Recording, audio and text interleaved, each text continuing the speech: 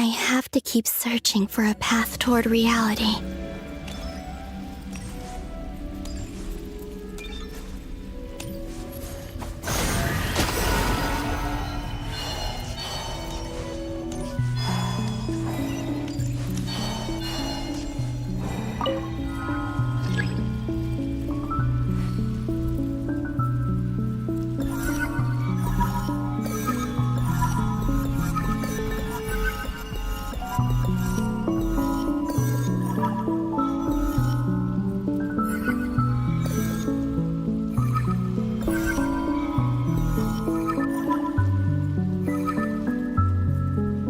This should do it.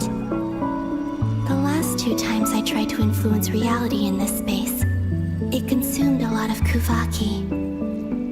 I'll try and be more careful this time. I need to leave key clues behind using less power. I hope everyone still remembers what I said on Moon Prayer Night.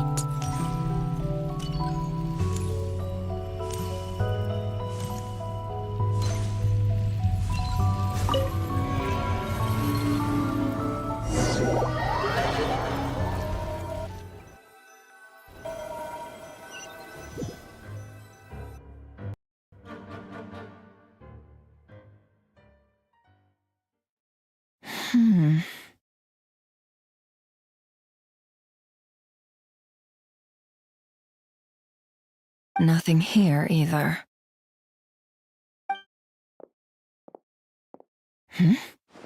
Flints? Ah, Miss Nefer. What are you doing here? Unless...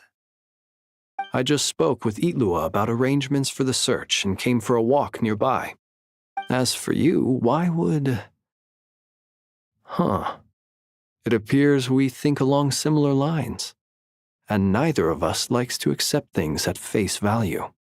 As well as figuring out how to gather intel on the Traveler, I wanted to confirm some of my own suspicions.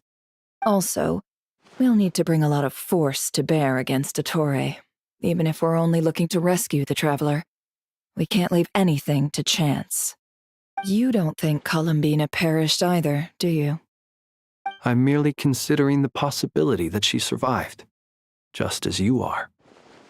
How much can we really know about a deity like her anyway? Do you remember what she said on Moon Prayer Night? About using moonlight to send messages to us?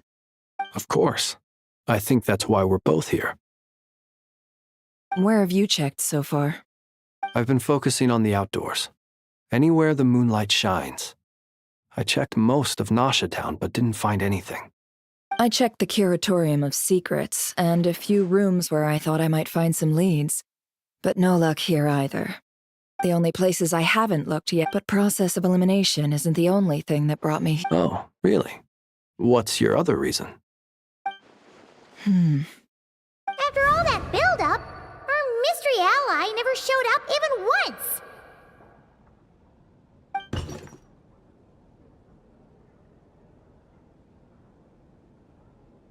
Huh? Am I imagining things?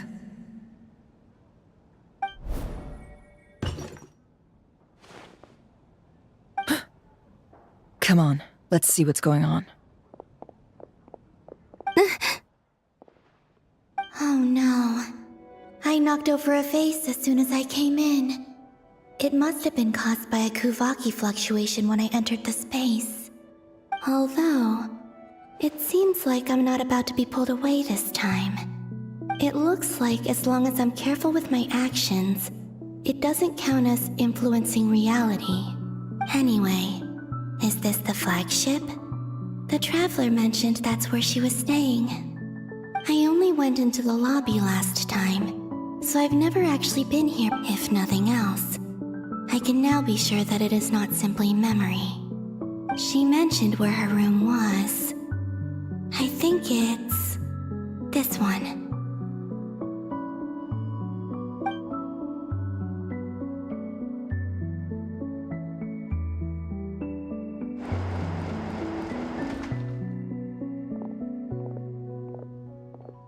The door is closed. But if this is anything like when I disappeared, then maybe...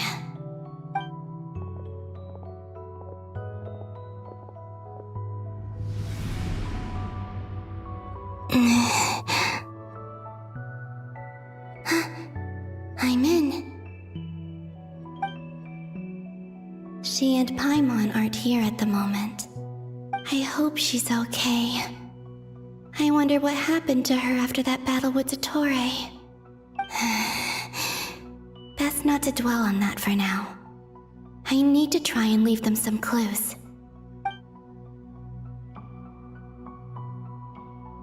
Please, Traveler. I really hope you find this.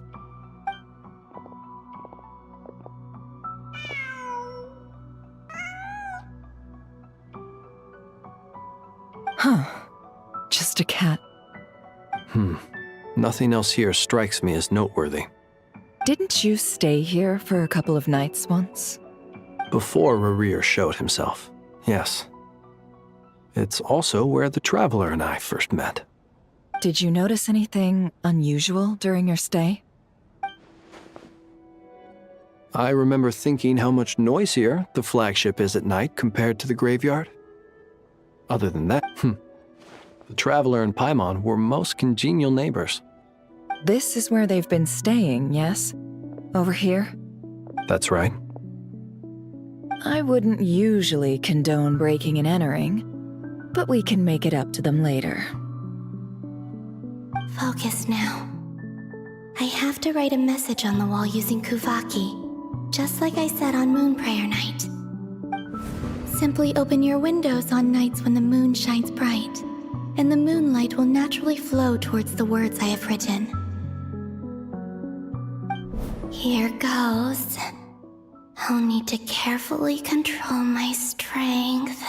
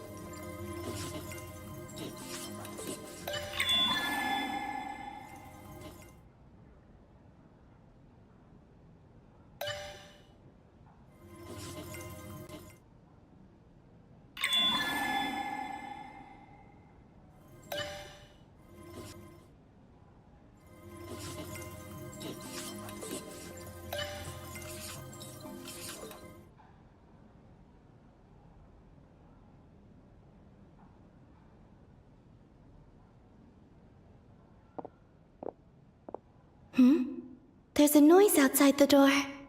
Is she back?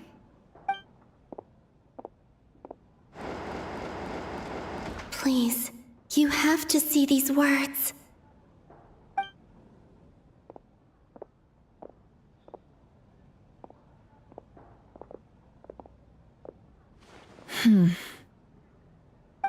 Well, do you sense anything?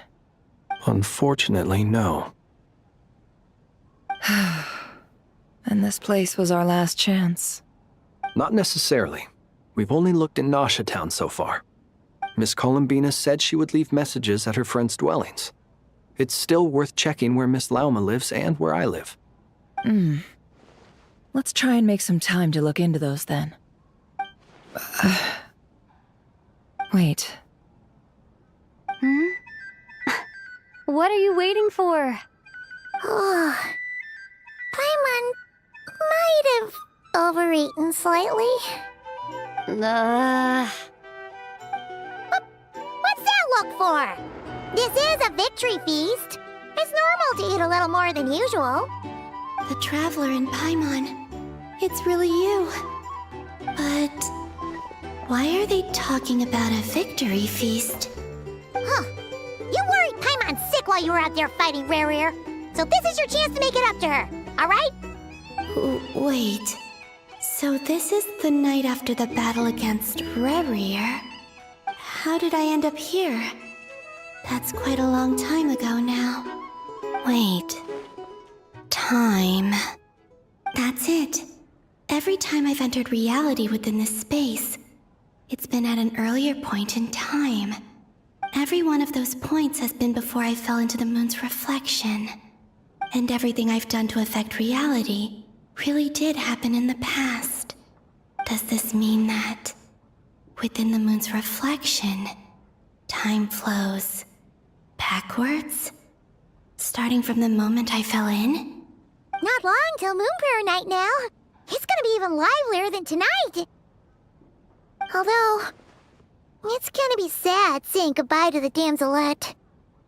She seems like a really nice person. Paimon. No, I can't.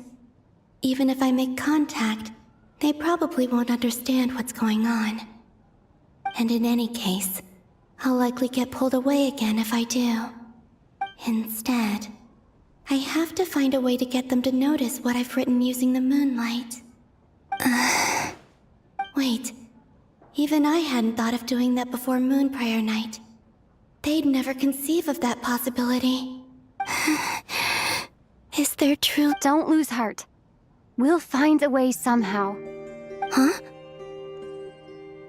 Oh, you say that, but the Frost Moon is beyond the fall sky. If we wanted to go visit her, how would we make it through to the other side? We might not have all the answers now, but I'm sure we'll find a way one day. Huh. Guess someone's gotta be the optimist. The present. The future. That's right. There are still things I can do. What's your plan? Flints, when you were staying next door, did you ever open the window? No. The rooms here are dark and damp, and there's such a buildup of dust on the windows that the moonlight can't even get in. I didn't think it was worth the trouble. The moonlight. Ah, I think I see where you're going. One moment. I'll see if the owner is available. Don't bother. Time is of the essence.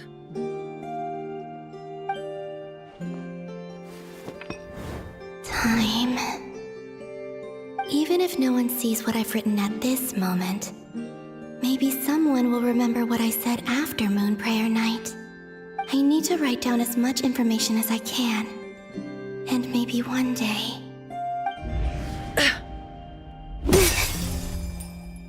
Huh? What's up with you? You can't even hold your cup steady. Are you getting tired? A little. Well, you should probably hit the hay then. You've had a really tough couple of days for you.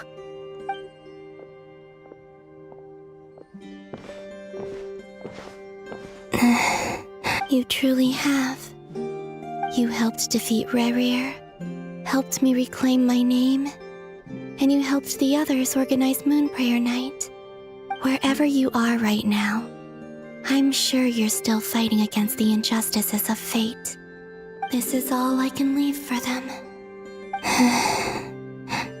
How I wish I could stay here, but it's time for me to go. I hope to see you again in the next time, and if the opportunity presents itself. I will surely return to your side. Huh. Columbina. She's alive. Not only that, but she's left us an entire wall's worth of clues. She even wrote down what would happen on Moon Prayer Night. It's just a shame we found it too late. I am here. Time in this place flows backwards. I am constantly moving forward. It sounds like she's found a way to influence the past using Kuvaki. But her future is our past. So, these words have been here ever since we defeated the Reihir of Solnari. We just never discovered them. Which came first, the chicken or the egg? Do you ever mull over questions like that? Only when I'm in a good mood. and at leisure. Well, I never do. Everything that has happened already belongs to the realm of fact. As a business person, and especially an intel broker, what I do is extrapolate from those facts to try and read the future. An admirable philosophy. It's a means of survival. Let's go. We have a wall's worth of clues to share with the others.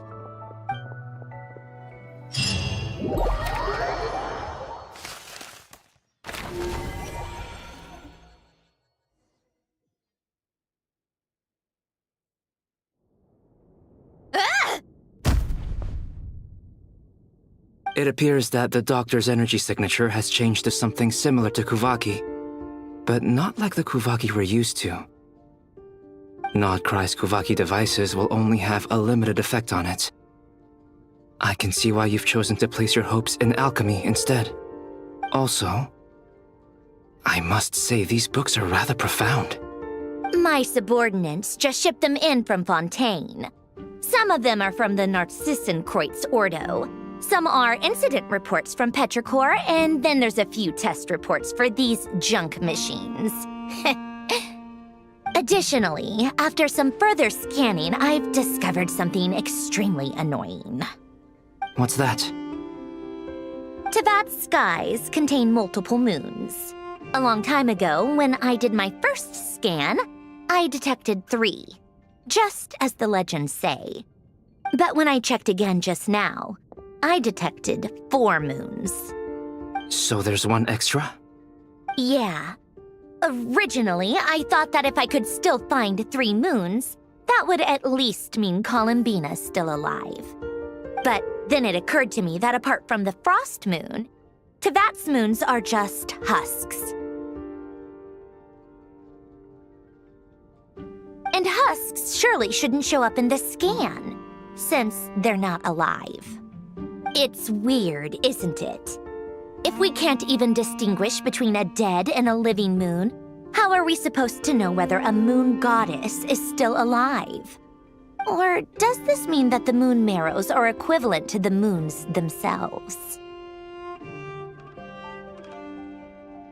It's certainly possible. In which case, the 4th moon you detected may be Dottores' artificial creation. So he wasn't bluffing. He really built his own moon marrow. Ugh! I'm so mad right now! It's easy to get overwhelmed when you have too much on your plate. Maybe you need to relax. Perhaps try going for a walk. Or simply take a few deep breaths. Nothing can calm me down at a time like this. I need more time, and I need progress.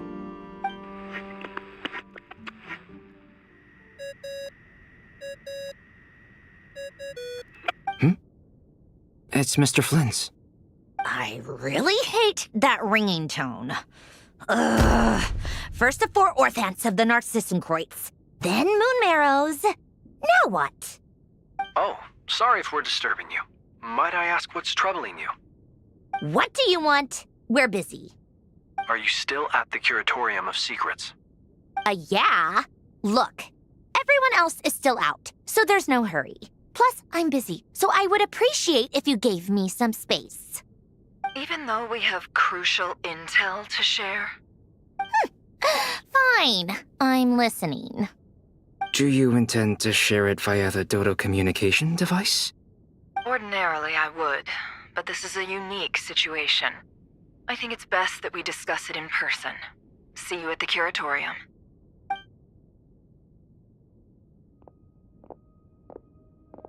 All right then. So, what's the situation? The rest of the team is still out working on their missions and evacuations, but we've decided to fill you in on the most crucial information first. Sandrone, you were right. Columbina is most likely still alive.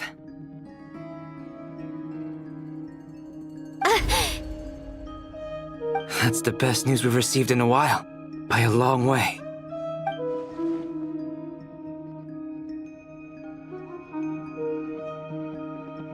Random locations. Appearing in reverse order? Are you serious? So not dying isn't enough for the moon goddess, huh? She has to show off, too. Anyway, does this mean we can deduce her condition from the moon marrows? Miss Androne, there's nothing wrong with simply admitting that you're happy to hear the good news. I'm not. And she's the least of our problems. We're facing a huge crisis. If she can't control the flow of time in there, she's just gonna keep moving backwards. Different points in time won't intersect, and she'll never find a way out. Let's say life begins with a drop of water. When did time begin? The moment this planet came into being? No, that's not right. Her final destination would be the moment at which the space she is in was created. But it doesn't seem like we can influence that space from the outside world. So how can we help her? Also, if she's alive, Rerir and Thalindis might be too. But as far as we know, neither of them have come back out. That space may not have an exit at all. I'm afraid I must concur with Miss Nefer in this. Can't exactly argue with that. Let's leave it there for now. I've taken notes on everything you said. Will it help with your research? I doubt it's gonna help with breaking Dotori's energy fields. But who knows when it might come in handy. Better to have it all written down than try to remember everything when I need it. All right, I need to get back to my research. Mr. Albedo has made a lot of suggestions that will require my undivided attention. Sure, I'll stay here. I have things to work on.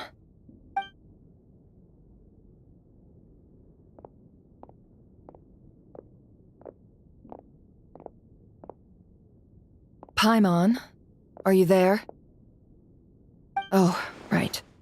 She went with Varka to Natlan, didn't she? Good thing we've moved her and the Traveler's luggage in here. Speaking of the Traveler, where could they be? There's a note from Paimon. Paimon here. Not in at the moment, but if anyone needs to borrow her stuff or the Travelers, go ahead and help yourself. Paimon won't be mad. Also, Traveler, if you get back before Paimon, make sure to get some rest. Paimon misses you a lot, but put your health first, all right? How sweet. Well, since you offered, Paimon, don't mind if I do. This is the Traveler and Paimon's luggage. All the items they use day to day are here. It's well organized. I wonder which of them is responsible for that. What do we have here?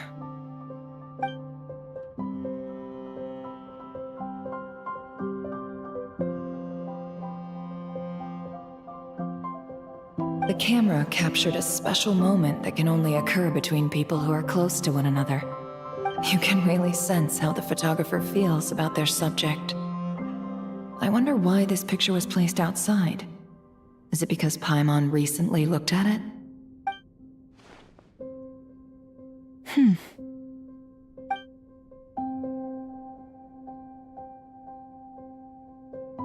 This must belong to the Traveler. Perfect.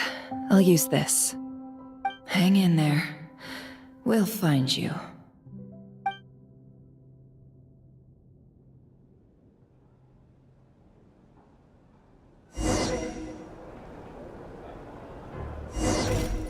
Polonia. Search keyword world formula and bring me all relevant books.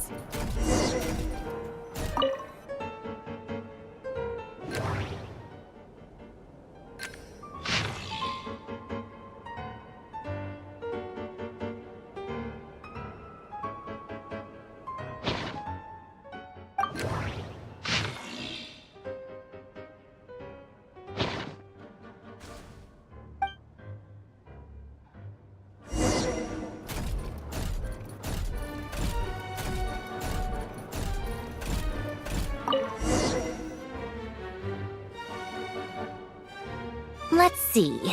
This one is on Tonki's sermon dictation. I believe that the correct term for this is Fortuna. This was an ancient Remorian technology, a wisdom unparalleled. I never imagined that Remorian ideas would be so similar to the diagram I have named, the World Formula. This is strong evidence that human civilization should gradually shed possibilities as it continues to explore and evolve. The end of humankind may well be upon us right now. The sparks of civilization shall run out, unless we consider introducing variables from outside the system. Variables. Surely that can only mean one thing. Descenders? Dottore likely captured the Traveler because of her descender status. But the Three Moons' authority comes from the world itself. Why would Dottore need anything beyond that? Where does this variable factor in? The world formula calculates the fate of an entire world. Introducing a variable would therefore give us...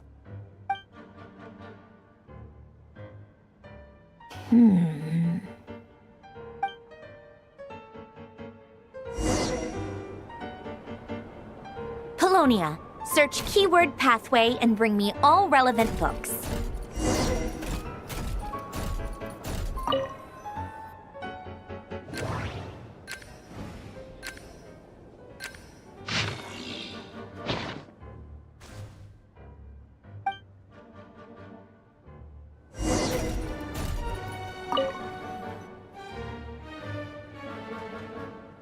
Otonki Sermon Dictation. Explications on the Chemical Marriage. These titles are pretty esoteric. Observe and compute the pathway displayed in the guidance diagram. Deconstructing and reversing its effects could generate potential ideas. So, it's one of Renee's draft lectures. Deconstructing the pathway. I suppose that could lead to a breakthrough.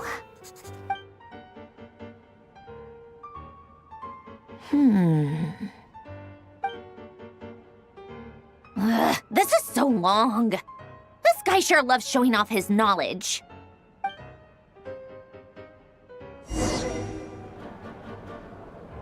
Polonia, search keyword tree model and bring me all relevant books.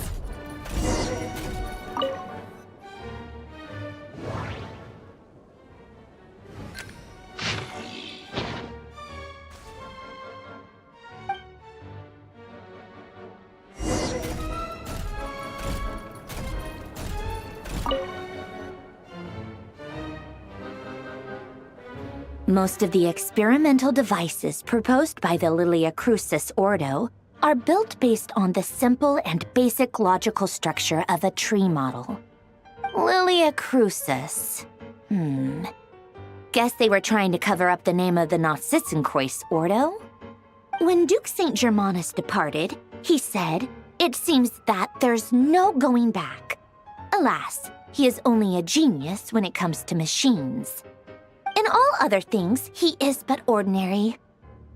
Excuse me? I'm sorry. That's just ridiculous. What kind of book is this? Great Detective Herlock, The Alchemist and the Clockwork Saint? Isn't this a novel? Come on. Still, the author swears that they knew Renee well. Whatever. I guess it's not beyond the realms of possibility that Renee would say nonsense like that on occasion. Memory, wishes, souls, and persona. Frankly, this sounds more like occultism, but if Albedo vouches for it, I suppose there must be some alchemical basis to these techniques. The way Alain Guillotin saw it, the world was comprised of machines. The universe needed machines, and thus his technologies were created. That's why I was born. René, his full name was René de Petrichor, if I recall correctly.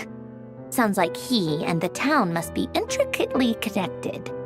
That place was also the source of most of our information regarding Remurian civilization.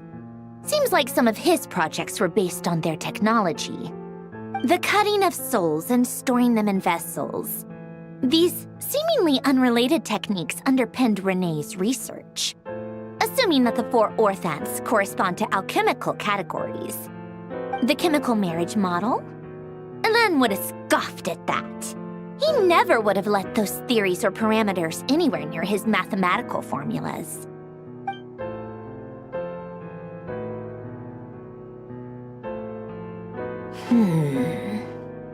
What was Elen's view on Renee? I know he mentioned the name, albeit very rarely. Oh, now I remember. Elen's old notes are here too. They mentioned Renee once. Renee seemed most out of sorts when he spoke to me. A lack of sweet foods has dulled his mind, I should think. Either way, his words are not to be believed. Yep, that sounds like Elen. My subordinates actually did a half-decent job digging out all these materials. Makes a change. Good for them. Some of Elen's old files are completely consistent with these records.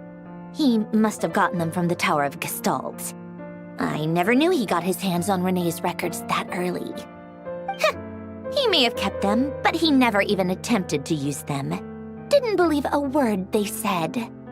Come to think of it, Renee's world formula was filled with calculations of constants. That shows he believed that the fate of the world to be predetermined. As for Elen... it's been too long. I forget what he said. What would he have said? A guy like him, fervent believer in machines, but not headstrong enough. The world can be changed. It is worth persevering.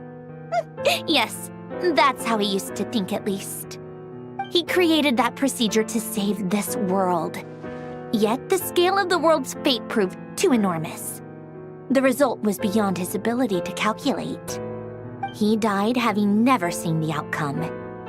And there I was, left behind in the ashes of his dreams. Did you really never take a close look at Renee's research? Or did you read it but deem his philosophy incompatible with your model? The very thought of trying to incorporate his ideas probably made you feel sick to the stomach. Well, don't worry, because there's a whole new category of lunatic in town.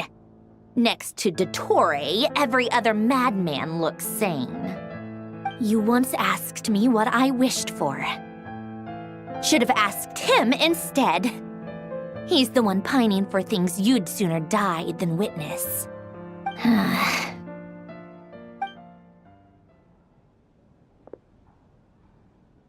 Even the tiniest variable can make big waves in the present.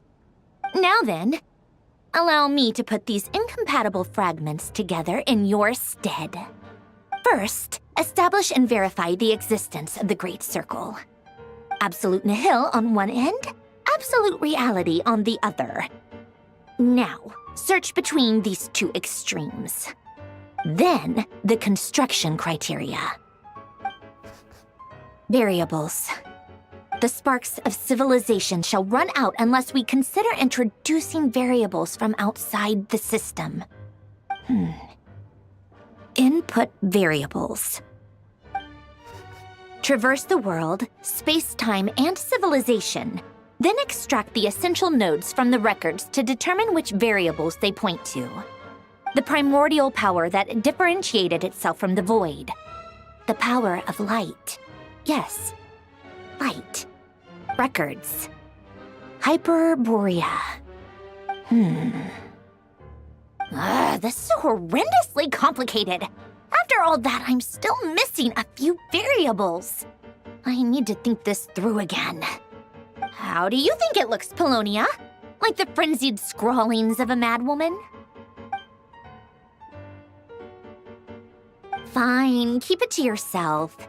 It's not like you can talk anyway. I'll assume you gave it a passing grade. I jest. But true madness does often start with trying to save the world. What would Arlecchino and Columbina think if they saw this incomprehensible hen scratch? They'd probably have me institutionalized. So would Rosaline. She's been dead for a while now. When I close my eyes and think back, I can still see her face. And that enormous dress she used to wear. Such a bizarre choice. What possessed her? Oh, and the clack-clack of those heels used to drive me insane. No one's asking me, obviously, but I hope you all know that I never wanted to save the world. I'm not crazy. I don't have delusional ambitions, and that's a clinical fact. The world needs a solution, but I don't need the world's validation. It's the world begging me for answers, not the other way around.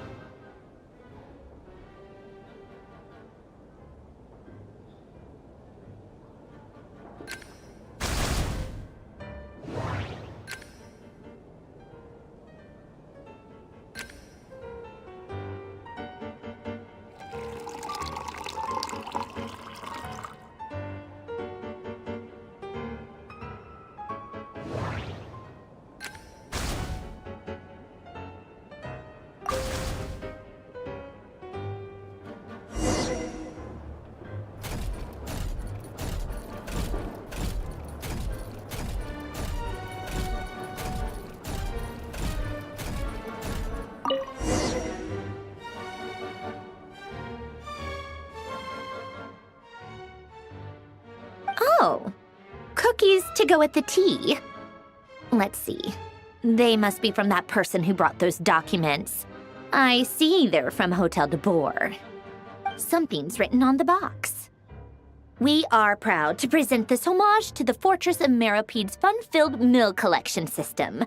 Fortune cookies. Have a lucky start to your day. Sounds like a dumb gimmick to me. Be early to bed and early to rise. Get plenty of sun and drink plenty of water. Then things will surely go well for you. What? Are you kidding me? Somehow I doubt that an early night and a glass of water is magically gonna save a world on the brink of existential peril.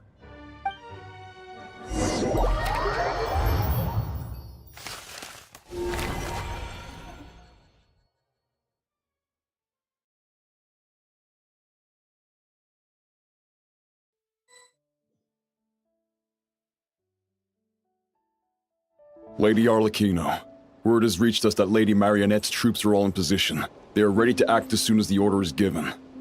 Excellent. The only thing is, they are fewer in number than we expected. It looks like many of them must have lost their lives at the hand of the monsters released by the Doctor. Can't be helped. Allow them to join our ranks and keep in contact. As you wish.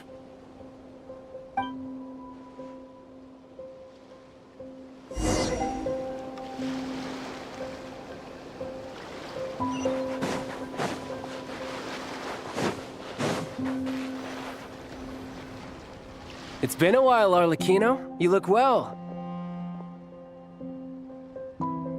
Did Dottore really have to build his lab right on the sole path between Snezhnaya and Nodkrai? Had to go on a huge detour to stay out of its line of sight. Sounds like an arduous journey. I assume you've brought word from Her Majesty? Of course, all part of the job. Firstly, the Tsaritsa has authorized Fatui Internal Affairs to review Dottore's case. They will reach a formal verdict on whether he has turned traitor and whether he poses a threat to Snezhnaya. While they're working on that, I've been ordered to come and receive the refugees from Nodkrai. They are nearby. My team will escort you to them shortly. Great. Aside from that, Her Majesty has a message for you and Sandrone personally. Huh? Where is Sandrone? She stayed behind to work since I was making the trip anyway. It seemed sensible to have one person on standby at base while the other came out to meet you. All right, guess that's just how she rolls. In that case, tell her that the Tsaritsa's decree this time is pretty awesome sounding. I think she'll like this one. Still, I wonder what... Wait, what's that? Did one of our troops turn into a monster? Take him out.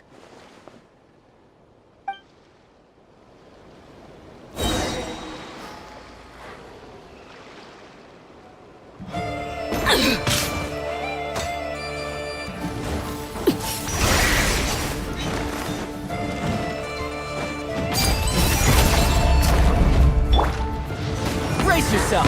This is gonna hurt!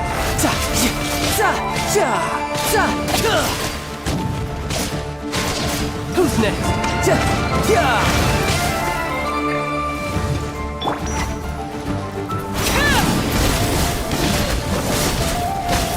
You've gotten stronger, Arlecchino.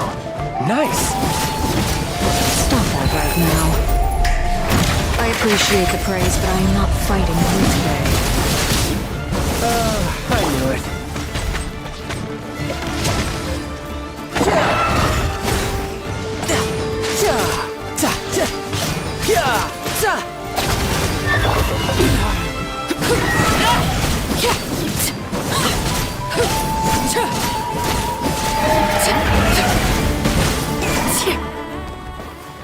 I can't believe it. He was a living, breathing human one moment, and the next? Another fine piece of work by our dear colleague, I'm afraid.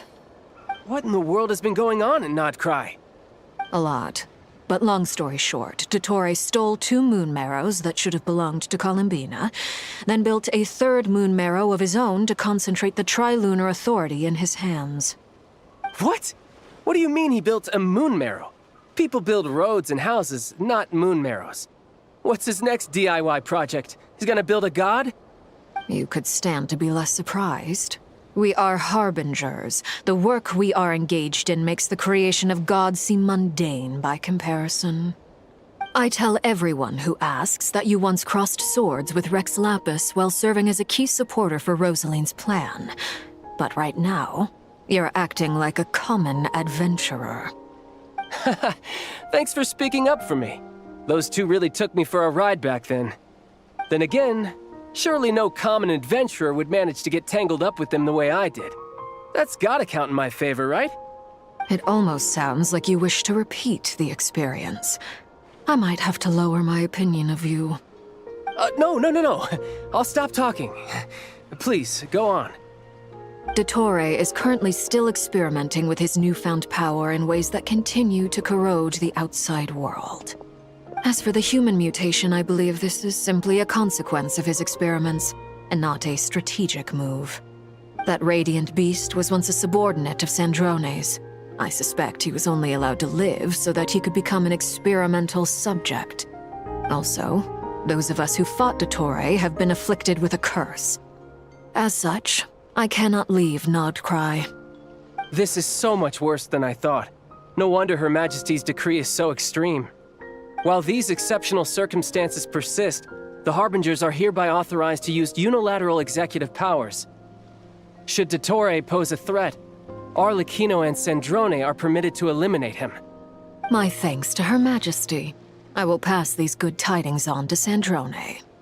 Her Majesty has also declared that she will refrain from launching an attack on the now evacuated Nodcry due to the presence of unretrieved research material. A wise decision. By the way, how's my old partner doing? I'm assuming they're with you? Partner? You mean the Traveler?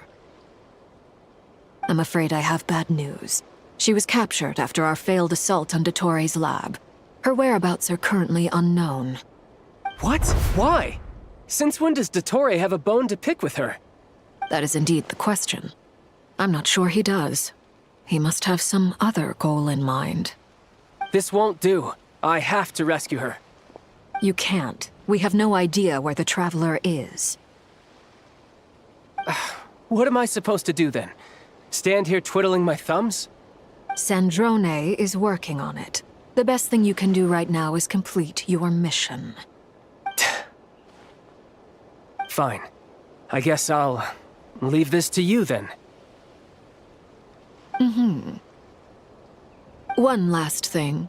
Tell the Rooster to get the message out to the gods and citizens of every nation in Tevat. Beware. An uncontrollable pollution is spreading forth from Nodcry. The source of that pollution is a madman drunk on the success of his experiments. the Fatui and our allies will endeavor to contain the threat. However, if Nodcry falls, things are likely to escalate. Considering Dottore is one of our own, all Fatui stationed in Nodcry consider it our duty to stay and fight him to the bitter end. Whatever the cost. Hey, don't be too pessimistic. If it comes to it, I'm sure Her Majesty won't stand by and do nothing. I hope you're right.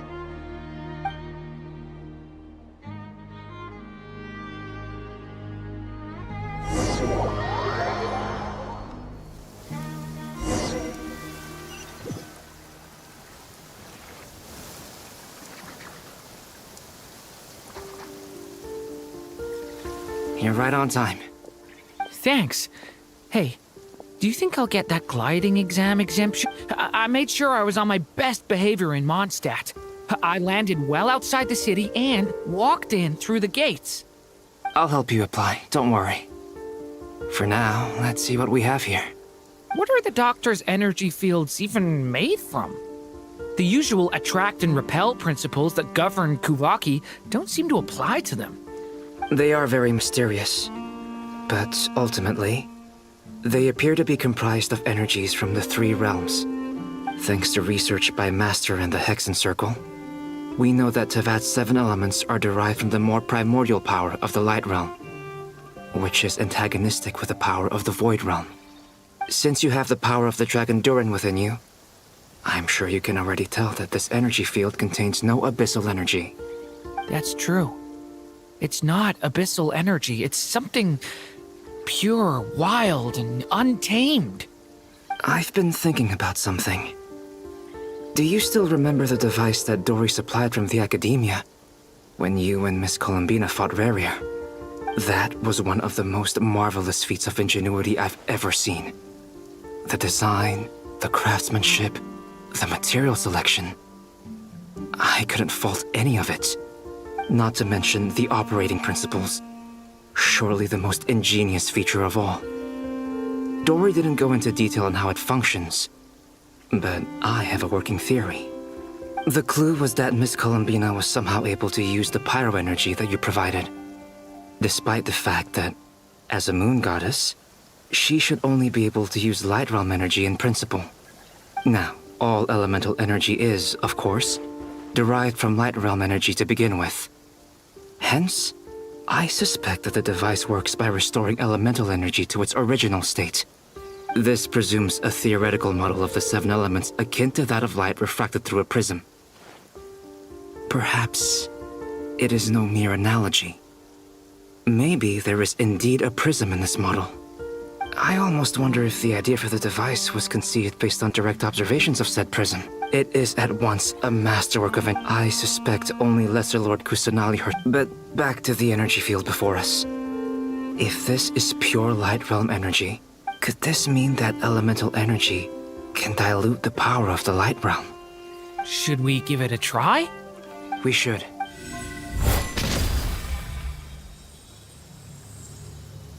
Ha! It works! Clear signs of disruption were detected at the periphery of the energy field. This indicates that elemental energy can disturb or even negate the field. Now you try. All right, here. It's working! Switch to abyssal energy and attack again. No surprises there. Abyssal power drains the energy field to a significantly greater extent. I now feel confident in asserting that the energy field is indeed pure Light Realm energy, and that elemental energy can dilute it. But the energy field is huge. How much elemental energy will it take to neutralize it? We don't have to neutralize it completely. We can try other approaches. That's all for theory. Would you like to continue watching? So you knew I was here. Huh? When did you get here? A while ago. But Albedo sounded like he was working on his thesis defense back there. Back in Sumeru. You can end a person's whole career by interrupting them mid-speech. Very thoughtful of you. I'm truly touched. Could I ask you to lend me a hand? With what? A little test. Try using Anima to unleash a concentrated assault with circular blades, with the goal of breaking through at a singular point. Nice! This time it tore through the field. Tremendous. This is a major breakthrough. Should we go through? We probably shouldn't risk having mutually antagonistic energies in such close proximity. Durin, you stay here and watch the entrance. Hat Guy and I will go in to investigate. Sounds sensible to me. Keep your eyes peeled, Durin. Don't worry, I got this. You two be careful in there. Just give me the signal if you need help, and I'll dive right in. What do you mean, signal? It's based on a new alchemical concoction I developed last month. When 2 bottles of it are smashed on the ground together, they emit a blinding burst of light. If it comes to that, remember to shield your— Glad I asked. Thanks for the heads up.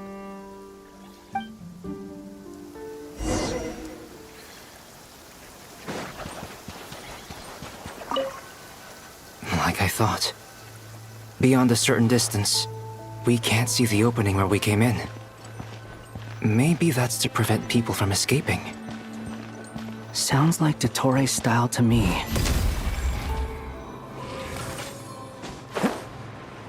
Not much has changed. Things are basically the same here as they were before the energy field appeared.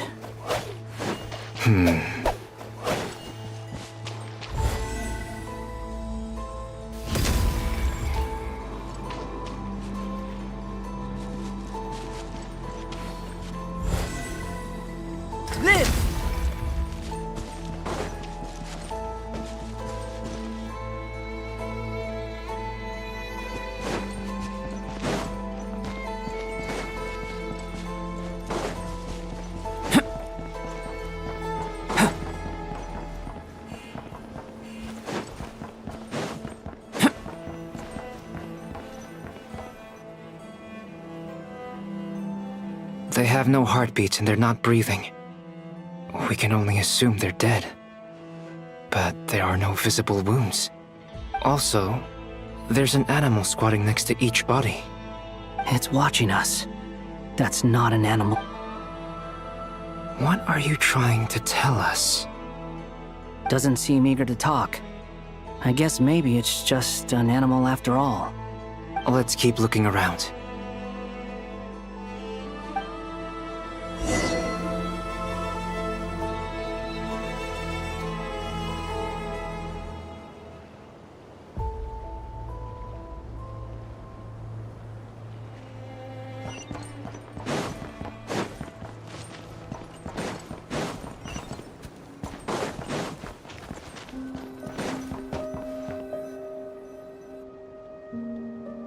Same situation everywhere.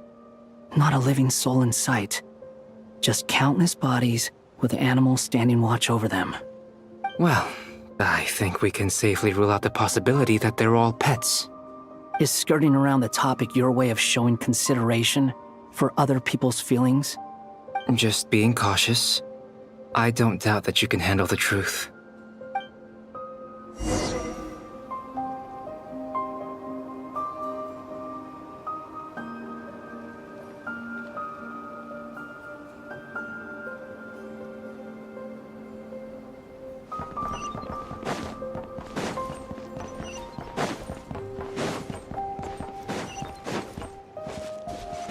Careful.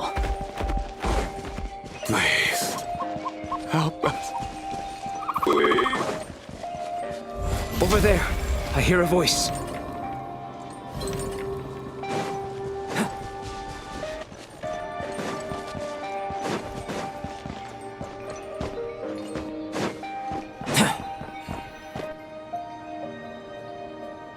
Please. What happened here? I don't know. I still... It looks like there's a huge maybe each energy field is its own giant He's swapping human minds with those of animals. Those people may have lost their sense of selves. But we should go. No sense in sticking around here longer than we need to. Agreed.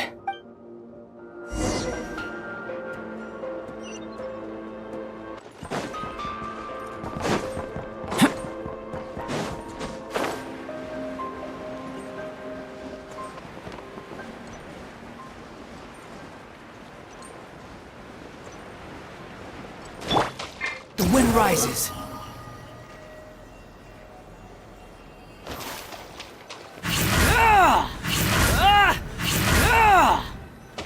Squall and fury.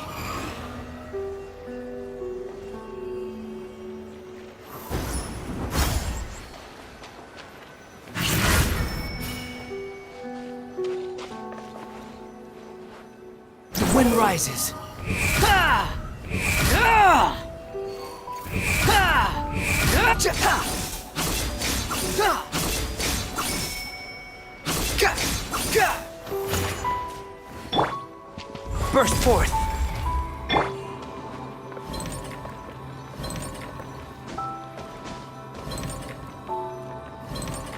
Squall and fury.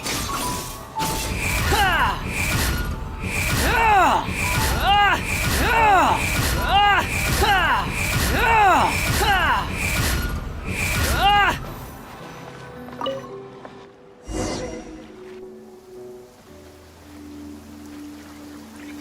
Ah, you're back! Everything okay? We saw some things that take a strong stomach. We should share our findings with the others.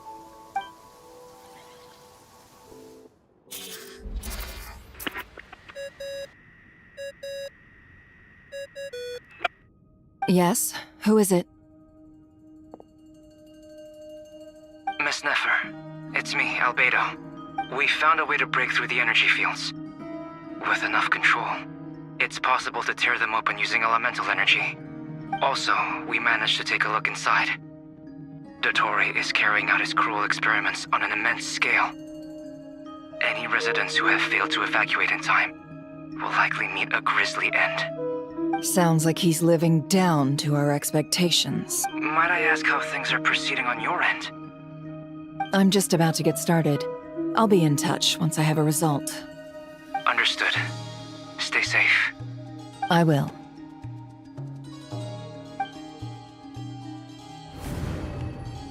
Well, Nefer, I'll link up with you once my tasks are complete. What makes you think I'd need you to do that? I'll need it. And considering the way you approach certain matters, I think you'll be better off with me present.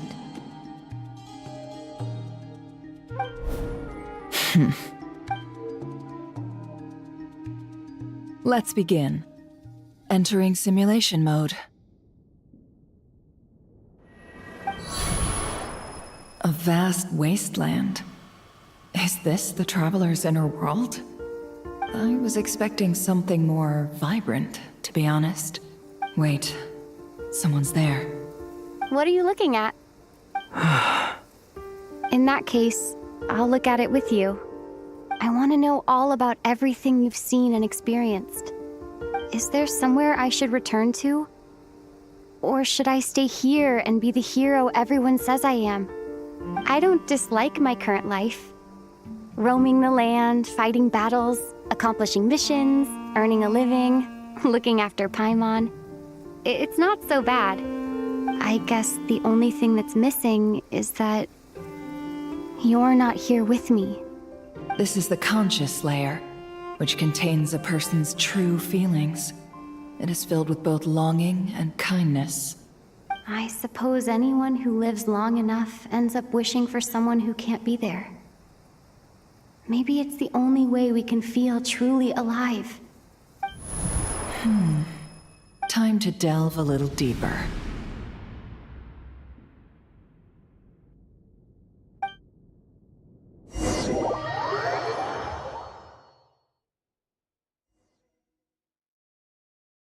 Nasha Town is hardly the optimal choice for a place to live, but it has character and a reasonable population density. What are you trying to say? Oh, don't be nervous. I was just thinking where might make a good starting point for your journey. Perhaps I should send you further afield. Conria, perhaps. Conria ceased to exist long ago. Once again, you fail to understand the possibilities that the Tri-Lune creates. Anything that has existed in the past, I can now recreate. You simply do not wish to see that happen. That might be because you miss your sibling and fear getting answers that you are not ready to learn. but this is not for me to judge. If we are to collaborate, we need to maintain an amicable relationship. In a moment, you will be able to... Oh no. What are you...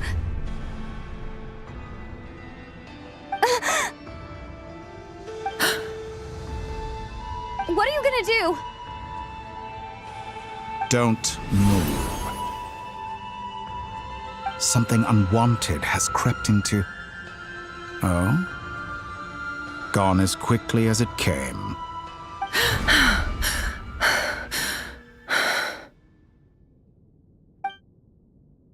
Did you save me?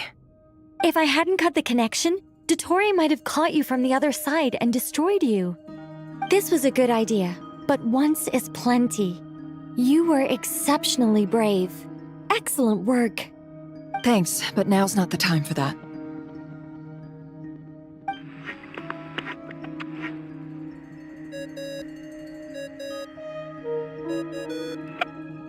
Albedo speaking.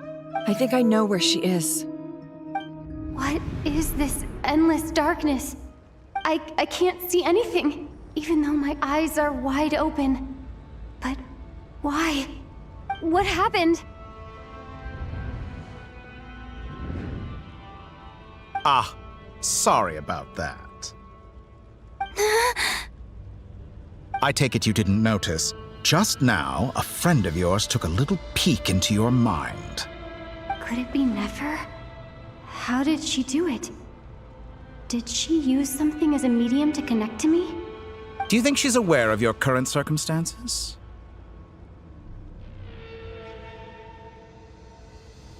Oh dear. Have I stunned you into silence? I only wanted to slow down your time a little so I could stop your intruder in her tracks. It would have been nice to capture the spy. I must say, I'm finding the ability to adjust the flow of time rather intriguing. The moment you closed your eyes, time seemed to grow impossibly viscous, didn't it? A whole month passed before you opened your eyes again, but only for you. No one else was affected. I dare say this is something only a god can achieve. Point taken. You've proven once again that you have god-tier powers. Oh, you misunderstand. This wasn't about proving a point. I was testing things out. I find I learn best by doing, and I have to admit, time is not the easiest dimension to control. I only wanted to make you sleep for a short while, but it ended up lasting a whole month. Clearly some finesse is required to wield the authority over time as I wish. I hope you're not angry with me. It was only a month's discrepancy, nothing too serious. Had I been off by a year, a decade, or even a century, that would have been quite a different story. You could have frozen me for millions of years. So much for collaboration. You aren't showing much sincerity. Millions of years? To what end? I wonder if you don't understand humans all that well. They are very pragmatic creatures who understand only that which they can perceive with their senses. If I had you sit here for a week, I imagine people might sympathize. But if I left you here for 100, 1,000, or 10,000 years, the sheer size of that number would cause it to lose all meaning to them. They would not have the capacity to comprehend your suffering, and thus they could not empathize. Unfortunately, while gods do exist in Tevat, it is ordinary humans that account for most of the population. Their lifespans are so limited, their bodies so fragile. Did you ever really hope that they could begin to understand someone like you? Your long life and unique origins make you fundamentally different from them. How long will it be before they start to treat you like the alien you are? Before you are ostracized, outcast? Alien. Even I feel bad for you sometimes. This world has made you into a slave. So many times you have served its will, And not once have the powers that be ever thought to grant you the one simple thing you wish for. You have been treated most unfairly. I can change that. I will grant you special privileges and give you back the status you rightly deserve as a descender.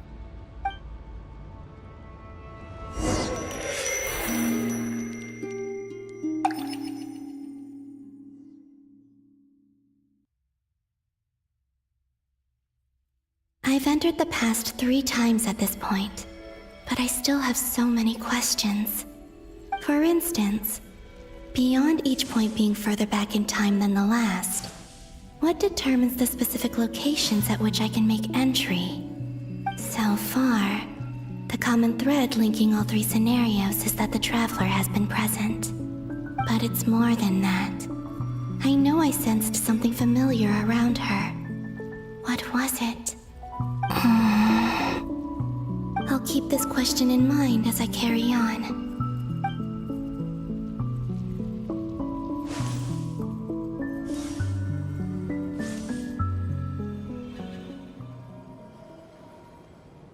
Humans, you never change. Always trying to use powers you neither comprehend nor control. This looks like Star Sand Shoal. Was this before Rerir regained his physical form?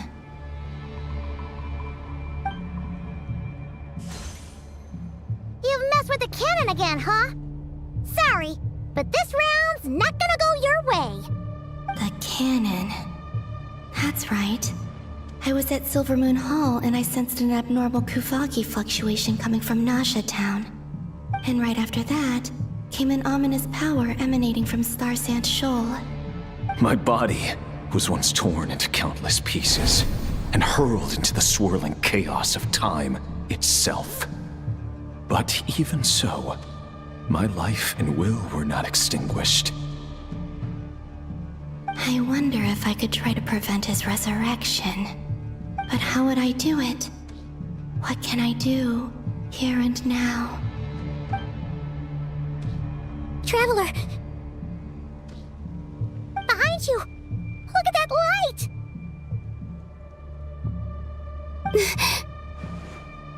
No, I won't make it in time. She's using the Kuvaki shield like I taught her. Is she gonna use it to block the cannon's beam? She's strong. I'm sure she can manage. But the force released when the beam impacts the shield might lead to collateral damage. Easy Island. The Frost Moon Scions will be exposed to lethal levels of Kuvaki.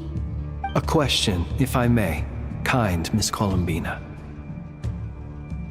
When the cannon's Kuvaki beam was deflected earlier, I saw several bolts of energy streak toward Hisi Island, only to be blocked. Did you also have a hand in that? Maybe that really was me after all. Well, future me. But I don't know if I have enough power left.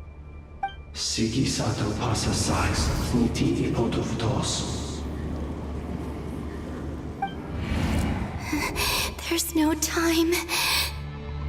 Osestikos paratin piranto risuiku, to pirto aithion veraton.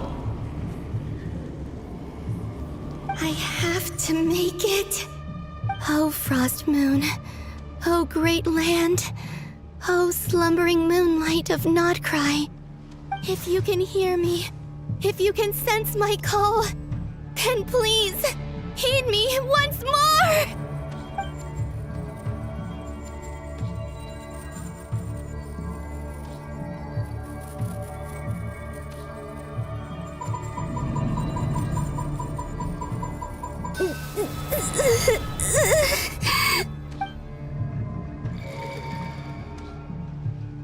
Did it work?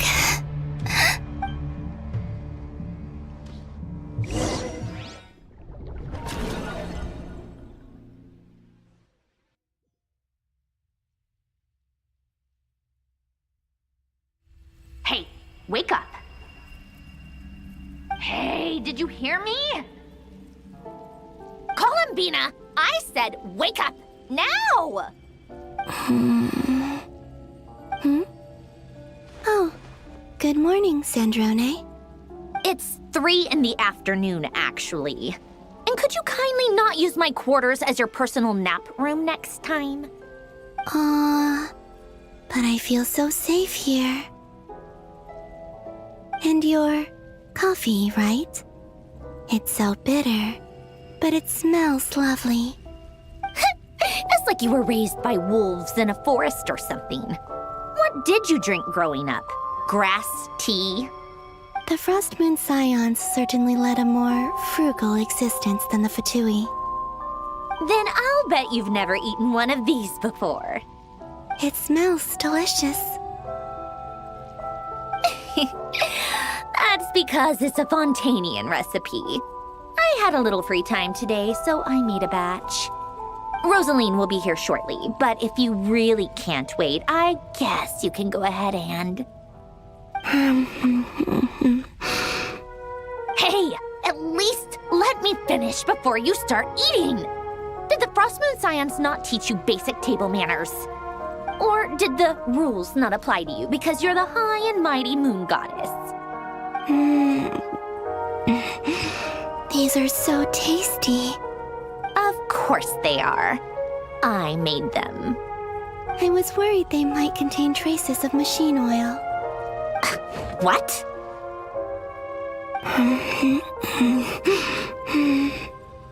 You know, there's something I've always wanted to ask you. Why did you leave your old home and join the Fatui? I mean, I'm sure their food was awful. But there's gotta be more to it than that. Well, life there didn't go quite how I imagined. What were you expecting? You're a god. Your followers are gonna make some demands of you, right? Surely you can just answer a few prayers here and there in return for the free food and drink. How bad can it be? Well, would you help other people just for free food and drink? The doctor told me that you were created by a great mechanic, Lord something Fisher. The Lord Artificer. Ugh, some people can't keep their mouths shut. Oh, Lord Artificer. And didn't he have something to do with the, narcissist? Narcissenkreuz Ordo. Yes, that was it. Narcissenkreuz Ordo. So, would you try to fulfill their wishes? You must be joking. I wouldn't go even if they paid me. I don't even know them. Exactly. Well, I felt the same way. I did not know the people who made demands of me. What do you know? We're on the same page for once. In his later years, Alain did ask me if there was anything I wanted to do. If I had any wishes of my own. Well, I don't. And I'm not in any mood to fulfill someone else's either. Who's Alain? He was the... You know what? Never mind. You're not gonna remember. Anyway, the point I'm trying to make is, neither of us is the self-sacrificing type. Let me ask you this. What sort of place would you like to live in, if you could choose? A place where people don't ask me for things I cannot give them. Where they don't worship me, or fear me, but just want to chat with me like a normal person. I'd also like the freedom to come and go as I please. And ideally, it would be somewhere with the smell of coffee and snacks. Not to burst your bubble, but no such place exists in the world. Now, take your snacks and scram.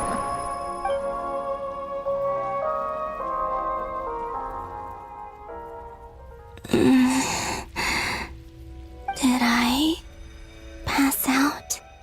Of course. I'm back here again. I dreamed of events from my past. Sandrone. Traveler, I miss you all so much. Back there, I guess I managed to harness all the Kuvaki energy on Hisi Island. But how did I do it?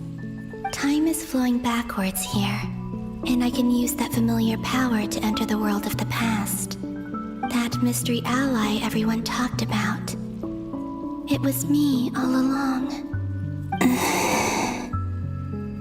I can sense that there isn't much more power remaining up ahead.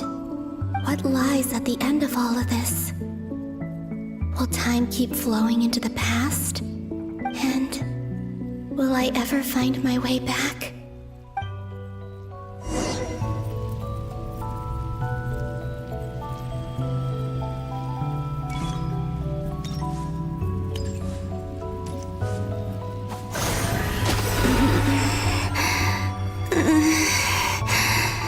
It's getting harder and harder to use my power.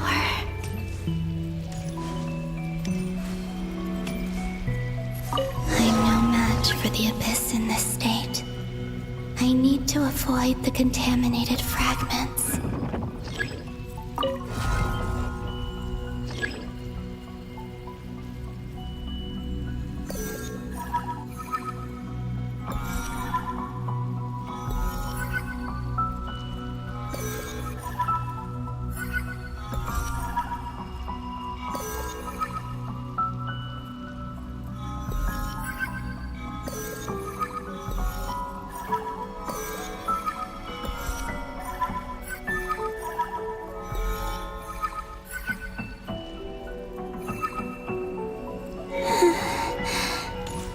Time to go. I wonder where I'll find myself this time.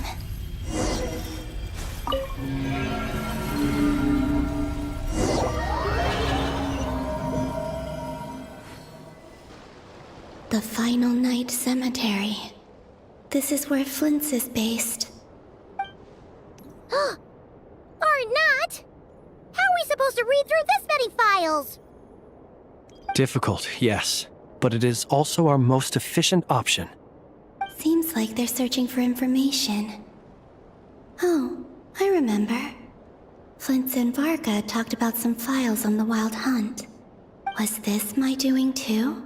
To expose the true intentions of this Rarir, we need to dive into Notcry's history.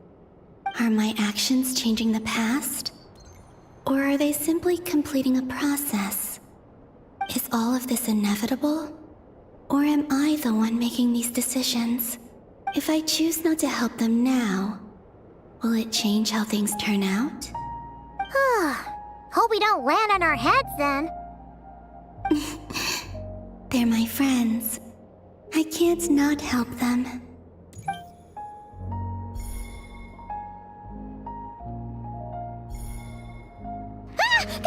Ghost! And the other one was...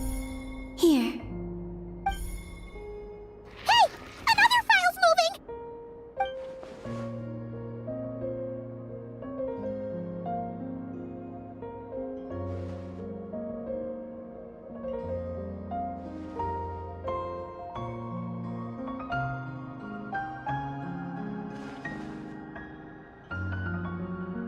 That should do it. Hmm? Luanatar? You can sense my presence? Wait!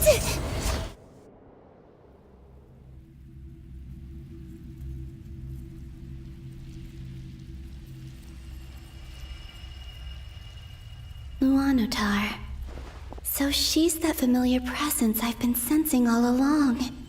She's always been by the Traveler's side. That explains why the Traveler has been there each time I've entered the past. But why Luanatar? Is it because she has a connection to me as the Moon Goddess's familiar? If so, why not any other Kuhenki? That's...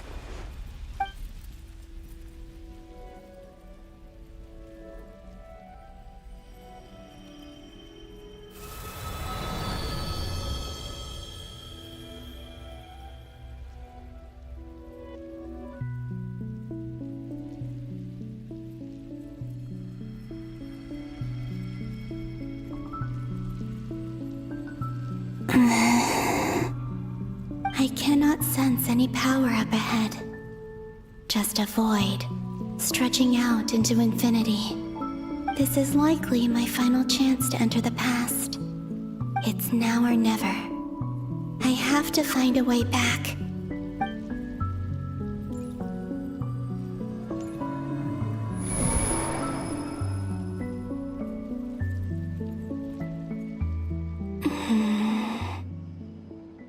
Easy Island?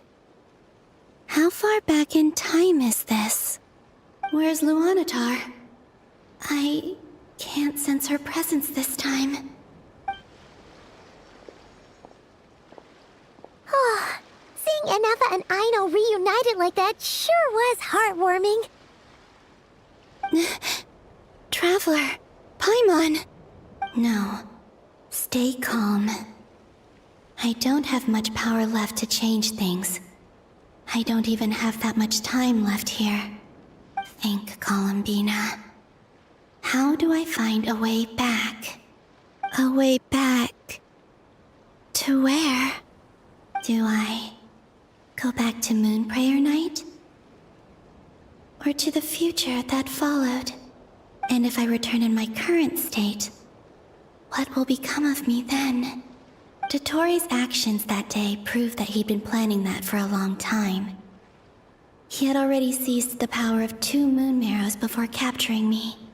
Even if I managed to get back, how can I fight against him when he wields the Tri-Lune authority? I can't.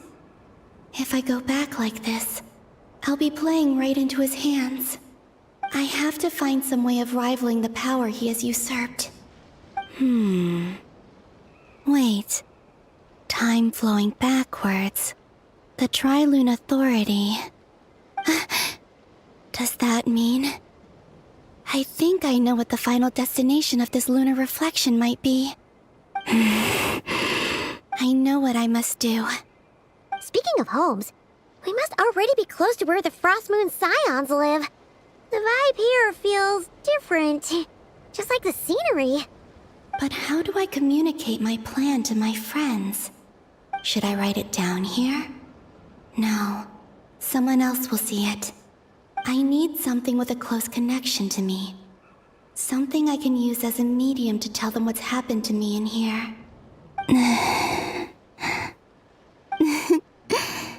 Now it makes sense.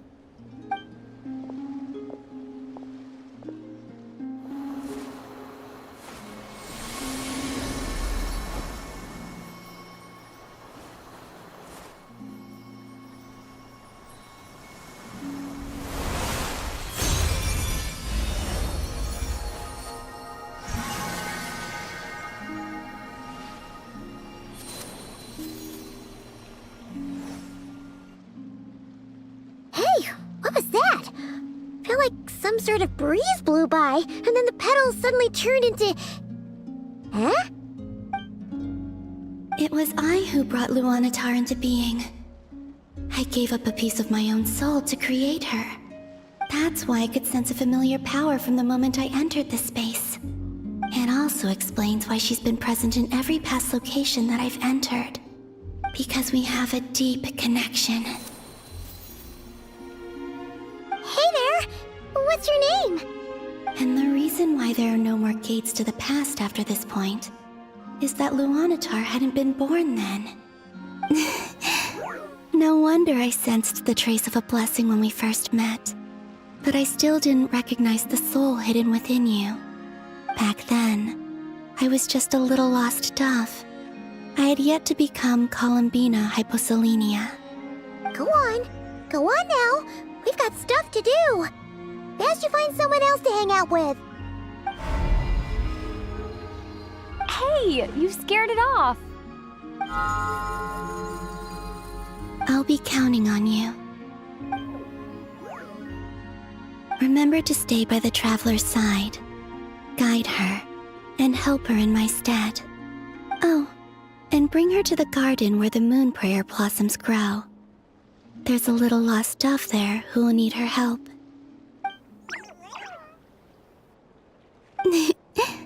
Go on. You too. Go. and live your story. As for mine must go in a different direction.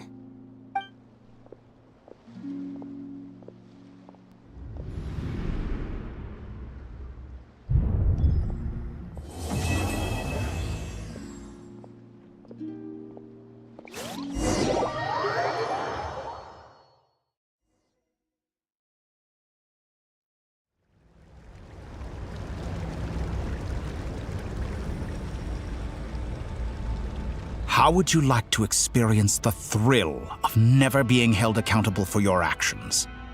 You could crush people like ants without consequence, or tear off their heads or limbs as you please. Believe me, such a life is but one small step away. What point is he trying to make? Freedom? But the freedom to kill? To do evil and get away with it? Why would you offer me that? The creation of a world is the ultimate scientific experiment. I have taken my research to the highest level, where I shall be not just a god, but also a servant to many sacred spirits. I shall heed the truth and perform holy deeds. A god's laboratory is the perfect playground. But it needs the right occupant to explore its full potential. Mortals are found everywhere one looks. Not so with Descenders. I'd prefer my first guest to be a distinguished individual such as yourself. And I know you could make the most of the opportunities it offers. So the condition for entering the new world is to take innocent lives. The same dilemma that Rerir once faced. Could I really bring myself to kill others for my own benefit? Rerir did. And look where it got him. Have you made up your mind? I can't do it. Your playground is no place for me. You're putting your hopes in the wrong person. But we both know I'm not quite the hero you say I am either. I have my own reasons for the journey I'm on, and they aren't all selfless. You've grown a lot since we last met. But there are still things you are unwilling to compromise on. This will only hinder you. Why don't I lower my requirements a little as a gesture of goodwill? I'll give you a little time to learn to be a less noble soul. That'll make things much easier for you. I really doubt I could live that sort of life. And yet you already sound less defiant than a moment ago. The benefits appeal to you because you can read the signs of the times. Why don't we return to my research facility? Your last visit was so rushed. There is much that I have yet to show you.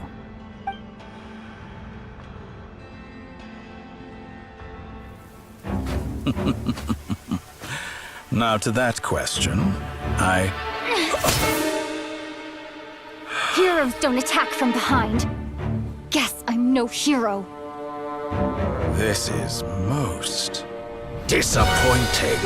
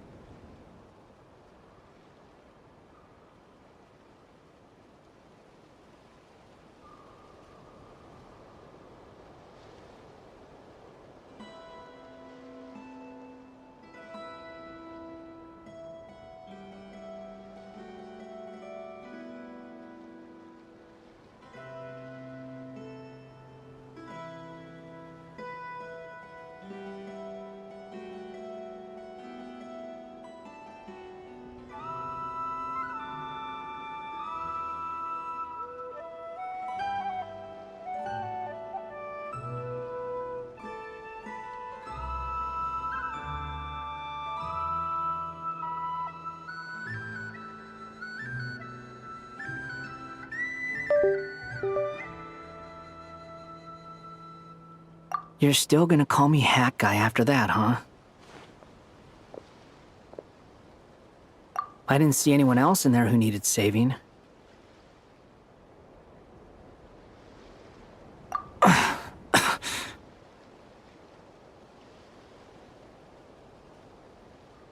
It's nothing. I'll be fine.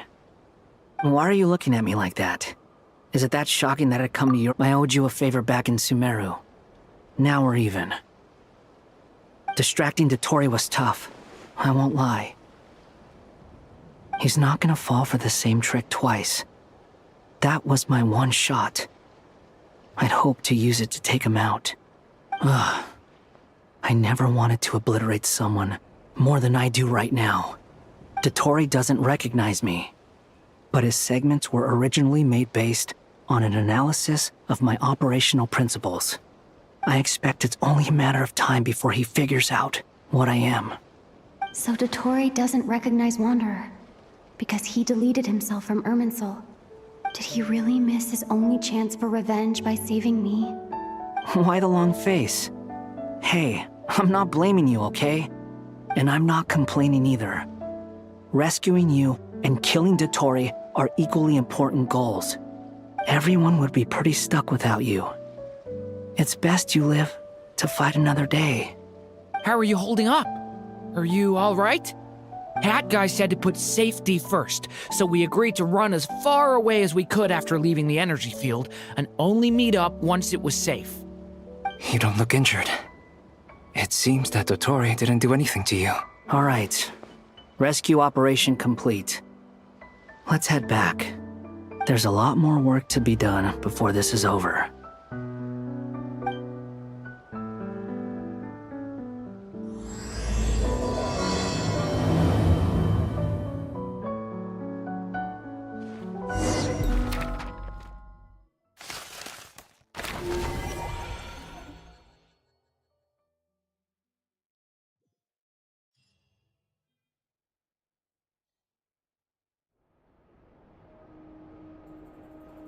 Understood. I will bear the Tsaritsa's decree in mind. I don't see what's so awesome about it, though. Does he really think everyone else is as immature as him? I'm not stooping to Tartaglia's level. I thought you might say that. How's your progress? Quite promising, actually. That alchemist Albedo gave me a few ideas. Remember how I asked you to look up some files for me? That stuff on the Natsitzenkreuz Institute. René de Petrichor and Jakob Ingold. Alain Guillotin despised René's theories and methods, but he never managed to come up with better alternatives either. So I adopted some of René's ideas. I thought Alain was like a father to you. He and René were mortal enemies, were they not? And what would you say if Lenny and his friends one day learned something useful from someone you utterly detested? I would applaud them for it. That would mean that they have surpassed me. For all we know, Alain Guillotin might have thought the same thing. Not that it matters, though. He's dead, and I'm alive. So it's my call to make. Once you die, it doesn't matter how great you were in life. Only the living get to decide what happens next. Hey, come on out. They're back. Huh?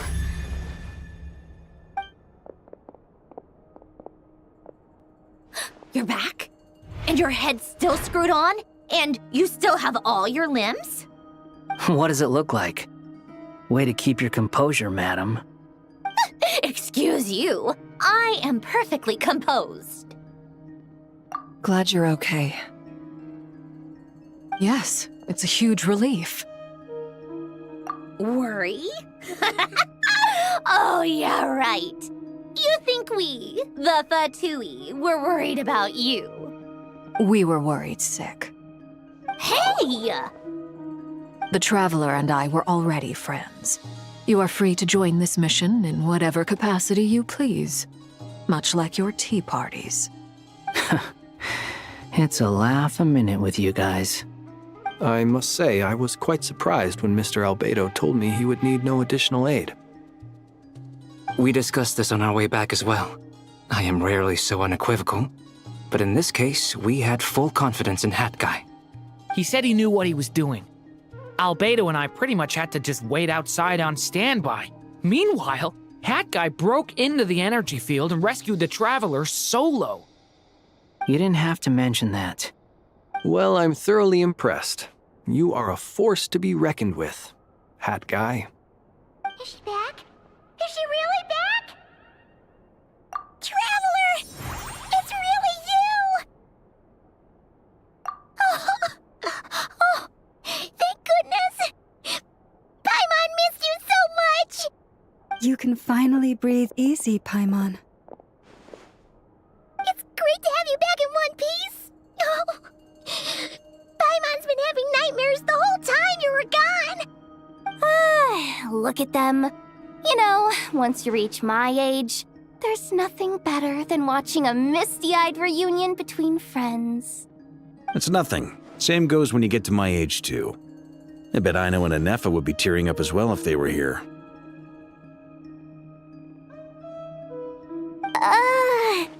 Varka, I'm not sure Anefa can cry. Oh, yeah, good point. Hey, your eyes are looking a little red and puffy. Come here, let's hug it out. What? Ew, no! No, thank you. You're not my dad, okay? Knock it off! Everyone, I'm sorry for all the trouble I caused you. But the silver lining is, I didn't come away from this ordeal empty-handed. While I was being held captive, I learned a lot about Dottoro's current capabilities and what he plans to do with them. Allow me to explain.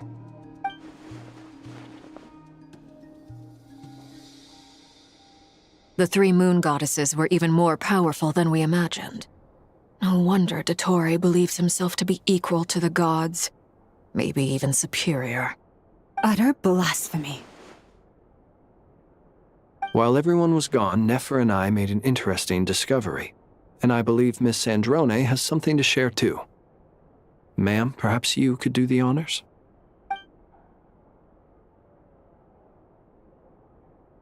Called it. Getting rid of a pesky troublemaker like her is like trying to clean up after a crumbly cake. It always comes back to haunt you. Our next step is to find a way to bring her back. A place where time flows backwards, with no destination in sight. Surely it must have been created for a specific purpose. But I fear the answers are buried deep into Vat's history, held by great powers beyond our reach. It sounds like she's on a specific path through time, just traveling in the opposite direction to us. The question is, where does that path lead? Or will it keep going to infinity? We considered that question as well. Strictly speaking, time is not infinite. Indeed not. Every road has an end. Nicole! You sure loved quietly sneaking in mid-conversation. I do, in fact. It's something I've always done at our mages' tea parties. Quiet, mysterious, and persuasive. You wonder what lies at the end of her road. Well, just as the world has a beginning and an end, so too does time. And so, the end of the road is the moment that Teyvat was born. But where Miss Columbina will end up along this road, that depends on where this particular river of reverse time began. What about the original moons and the moon goddesses? Do they have a beginning too? All things do. In the beginning, no moons adorned the sky. It was the Dragon King Nibelung who raised the 3 moons into the heavens, and thus were the moon goddesses born. They were shadows of the planet, born to wield Nibelung's authority and oversee the world on his behalf. They were extensions of his will, manifestations of his majesty. But then one day, they disappeared just as suddenly as they had once been brought into being. Nobody knew where they had gone.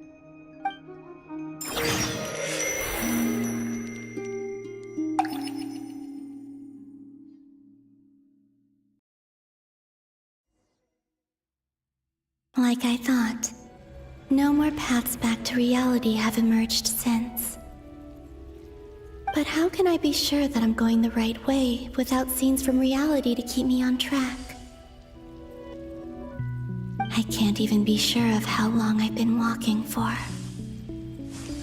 The further I travel, the less stable this space becomes.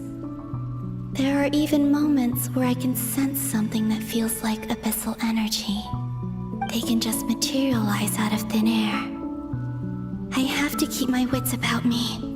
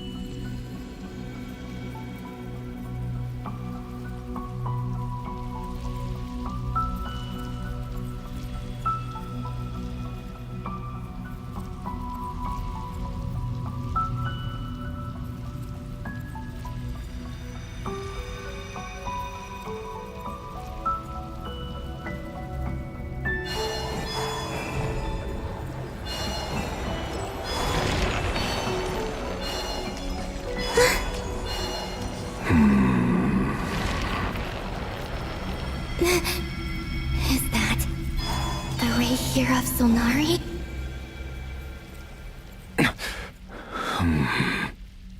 You are the moon goddess. But how? Please, there's no need. I'm not interested in fighting anymore. I find that a little difficult to believe. Yeah. Honestly, so do I. The way you used my own power against me was... It was a brilliant strategy. And then, in the final moment before I was thrown into this space, I got to see an old friend. Mr. Dainsleif. Right. It was so long ago now. But we were friends once. And when I first got here, I was filled with hatred, remorse, and rage. How I cursed and devoured. I tore everything here apart. I was consumed by the desire to leave this place and have my vengeance. But to no avail. This is a place with no exit. This is the second time I've entered this space. Though I have no memory of the first. I was torn to shreds the moment I entered. But this time I survived. It must be partly because of this new body. And partly because of all the Kuvaki I absorbed in Nodcry. Are you the source of the abyssal power in here? Not all of it. Some is from when I first arrived here and tried to destroy everything. But there was already a degree of abyssal power here before I entered. And like a venomous snake baking in the merciless sun, it tried to slither into my shadow. Tried to? So, you rejected it? Yes. Because after that, the world suddenly became silent for a moment. What do you mean? The voices in my head, they were gone. And then I saw her. Her? Thelindis. My former lover. never mentioned that she saw a memory of Thalindis leaping into the moon's reflection. More precisely, I saw her afterimage. I'm sure the real her is long gone. She was just an ordinary Conrian. She couldn't have survived here for very long. Anyway, why have you come here? Didn't you know it was a dead end? If I hadn't escaped through the moon gate, my friends would have been in far greater danger. Oh, I see. Because of your power. The power of a moon goddess. What? You'd like to know how I know, wouldn't you? The one who resurrected me said so. I could hear a deep lust for power in his voice. Do you mean... Dottore? Dottore. So that's what he's called. He'd been collecting fragments of my body for a long time, all so that he could resurrect me at the moment of his choosing. I had no interest in his research. But being as corroded by the Abyss as I was, we were aligned as far as hunting the moons and recovering my strength were concerned. So that's why the Wild Hunt suddenly became so active in Nodcry. When I left the Fatui in my weakened state, Dottore must have felt that his time had come. Moon Goddess, could I ask a favor of you? What? I know this is a lot to ask, especially from someone who tried to kill you. If you refuse, I won't fight it. But this is the only thing I desire now. Nothing else matters. What do you want? I'd like you to take a message to Thalindis for me. Thalindis? But... Yes, she's dead. But like I said, I saw her afterimage. I can sense that some part of her soul remains here. Far, far ahead. Why don't you go and speak to her yourself? I can't. I don't know why, but I can't move freely in this space as you can. All I can see is a glimpse of her, walking away. Just like the moment when I last saw her in life. In return, I will clear these abyssal obstacles for you. No, not in return. I'll clear them for you, whether you want to help me or not. It feels like something I ought to do. Yeah. Why, indeed. I've been asking myself that question a lot recently. Why did I do the things I did? I'm tired of it all. Tired of the person I became. People used me. And then I turned around and started using others. I hurt a lot of people. I think I grew tired of it long ago. But I wouldn't admit it to myself. And ultimately, that's how I ended up here. What do you wish to tell her? All of it. My past. My mistakes. Everything that happened after we were separated. Is it okay if I give her the abridged version? Yeah, I'm sure there's plenty you can skip over. Like the part where you relentlessly tried to kill us? It's up to you. Love demands honesty. But my relationship with Thalindis was built on lies. We hid too much from each other. But after living my whole life in the shadows, I don't want to hide anything anymore. I will do my best.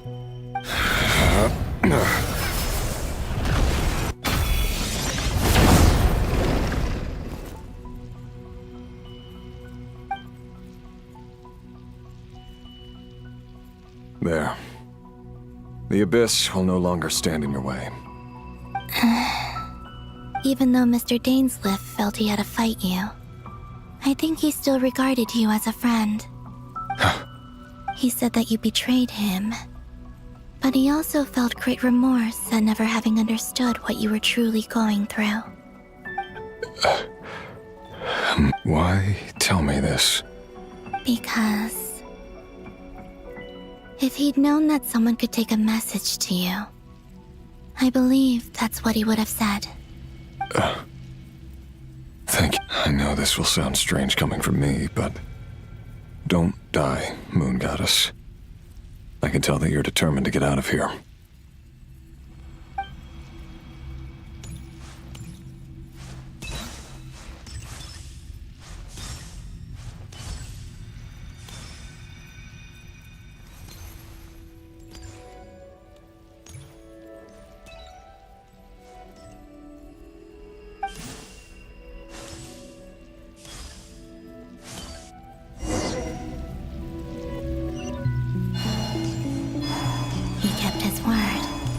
The abyss is no longer obstructing my path.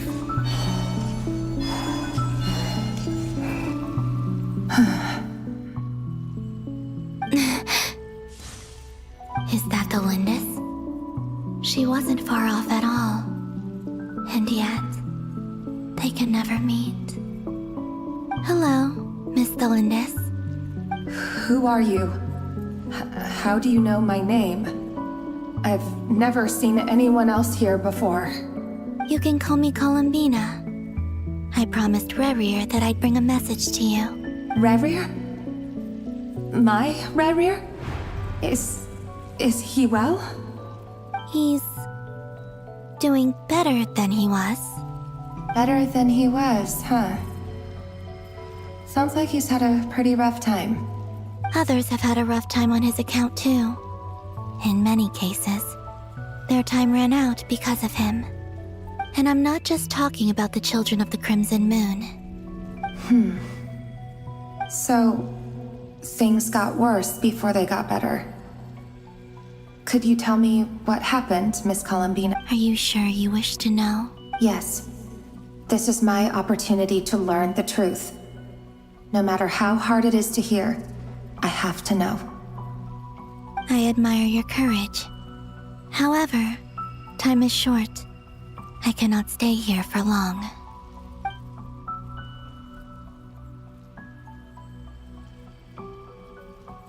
Rerir had seeds of hatred in his heart, and many people nursed them for their own ends. On some level, everything he did was to try and find a way to see you again. But in the end, he came to regret his mistakes. He wanted to apologize for hiding his past from you. Beyond that, he did not say specifically what it was he wished to convey to you, but I'm sure that you've always been on his mind. You are what has kept him going over all these years. I'm sorry, Miss Columbina. This is so upsetting. I'm not sure how to put my feelings into words. It's all right. I understand. Well, that's everything from me. So, I guess I'll be... Wait. One moment. Time flows backwards here. The road ahead only leads further and further into the past. I know. I intend to reach the end of that road. Without a moon marrow, without the 3 moons' power, you won't make it far. Wait, unless... Are you one of the moon goddesses? You could say that. I see. I often think to myself, if life is like a train ride, why haven't I reached the terminus? Where am I even going? And it's not just me, it's this whole place. Wherever it is, it seems like it's existed forever. It's such a mystery. Where is it going? I must seem so ridiculous. I can't answer these basic questions, and yet I jumped right in here without hesitating, only to be torn apart the moment I entered by powerful energy currents. Only my soul remains now. Thinking back, I was suddenly overcome with fear and terror in that moment. Perhaps I too became bewitched by the abyss. I may have been the leverage it needed to control Rayrir. I used to be a researcher at the Universitas Magistrorum in Conria, researching the iridescent moon's marrow. Eventually, I came to the conclusion that time in here flows in reverse. Rayrir was one of the Finster King's retainers. With me, he was in an impossible position. It plagued him constantly. I wanted to help him escape his lot in life. I wanted him to be happy, so I thought I'd use this place to return to the past. At the time, I thought I could just go back to the day that the Finster King first found the prince. It was only after meeting the prince that the Finster King started going too far with his research into the abyss. That was the day all of our woes began. I thought I could stop the king from ever meeting him and solve everything. I couldn't kill the Finster King himself, so I had to find another way to save Rayrir. That's why I wanted to go back, to kill the person who had brought new possibilities to our realm. I'm sure it was a futile endeavor, but the abyss probably enhances the basest human desires. So I naively hoped I could change everything. But I was simply too weak. Like a speck of dust against the whole universe. Look at me. I didn't even survive the journey here. Not physically, at least. I know I'm never getting out of here. But you're different. You can make it, and I want to help you. I owe you that much. How do you plan to help me? Have you noticed the golden energy that exists here? Based on my past research and my observations since coming here, I believe they carry you forward faster. I can share what I've learned and help you understand the pattern in which this energy appears.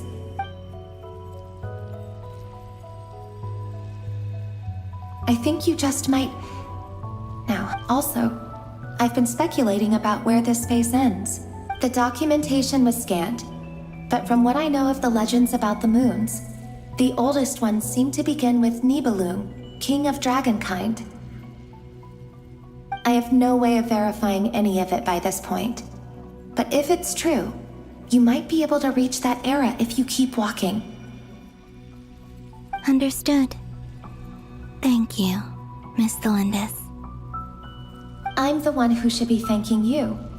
If you hadn't entered this realm of everlasting death, what use would my deductions be? Thanks to you, they have some meaning. About Rayrir, I'm so sorry. For everything. It wasn't your fault. That's not true. Because we both feared bringing trouble upon each other, neither of us ever told the truth. And that dishonesty sealed our fates. But enough about that. I wish you a safe journey, Miss Columbina.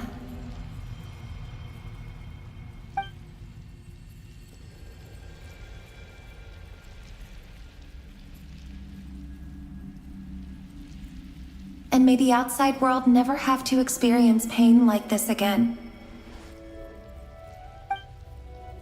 Rayrir, you're there, aren't you?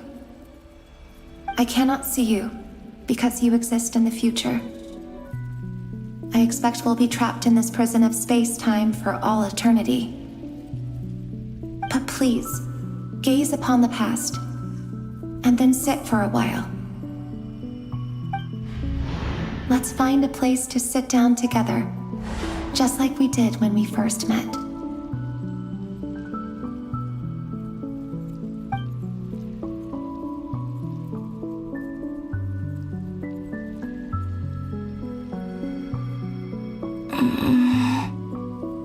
How long have I been walking? How much further till I reach the end? Is there even an end to be found?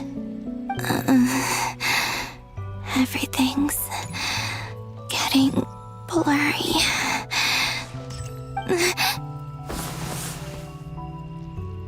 Huh? Are you all right, little sister. Have you come from the distant future?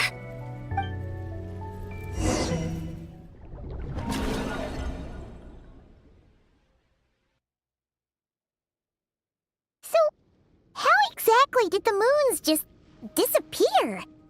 Shouldn't it be a little harder to get rid of major creations like moon? The world is a vast and ancient place.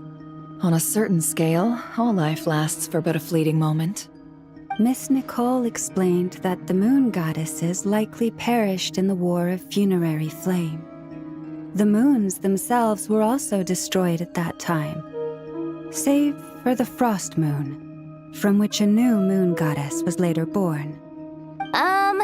Am I missing something then? 'Cause the stories say that the moon goddesses were born on the moon, but doesn't Columbina say she was born in Nodcry? Huh, you're right! Why do their birthplaces differ? What's the difference between the two generations of moon goddesses? Also, remember what Sandrone said? Her scans detected 4 moons. In other words, 4 moon marrows. Technically, the result of the scan means that 4 moon marrows were detected and positively identified as moons in that moment. In other words, this piece of information alone isn't enough for us to know how Miss Columbina is doing right now. Yep. We have no way of staying up to date on whether she's dead or alive. She's on her own for now. But at least she's trying her best to get back to us. Yeah. She's a tough cookie. And a sore loser, too. We have to trust that she'll find a way. As much as it pains me to say it, we've got no chance of beating Dottore in a straight-up fight. He's much too powerful. It wouldn't even be close. That maniac is going to devour everything in his path until he reaches us. We need to find someone or something that can stop him before he does anything worse. I'll be frank. Our only hope of defeating this false god is with a real moon goddess on our side. I'm not just saying this because Columbina's a friend and I want her back safe and sound.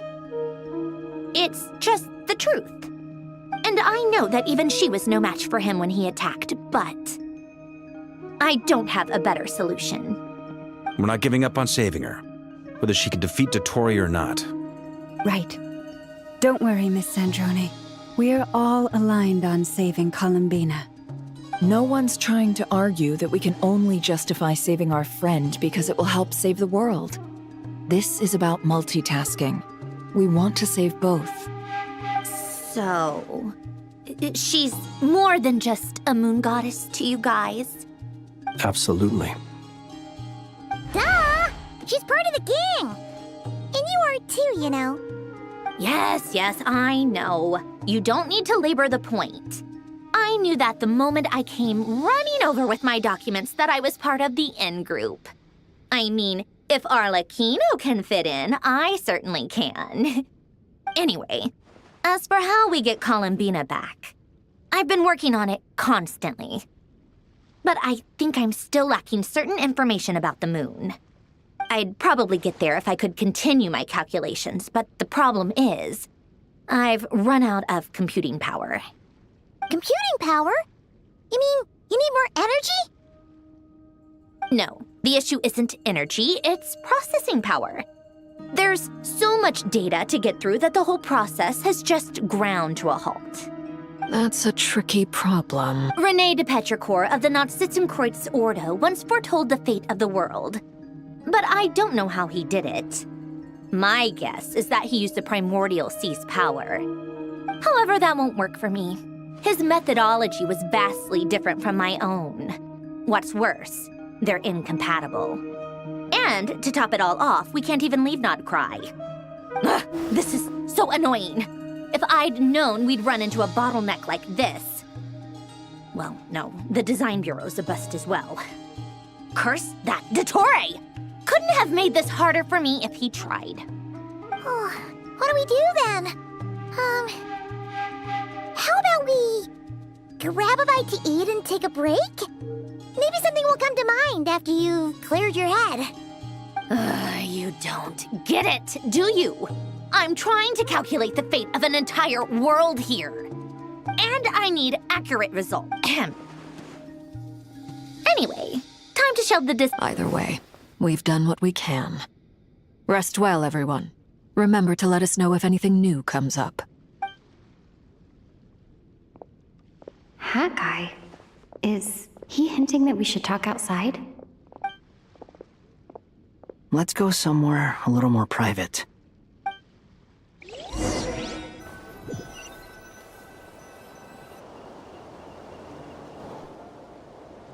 You know that Dory went back to Sumeru, right? Yeah. She mentioned she was planning to head back. Things aren't looking good for Notcry.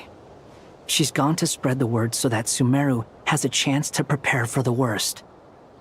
From what I know of Dottore, there are two possible reasons why he hasn't made a move yet.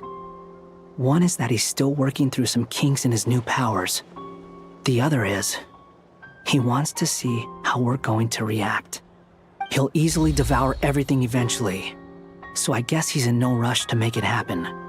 The first false god he made was me. Now it's his turn. Even though my records were erased from Irminsul, Dottore's ideas haven't changed one bit. He once told me that becoming a god was like turning yourself into a hungry wolf or giant serpent to devour the moon. Clearly, he began studying the moon goddess's powers long before he even tried making a god. He's always wanted to get his greedy hands on divine authority one way or another. And in the end, he devoured the moon where I failed. In the desert of Sumeru, there is a chessboard built by King Deshret, also known as Al-Ahmar. I don't know if it was a real game, or if he was just trying to challenge his servants and citizens in some way. But creating games and setting rules, gods do that as a matter of course. That's the kind of power Dottore craves. Now he has the Trilunar Authority. His power is leagues beyond the common people. I don't think there's any point in other nations rushing to the front line. They're better off focusing on defense and hoping they can fend off any threats that spill out from Notcry. Either way, Dory will inform Lesser Lord Kusanali, and she will contact the other gods in turn. The Seven will have some recourse available. If nothing else, their protection should keep the rest of the world from descending into chaos as quickly as Notcry has. So on the bright side, even if Notcry is doomed, your friends in other nations won't be in any immediate peril. That's good to know. But I'm not ready to give up on Notcry yet. There's a word for people who refuse to let anything go. It's called being greedy. Maybe it sounds greedy to you, and probably naive too. But whatever you call it, that's what gives me the determination to keep fighting. Battles are fleeting, but the will to fight is a long-term commitment. Give up for even a moment, and your resolve will shatter. Why do you always feel the need to do the right thing? No one is born to be a savior. I mean, who's gonna criticize you if you fail or give up? Don't take this the wrong way, but Dottore said something similar to me. I guess the Fatui attracts people who don't believe in saviors. Not necessarily. It's less about belief for me. I just want to know how determined you really are. After all, I don't owe anything to anyone else here. Only you. You look kinda worried. If your arch-nemesis was about to achieve their ultimate goal, I think you might feel a little worried too. That's true. Dottore is about to become an omniscient, omnipotent deity. That's gotta be a bitter pill to swallow. Still, you're calmer than I expected. Obviously. I have to admit that my past self was a reckless fool who misunderstood not only the point of revenge, but how to achieve it. And as much as I want my vengeance, I know I'm not gonna get it by acting alone. If the world's taught me anything, it's to think before I act. Too bad it never taught me any other virtues, though. So, I am going to destroy Dottore, no matter what it takes. So, what's your plan? I'll get to that. First, tell me, what do you think of Sandrone? Just like Paimon said, she's a friend, part of the gang. How much do you trust her? This is a serious question. Think carefully before you answer. Although she's with the Fatui, she has her own values and she's helped us a lot. If nothing else, she's clearly going the extra mile for Columbina. I see no reason not to trust her. If you say so. In that case, the three of us need to talk. I have some thoughts about her computing problem. It can be solved, but it will come with a cost. How much? If I can afford it, I'll cover it. Sometimes your heroism really backs me into a corner. You know that? Come on, let's go talk to her.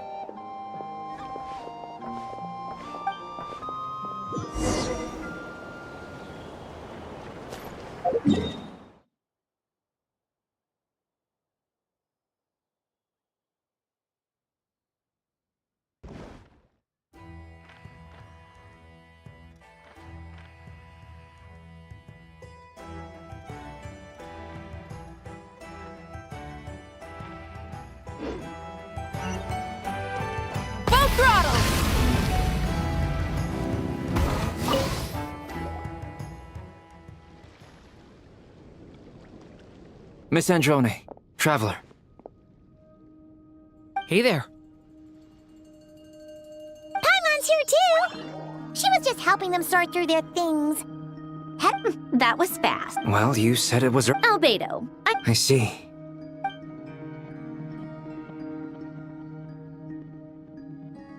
If I might ask. I needed to predict the future of the entire world. I see. About that, it's been With the Traveler's help? Actually, you're not. Was it Hat Guy? Yeah. Wow! Go Hat Guy! Seems like all that time studying at the academia is paying off big time. But where is he? Wasn't he the one who asked Albedo and I to come? Come with me.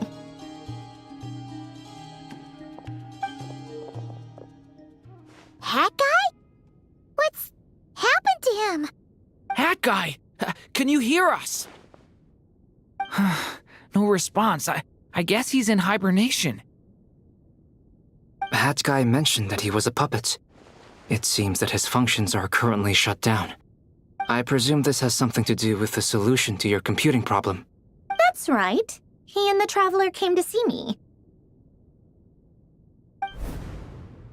Wait, what? You have a solution? Would you calm down? Why do you always react so hysterically to everything? Excuse me? How would you know? You shouldn't be so quick to judge complete strangers. It's very bad manners. Oh, please. It doesn't take that long to figure out that you have a temper. Where does a mere student get that kind of confidence? I've actually published more papers than you.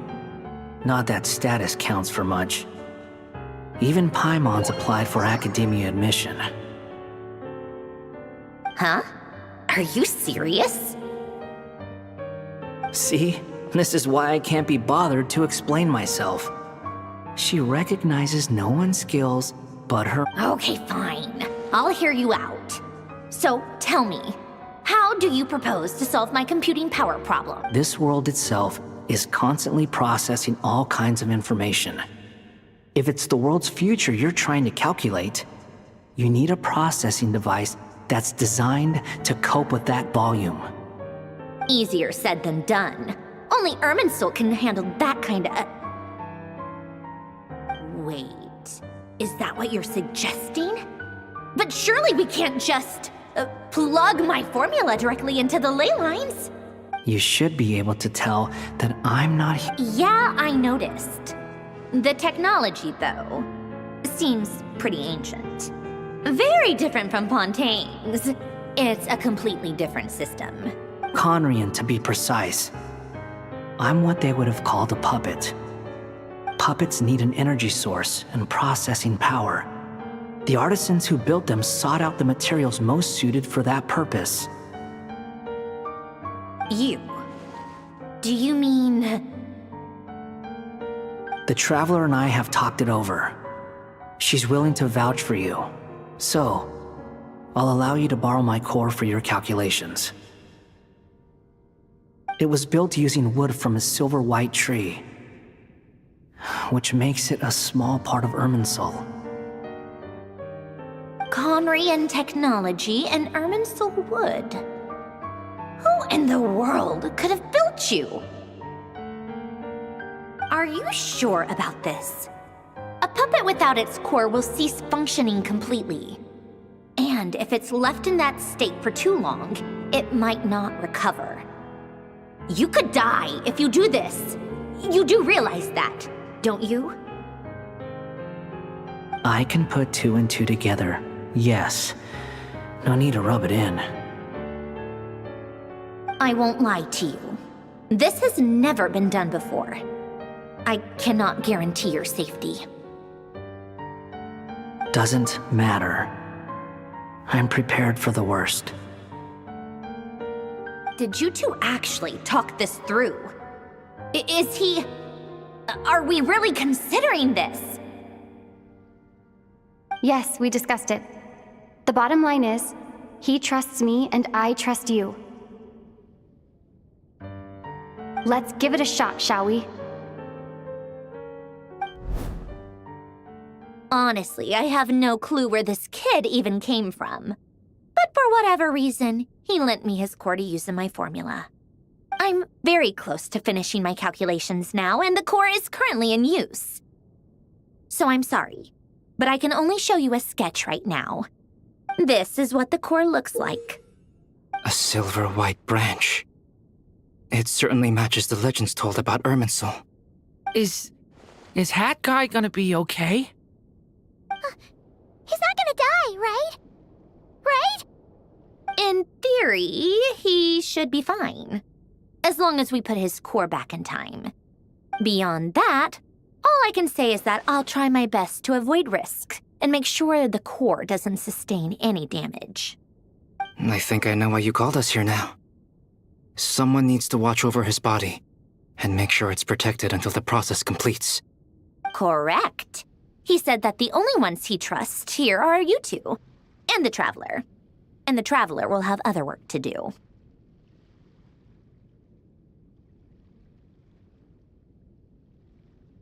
He will have our undivided attention.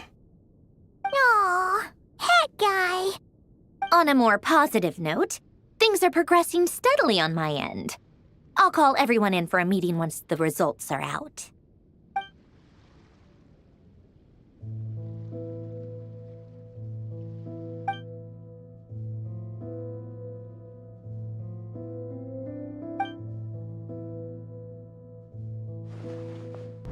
The worst-case scenario with the core removal is either a system reset or a total loss of function. But I'm not afraid. A quiet death should have been my fate long ago. A core is completely different from a heart. It's like another vital organ entirely. I never believed it could be a true replacement for what I sought. But in the end, it turns out the core was more useful to me. Pretty funny when you think about it.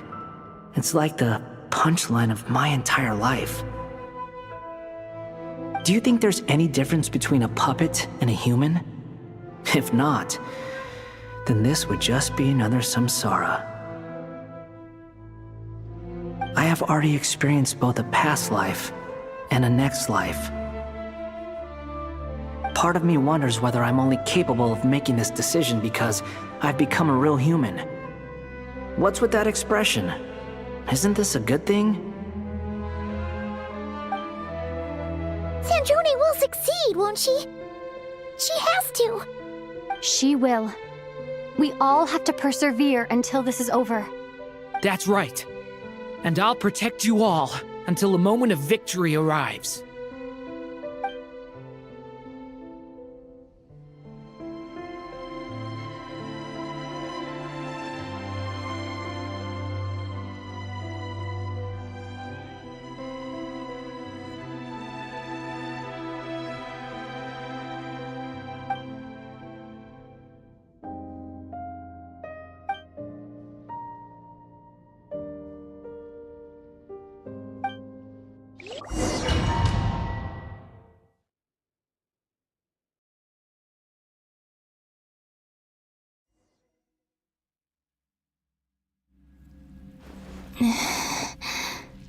Who are you?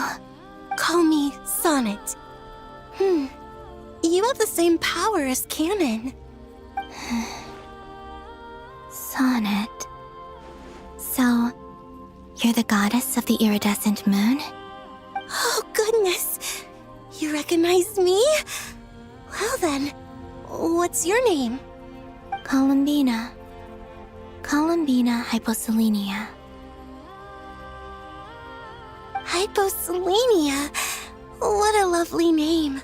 Did you choose it yourself? It was a joint effort between me and my friends. Friends? You mean your friends in the heavens? Huh?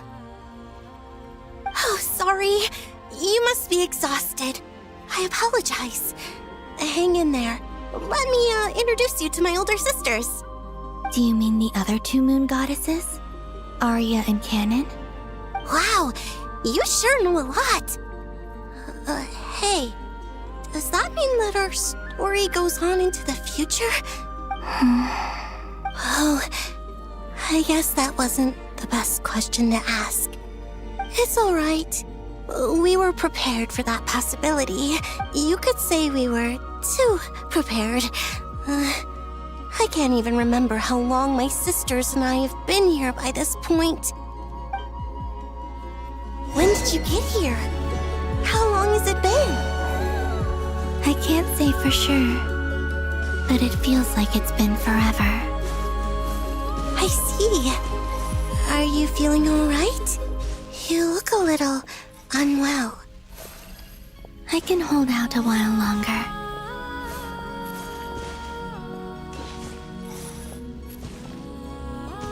We don't have far to go. The place where my sisters and I are based is just up ahead. Don't worry, they're both really nice. I'll introduce you.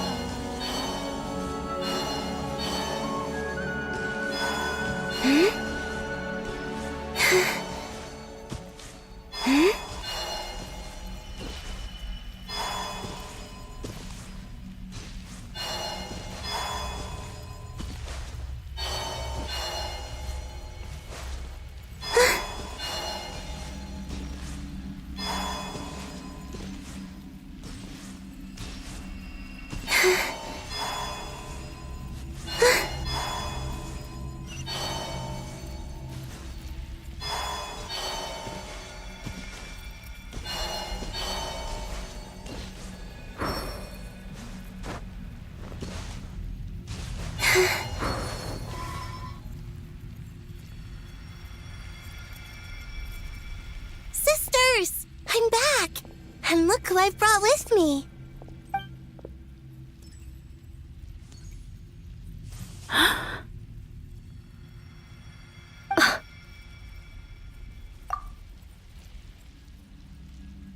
It's our lovely little sister, born in the far future.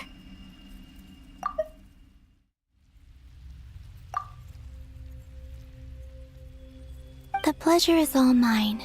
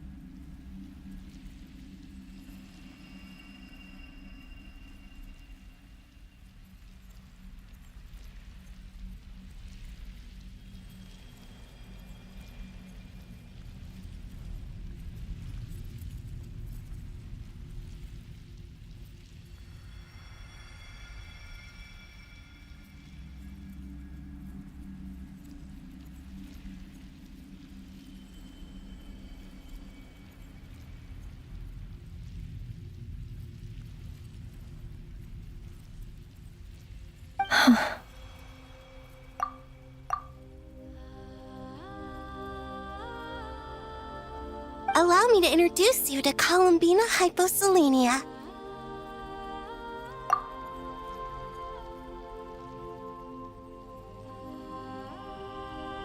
This is Arya, the goddess of the eternal moon.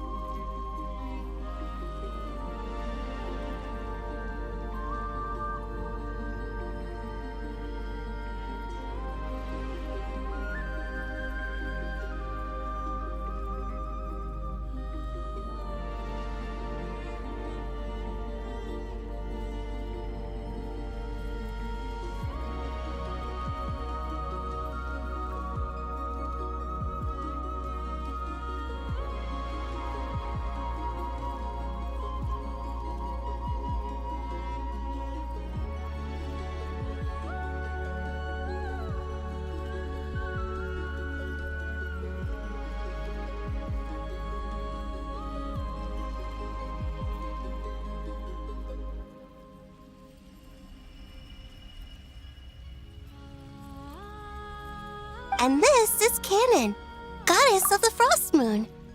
Canon, don't you think Hyposelenia's power is similar to yours?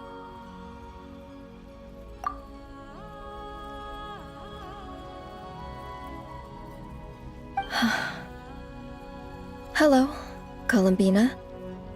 It's fine. You seem shy. Don't worry. Could you tell me where here is?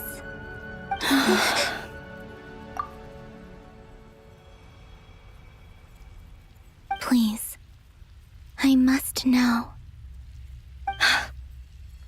My dear sister. This is where Tevat's original ruler, the Dragon King Nibelung, imprisoned the moon goddesses. What? You're scaring her, Canon. No, I'm fine. Please, continue.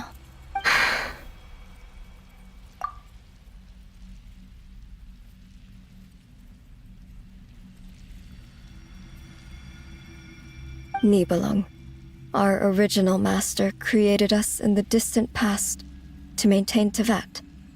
But he left this world and traveled into the dark universe beyond, to explore worlds vaster still. Day and night, we fulfilled our duty in the heavens, until the day that the first Descender arrived. The great ruler of the firmament.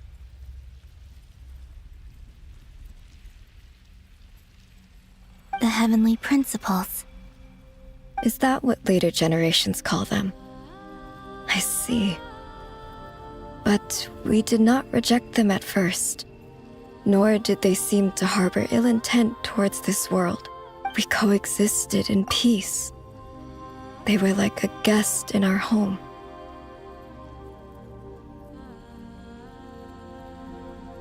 Slowly, however, we came to realize that our guest had a growing desire to change and dominate the world.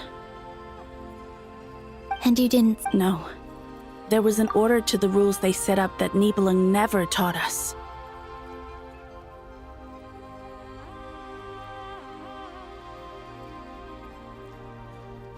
We wanted to know if this order would bode good or ill for Tevat.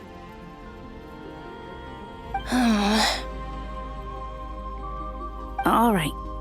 Canon and I wanted to know. Sonnet was against it from the outset. Later, we discovered that this great ruler of the firmament bore an almost paranoid hostility toward the desire of certain life forms to seek power. Or perhaps Perhaps they feared them.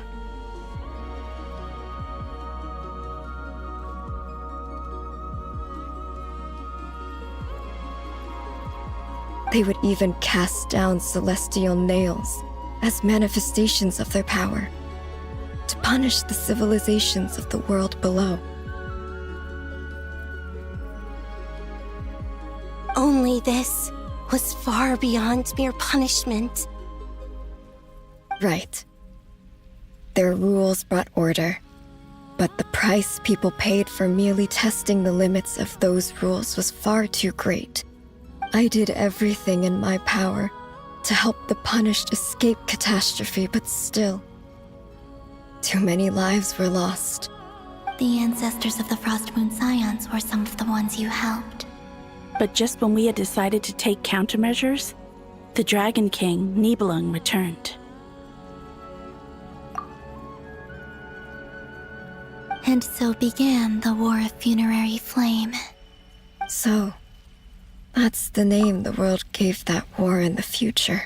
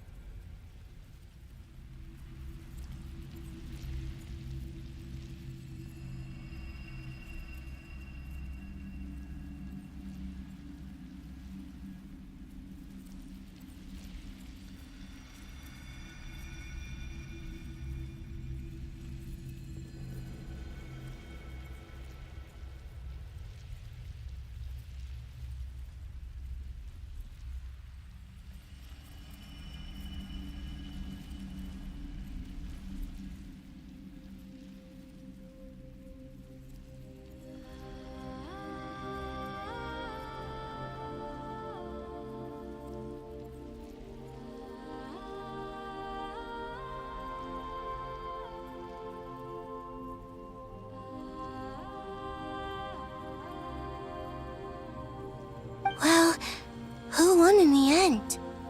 As far as I know, the Heavenly Principles won. And the world's original master, the Dragon King Nibelung, was destroyed. And what of the moons? Are there still 3 moons in Tevat's skies? You can tell us the truth, Columbina. We know we are but remnants of a bygone age. We are prepared for the answer.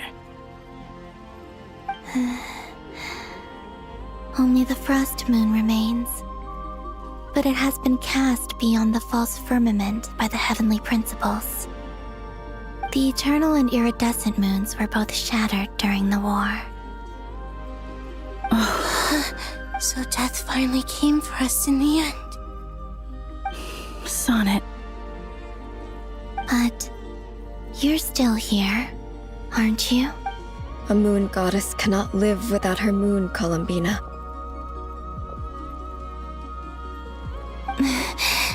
She's right. That's why I began to disappear. Because the Frost Moon is cut off by the false sky. How much worse it would have been if it were outright destroyed. Our souls may endure within this lunar palace, but if our moons are destroyed, then we shall disappear the moment we depart from it. I'm sorry. There's no need to apologize to us, dear sister. If anything, we owe the world an apology. If only we'd decided to act sooner, rather than arguing amongst ourselves. all the more reason not to spend this time in regret and repentance. Instead, we should focus our efforts on how we might help our future sister. Sorry? Don't you see, Columbina, your story is not yet over. Is that not why you are here?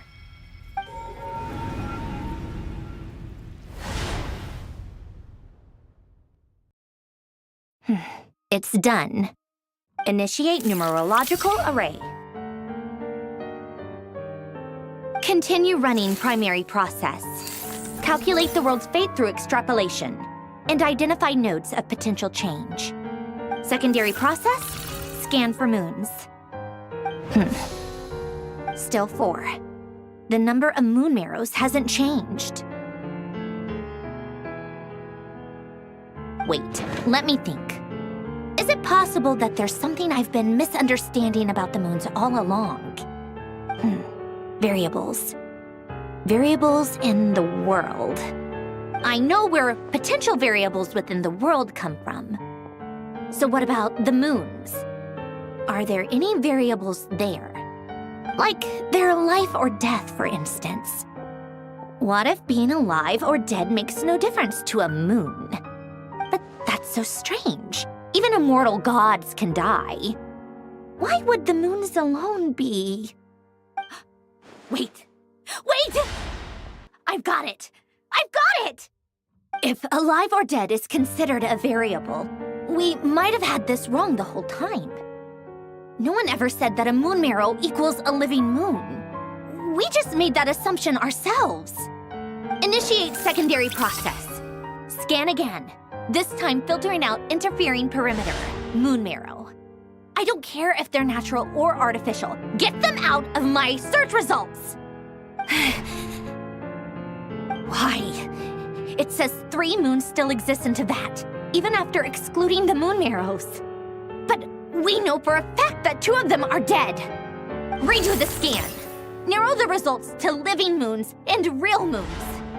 No, scrap that. Narrow it down to moons that have lunar authority and remain alive. Why? Why is it still 3? What is this, Columbina? Has the world lied to us?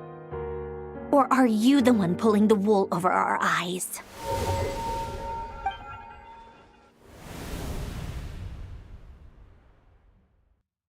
So, you think that the moon's reflection might be where Nibelung imprisoned the 3 moon sisters?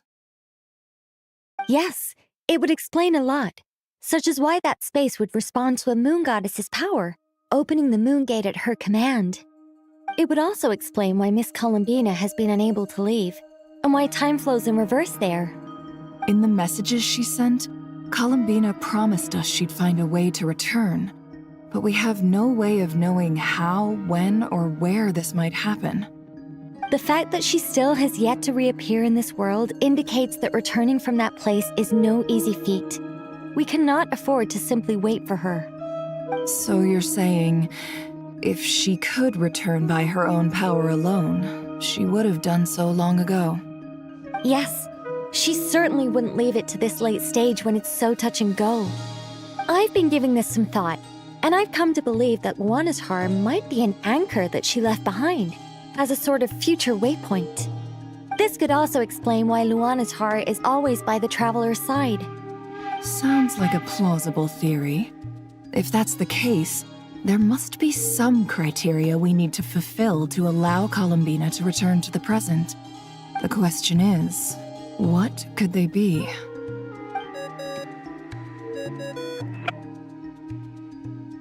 Hello? Listen up! This is extremely important!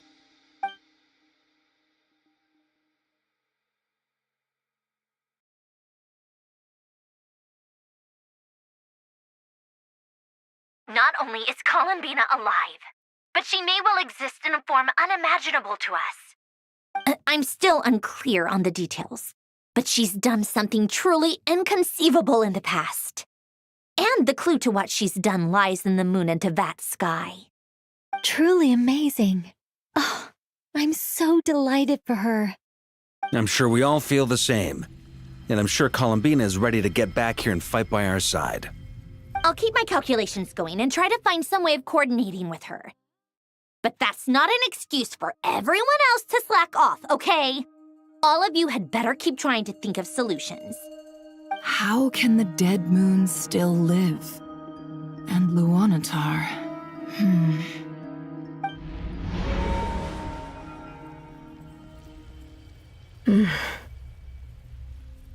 It's hard to believe that's what will happen in the distant future.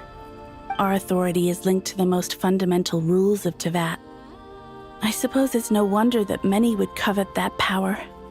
I didn't realize that when you said friends, you meant people who live down in Teyvat. That's so lovely. I always wanted to go down there and have some fun.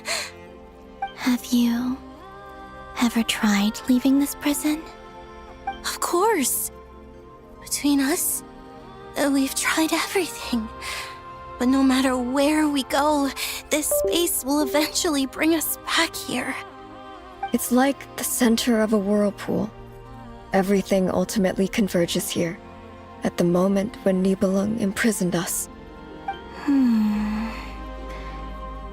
In that case, have you tried using any of those pathways that connect this space to the real world? Sorry? What are those? They're passages through which you can make small-scale changes to reality by using Kuvaki. Or am I the only one who can use those passages? Because part of my soul remains in reality. Kuvaki. What is that? You don't know? It's a unique kind of elemental energy found only in Nodcry, the land from which the moons arose. Oh.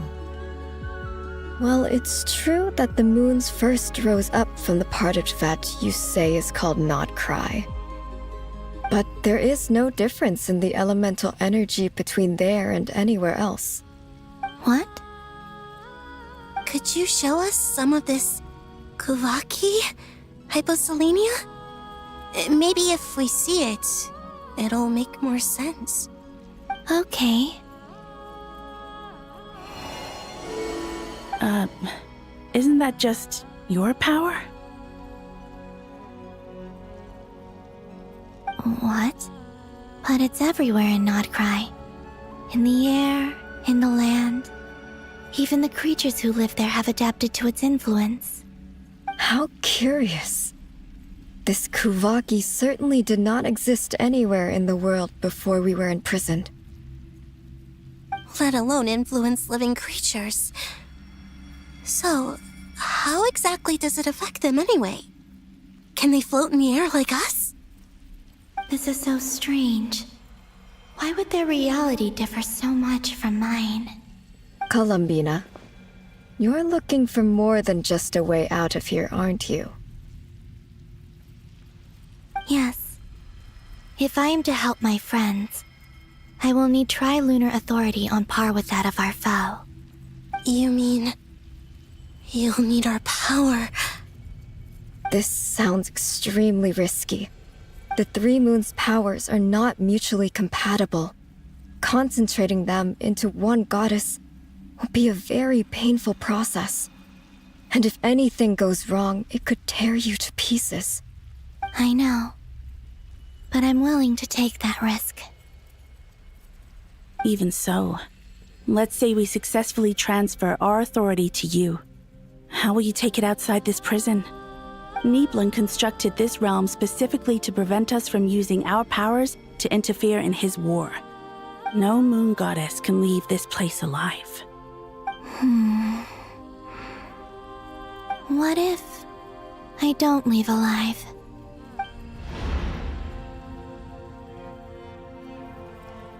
Where do we even start?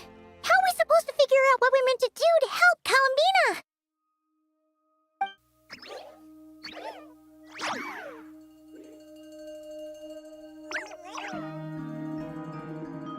Columbina, what do you need from us? If she really got to the beginning of time in there, how do you think she'd leave us a message?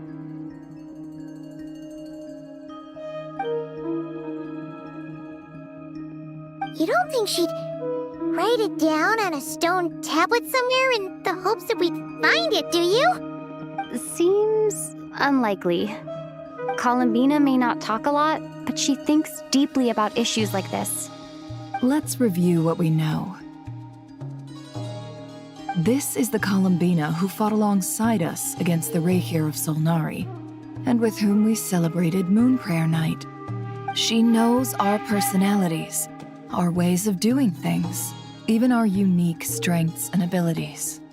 So, if she wanted to tell us something from a long, long time ago, what would she do? Oh.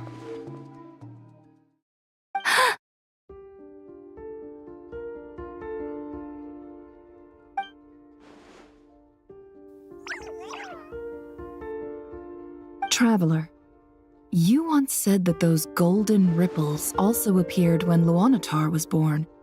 What if Columbina left Luanatar here, not just as an anchor to the real world, but for some other purpose? If she is part of Columbina, and Columbina knows that I can see past events through her... Oh yeah! Like when you peeked into Rarir's past through his heart! Nefer, wait! If you're right about this, and you can really see past events through Luanatar, your eyes, they'll... Oh, I know.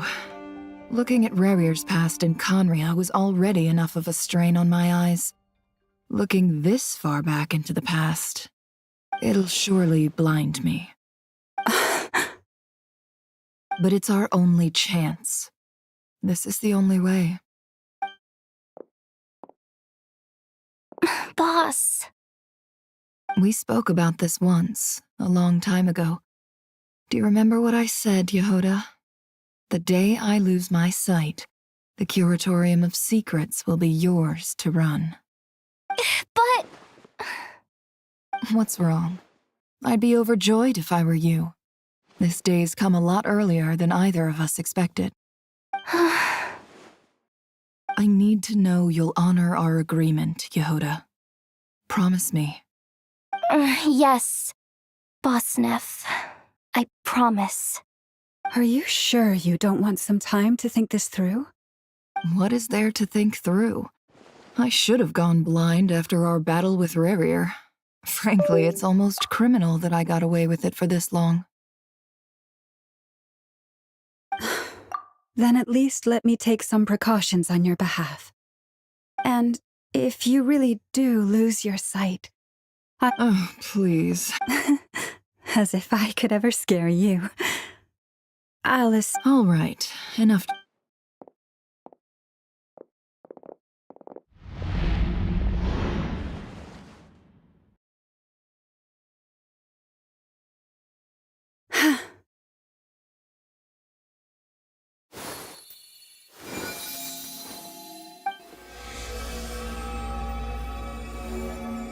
All done. Good. Now give me some space.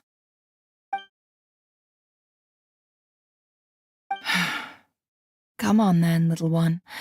Show me what happened in the past.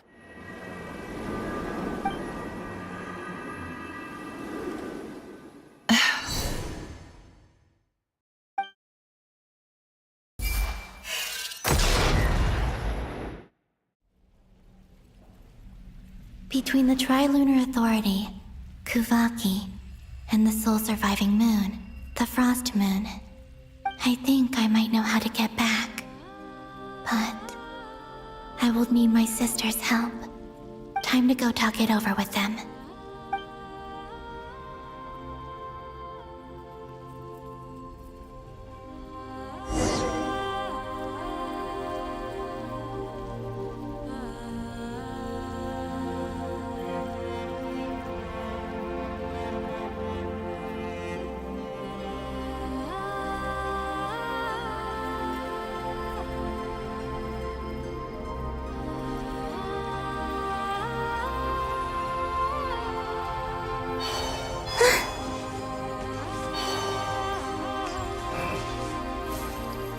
It seems you have reached... I'm all ears.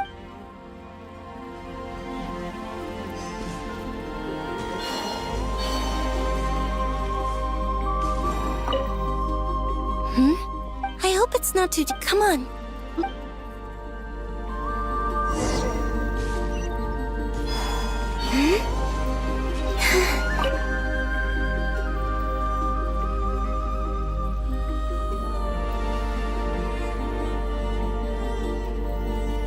Have you figured it out, Columbina?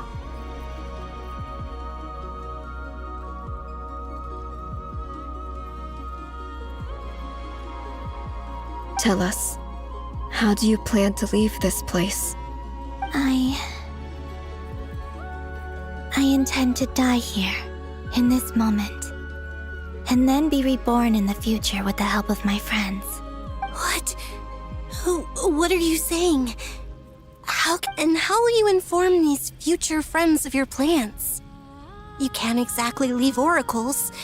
Nothing can escape this place. Not a single ray of moonlight. And even if you found a way, what if they never find the message you left for them? No, that won't come again? They will find my message. I'm not following. How exactly will you achieve this? It's quite simple, Rick. First, I will leave my soul here.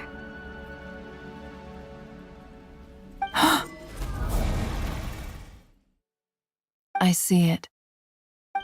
Your soul? You mean you're a divinity?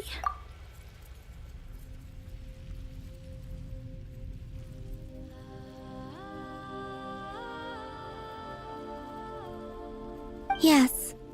I once left a portion of my soul in the future. One so small that this prison barely noticed anything. In this very moment, she can resonate with my soul across when the time comes. Just as gravity connects the world. Exactly. In the future, where I came from, the moon has been cast beyond the false in a similar way. I can feel a connection to the soul fragment I left behind even now. My friends can use it to detect my presence. But how do you just leave your soul here? Is that even possible? On my way here, I met an ordinary mortal who entered this place long before I did. Her body is long gone, but her soul remains.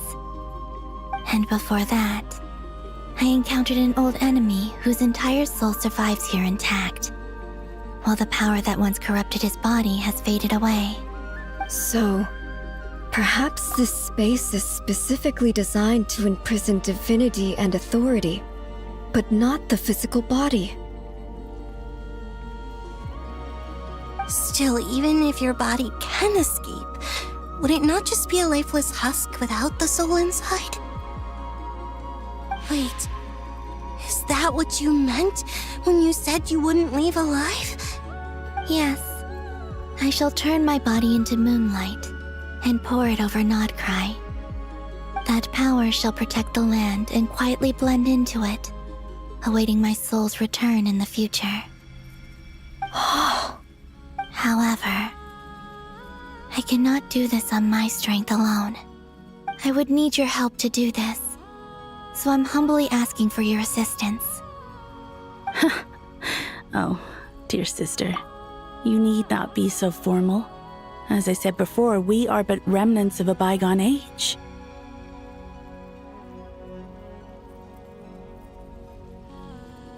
You, on the other hand, were born alone in that distant future, and you have walked a long and lonesome road since then. How could I bear to let your story end here in this dungeon? Don't forget, we are your sisters, your family. Arya's right. Actually, I've always wanted a little sister. Can you imagine how it's been for me? Getting nagged by two older sisters all the time?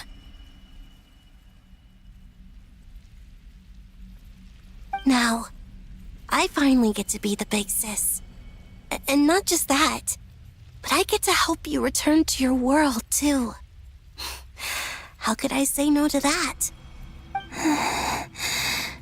Sonnet. Canon?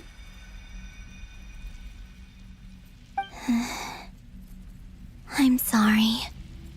I know this is a bold request. The Frost Moon is rightfully yours, and it remains intact. Oh, no, please, don't misunderstand me, Columbina.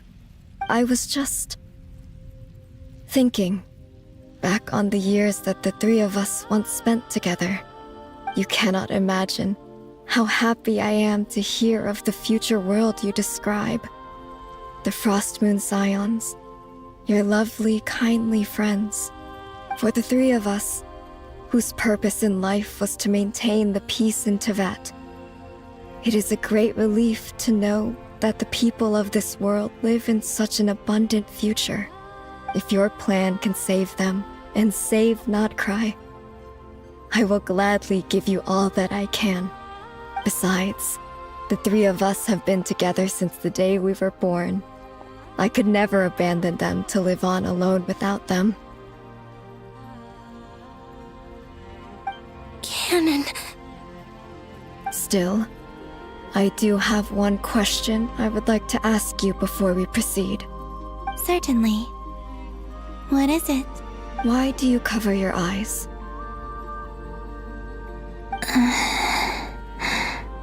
Yeah, I was curious about that too. But it seemed personal, so I didn't want to intrude. There was a time when I refused to look upon the world. I believed it was full of nothing but lies and falsehoods. I wished to hide my feelings, seal my heart, until I could return to my true home. I see.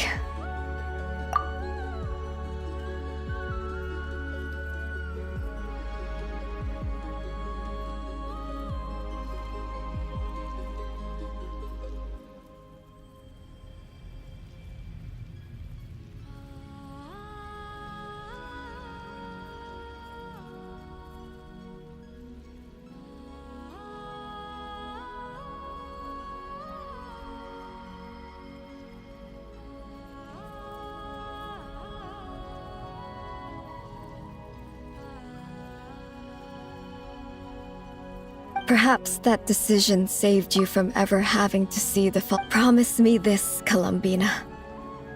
When you return to the future, open your eyes. I'm sure that you know this already, but that is your true home.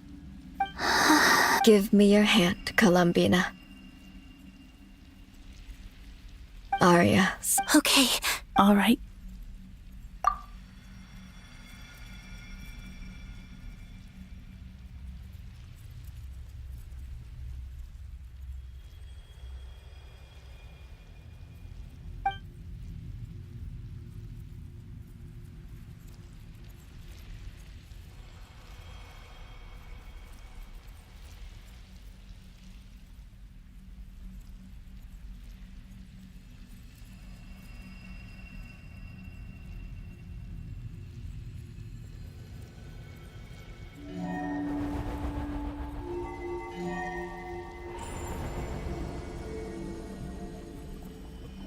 We once were the songs sung for eternity, but now it is you who must continue to sing. We once were the tides in the great river of time, but now we subside, and you arise. We were the messengers of madness and inspiration. But now, the lies have faded, and your truth must endure. We are souls awaiting the sun. You must return to be with those who smile when they see your face.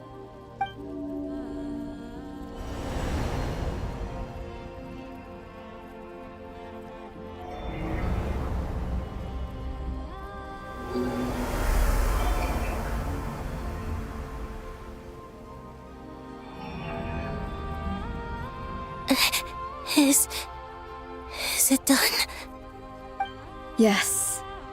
We have transferred the authority over all 3 moons to Columbina Hyposelenia. From this moment on, she is the Tri-Lune Goddess, the one and only moon goddess of this world.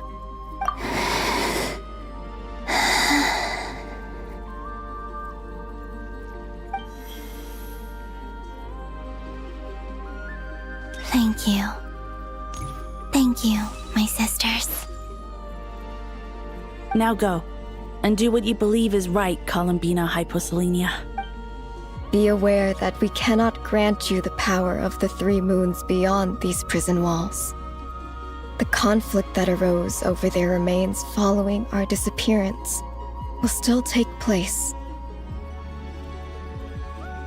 I understand. Sisters, oh, my body. It feels... Now that we have given up our power and authority, our bodies are merely mortal shells. This prison is dissolving them as we speak. It's okay, Sonnet. The end must come for every god, just as it does for every human. That's all this is. The final destination of our lives. Canon and I will be by your side the whole way.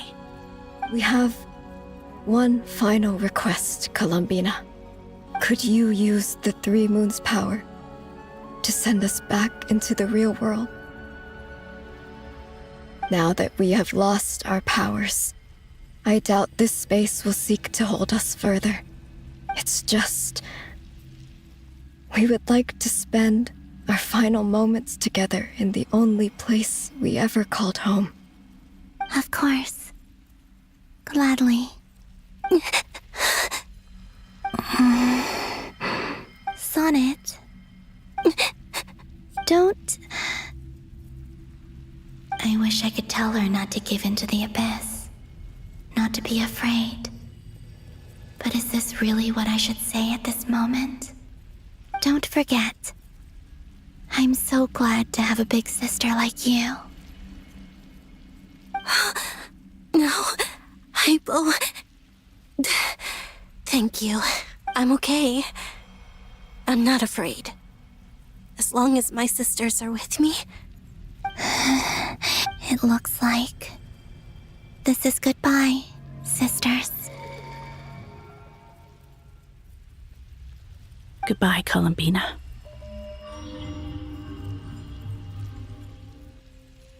Take care of this world in our stead. I will.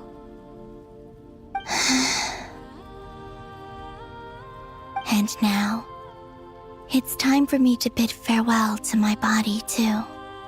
May it become the moonlight that keeps Nodcry company through the long years ahead. So this is why Nodcry was not always home to Kuvaki. It only appeared after I poured my body out upon this land. And only this Kuvaki responds to me because it is me, my body, answering the call of my soul. And the golden energy I've encountered on my way here was, in fact, that very soul, which I am about to leave here to guide me.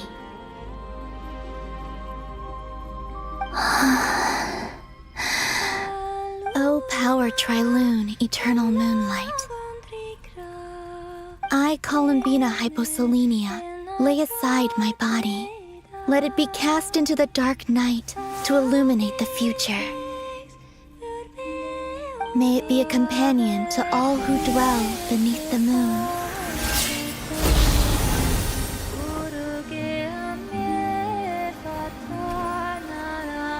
Until the time comes for me to return home.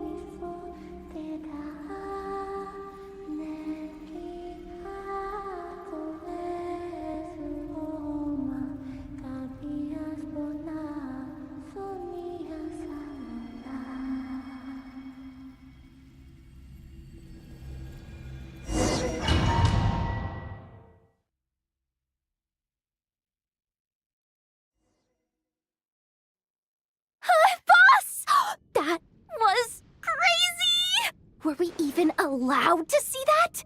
Is anyone? Can you still see? How many fingers am I holding up? I see 2 fingers, and a look of sheer terror on your face. Truly astounding, Miss Nefer. Your eyes have glimpsed the very ends of the world, and yet they remain as sharp as ever. Or is the credit for this miracle due to Miss Lauma? It seems that even time itself is no match for your medical skills. Surely you jest, Mr. Flint. I suspect we have Columbina to thank. She must have realized the immense toll that the ritual would take and purposely set aside some of her power in the past to protect Nefer's eyes when this moment arrived. There is always... She chose the perfect method of getting a message to us. Though her eyes were always shut, she was clearly so perceptive. Despite being separated by time and space... We still don't even know if she's okay right now. But as long as there's a chance we can do something, we'll fight to make it happen. We'll get you back somehow, Columbina.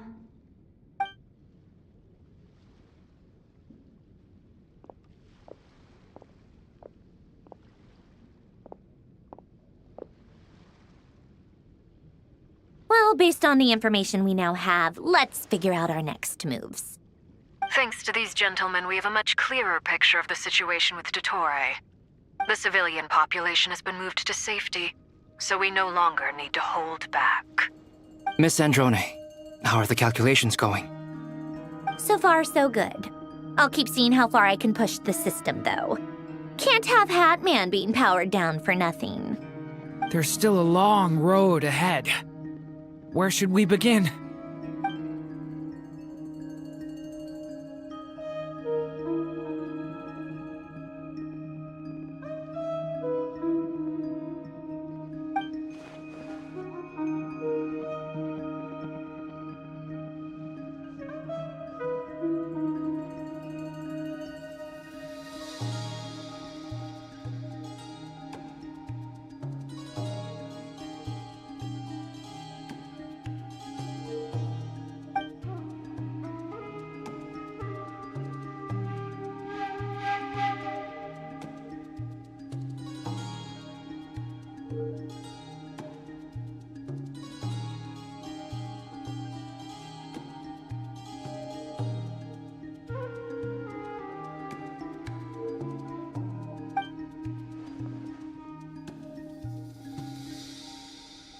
Our plan is clear.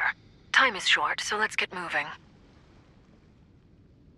There's just never enough time, is there? Time is the bane of my existence. Ugh. Anyway, I'm gonna get back to work.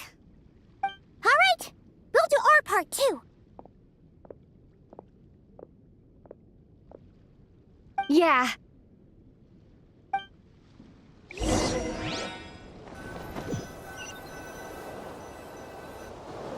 Albedo's theory says that elemental energy can dilute the light realm's power, but I'm no expert in building elemental defenses. Sounds like something out of the advanced elemental theory section of the library. Whew.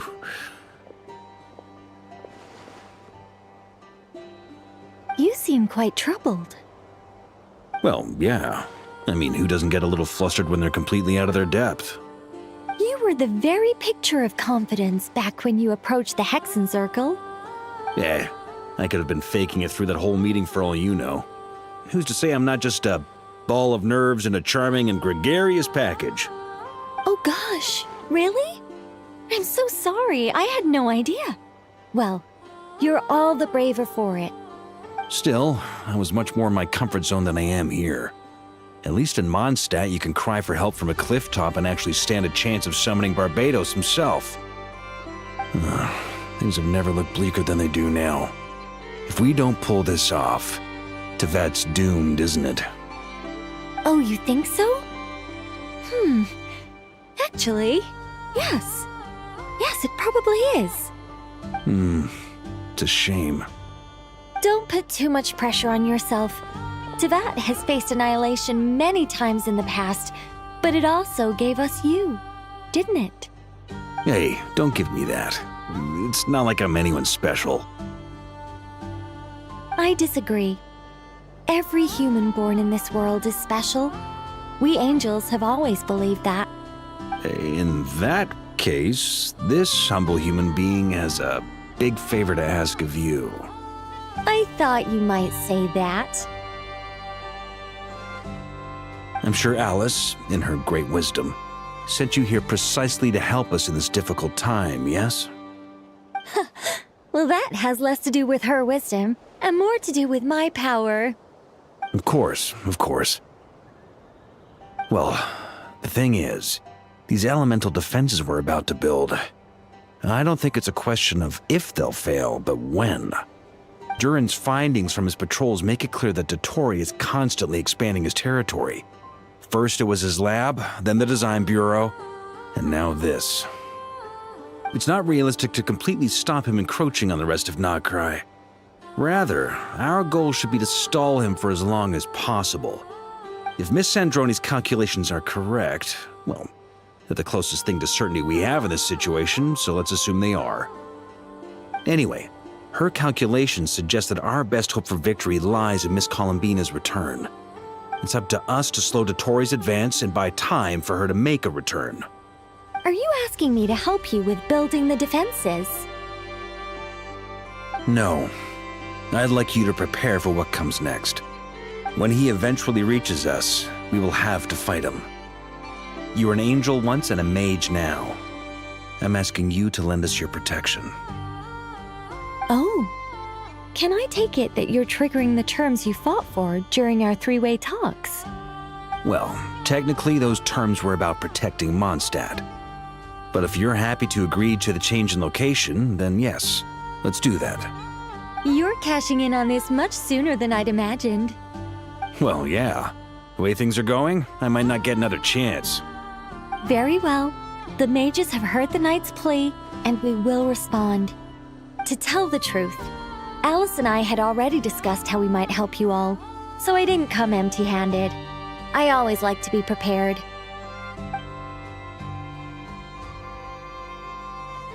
This is... wow. Yeah. This is great. Seriously, thank you. It's been many long years since I had a chance to dazzle humanity with a little divine intervention. To humbly serve as a reliable and responsible guide. Anyway, Knight of Boreas, please accept this gift in recognition of your great virtue. Go now. May the angel's blessing deliver you safely to your destination.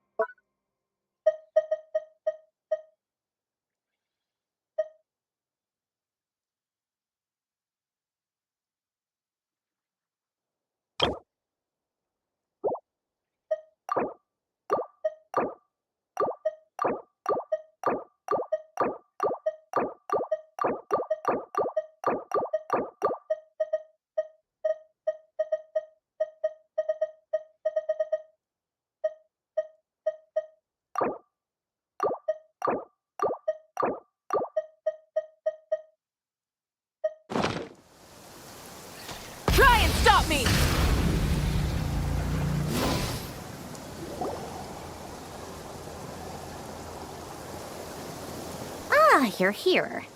Sandrone! How are things going? Glad you asked. Hey! Whatever. Wow! This meter displays once it's finished. What do you mean? Whatever. We'll be here all day if I start trying to explain. I'll share the data with you. There. Now you can check in on my progress. Wow! Look at that! You're amazing, Sandrone! About time you recognized my genius. Took you long enough. Anyway, that might sound hard. I'm kinda...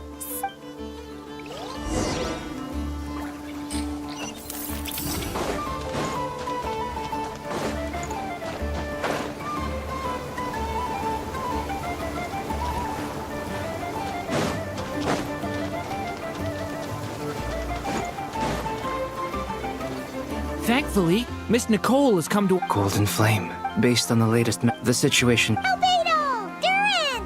Hello there, you... Are you well rested?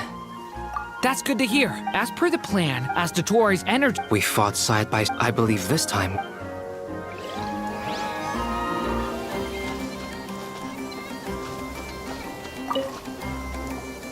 Traveler.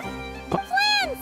Fairly well. Ooh! To be honest, I am conserving... Seeing you get into the zone like this... I consider it and rest well. Full throttle!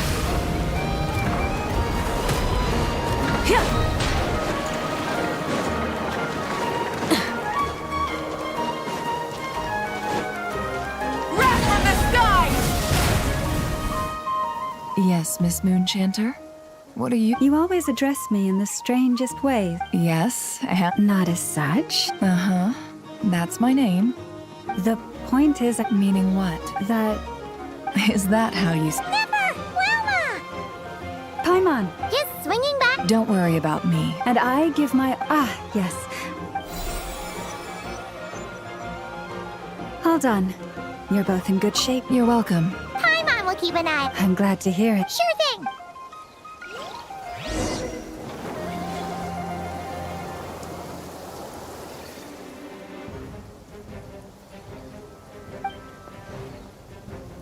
Here they come. That's as we expect. Get ready, everyone. Take your positions and prepare to engage. Let's begin. I'm at the ready.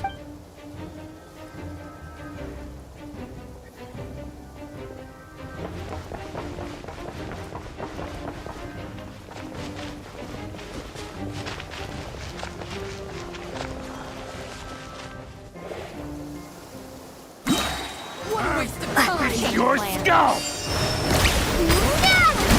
Beware the creatures of the night. Be silent. Observe. Night falls. Another one! 5!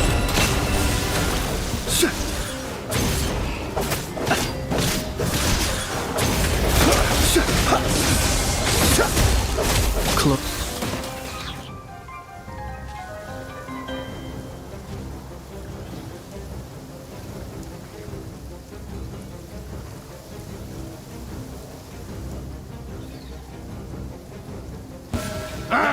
It's your skull! With one heart, we pray. No more lies. These creatures cannot stand against us. Oh, fighting tough. Just don't let your guard down. That...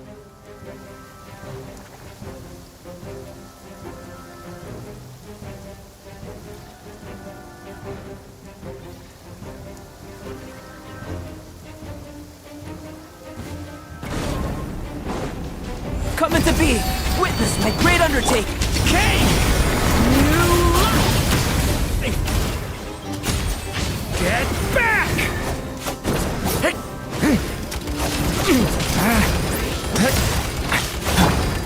Burst forth! That was easier than I thought. Naturally. What do you mean? Is it because as created beings go, we're of a higher level than them? Very good.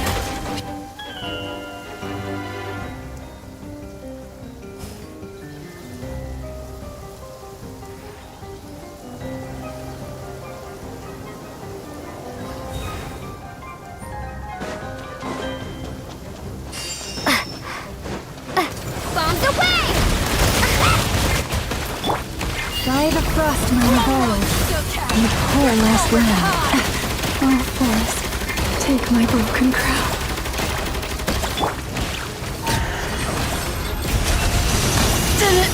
Be silent. Observe. People have always used fire to drive away wild beasts. Wouldn't a lantern work just as well? You read my mind, my dear friend. I was just about to say that. All right then, dear friend. Bring the light!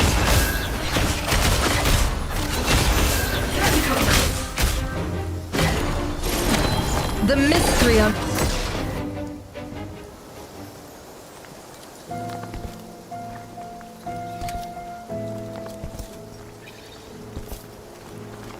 You're looking well. I trust you've had a good couple of days. Dottore. It's actually a good thing, in my view. If the subjects of my experiment were to die prematurely, it would throw quite a wrench in the works. And so, I must thank you all for your resilience. We are no longer on the same level, but you are nonetheless worthy of my respect. A creator god should be merciful and gracious after all.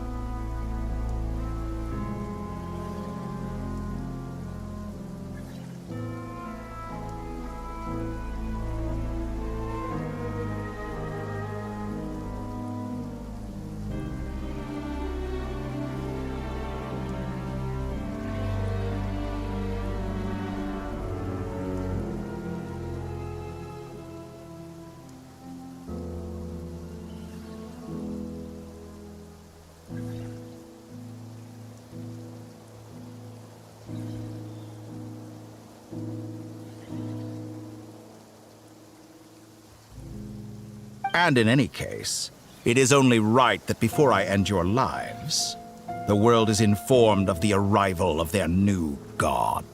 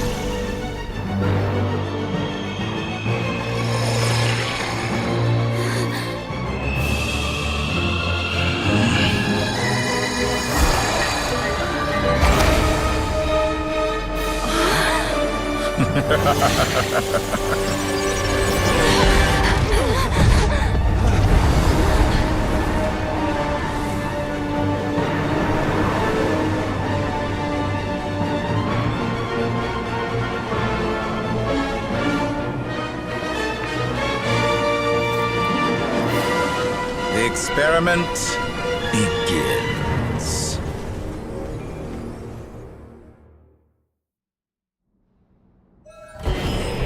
With the marrow of the three moons in my hand, behold the false moons fall!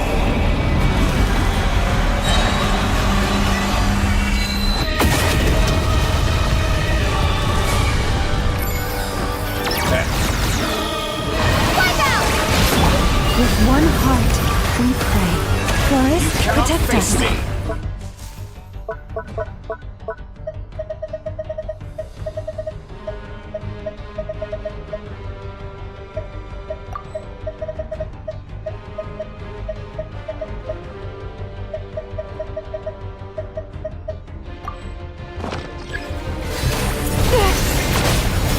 Moon's remnant! Be silent. Observe.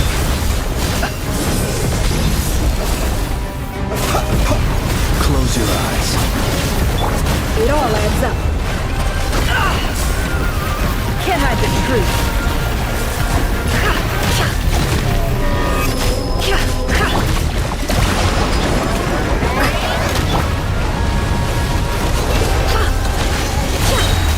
The deception ends here. It all adds up.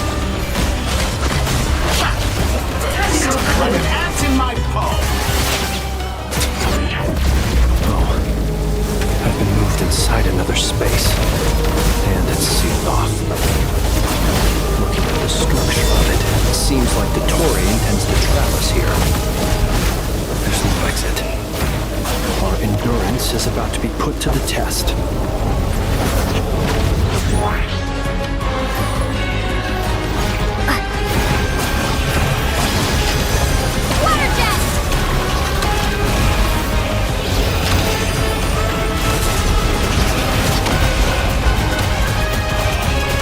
Did you honestly think that would hit me?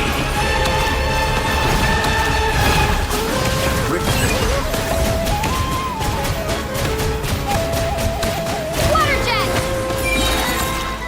Entropy bends to me. By the frost moon hold. Seek within. No more lies. It all falls into place. Can't hide the truth. It all falls into place. It all ends up. Keep it up. I'm still The collecting deception ends here. Behold the false moon's fall.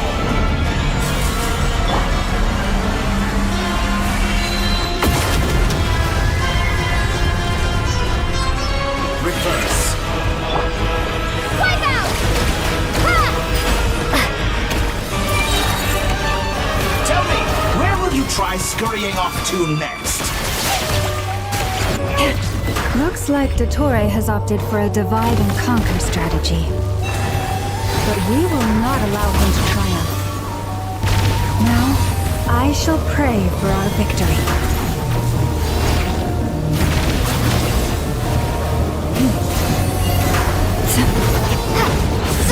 Entropy bends to me.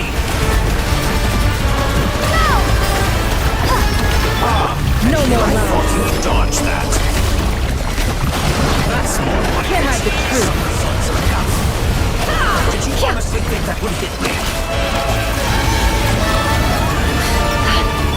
Reverse.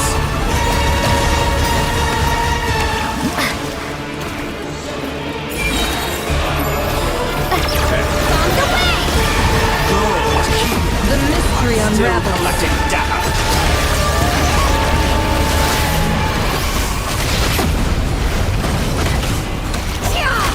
How dumb.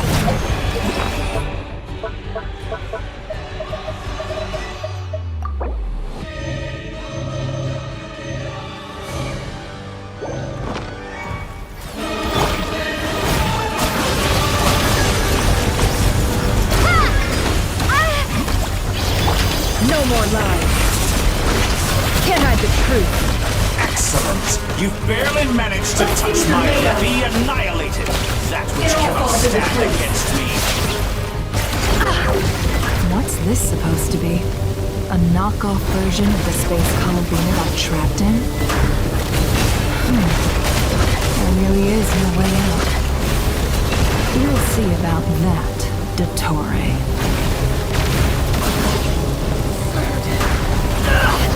My apologies. I had not intended to take your teammates. But you have a choice. Obey, and I can release them. An excellent deal, Glenn. Won't you consider it?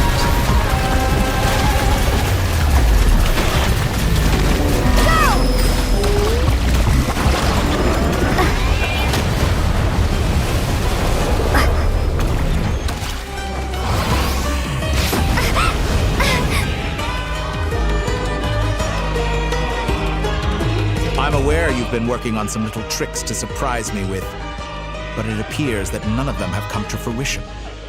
My guess would be that you're trying to bring Columbina back. But then, where is Sandrone? Or are you trying to buy time for her? I always found their friendship to be a curious phenomenon. Two highly incongruent personalities, and yet they share a deep connection.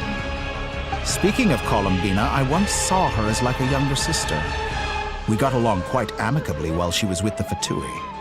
But then one day she suddenly decided she would refuse to take part in any further experiments. To this day, I truly don't understand what I could have done to upset her so much. It's such a pity. I could have had a sister, a family. But alas, she grew to dislike me. You're not fit to be family to her. That I can't deny. So many people, all obsessed with playing out the same tired old dramas. This world is rotten to the core. And then there's you. You had every opportunity to reach the right conclusion. The thought of killing you off like this? But I maintain that I approached you in good faith, so I will offer you another chance. Will you work with me? You have until I count to 10 to make your choice. 1, 2, 3. Not in a million years.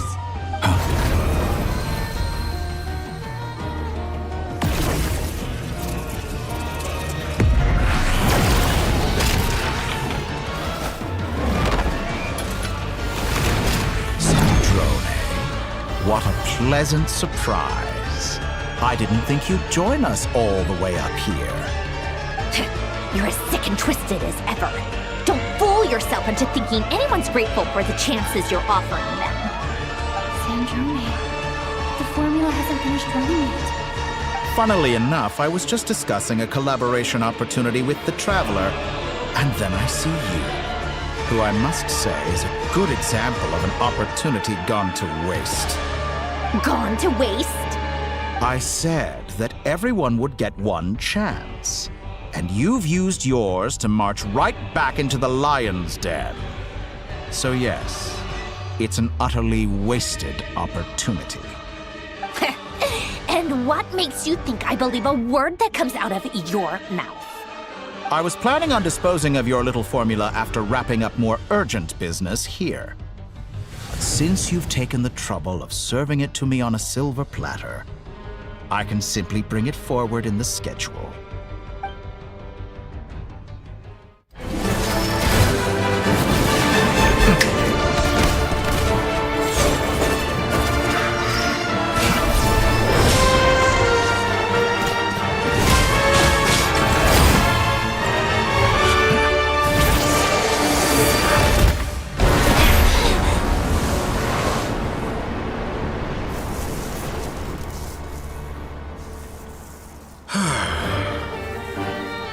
Is this your life's work?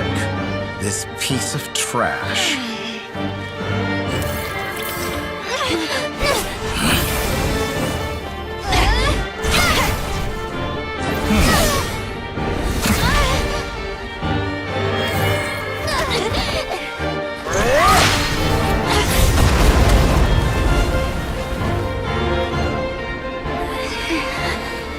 Your formula runs too slowly, Sandrone. You put your hope for success on others instead of fighting dirty. That is why you have failed. Now, whom should I slay first? Any volunteers? No one? How nice of you to leave the decision to me.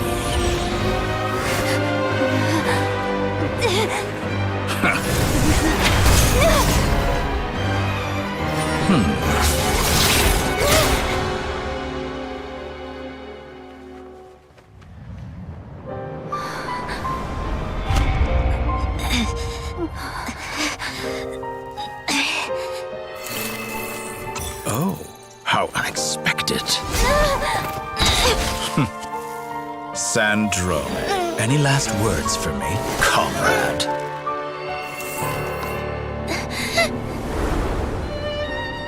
Is there anything you wish for? Not really. But I've always known what I don't want. Go to hell, Dottore.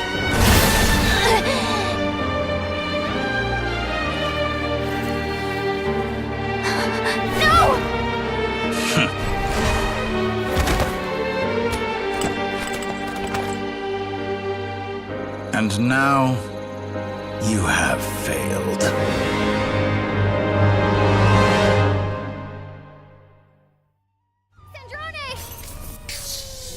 Now you see how fragile mechanical contraptions are. Just a gentle tap, and they fall to pieces.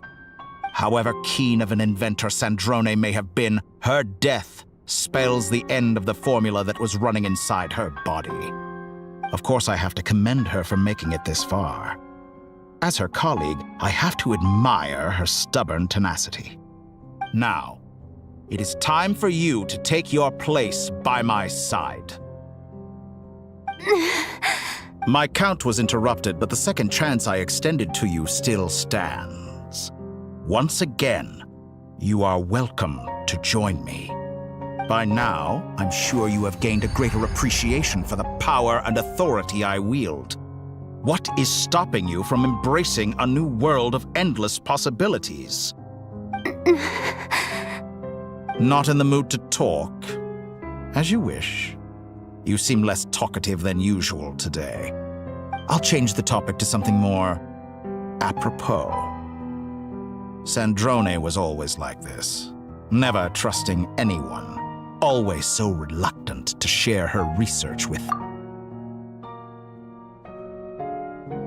Objectively speaking, she had her strengths. It is remarkable how she extracted and even optimized the world formula from so much data. But her inability to trust was her undoing. Had she allowed someone else to monitor or run the formula for her, but regrettably, she was a stubborn fool. As much as it pains me, she had to go. Dottore. Maybe this is news to you, but people can change.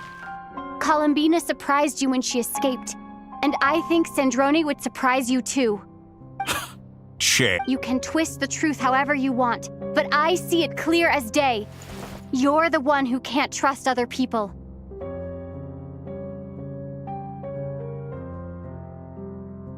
Is that how you see me? By this point, what can you hope to do about it?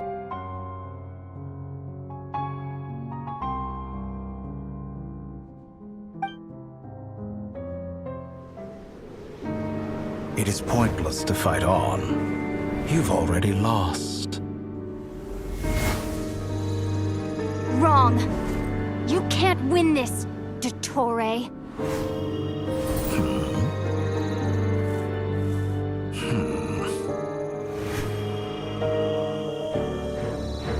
What?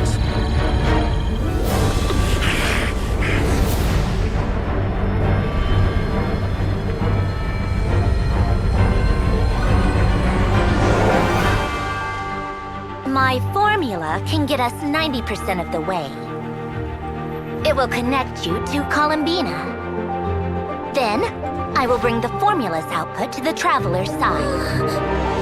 For the last 10%, do whatever it takes.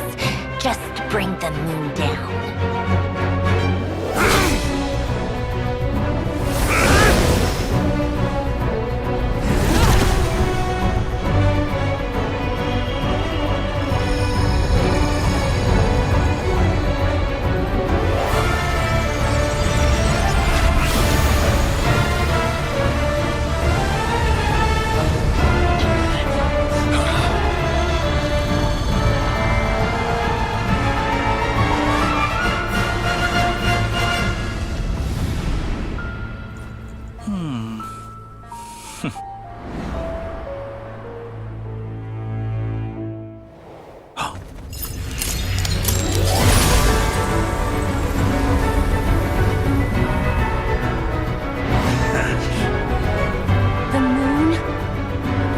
Never be yours.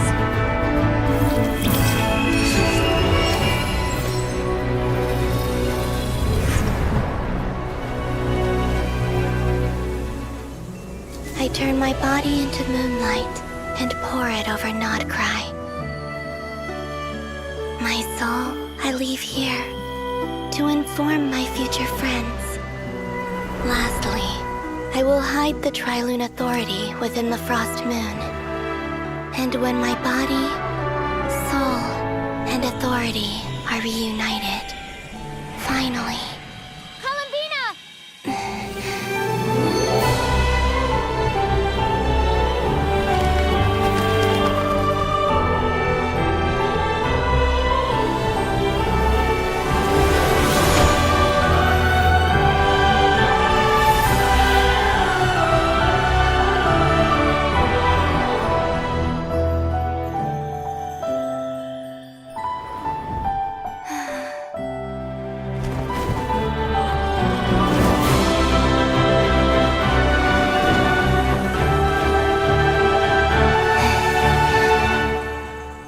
too long. I'm back.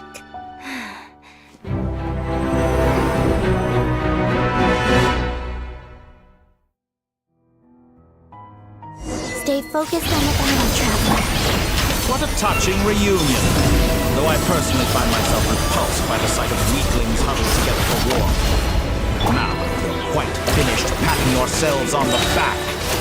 Show me how long you can struggle. Or you drown! Watch out, Columbina! He can manipulate space itself! I know. Wait for the right moment. We'll strike together.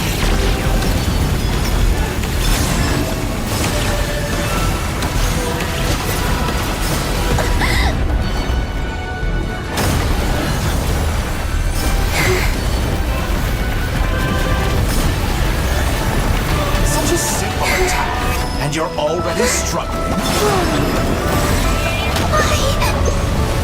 Did you honestly think that would hit me?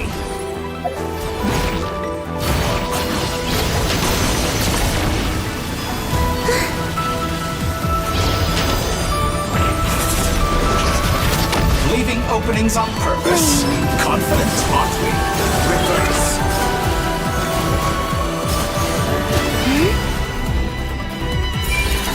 Enough! After the first, like an ant in my palm.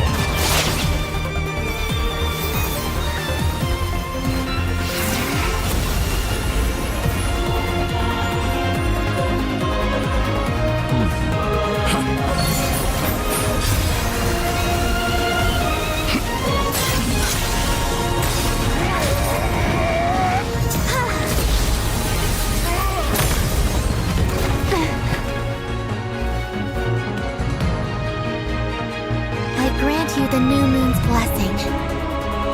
The new moon shines upon you. I am growing weary of your stubborn resistance.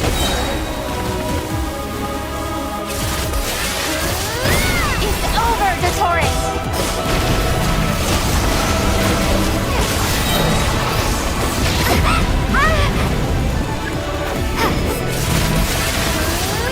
Time to pay for your heinous... No longer must the world cower in the cold night. Our future is not... Let the moonlight dispel the darkness.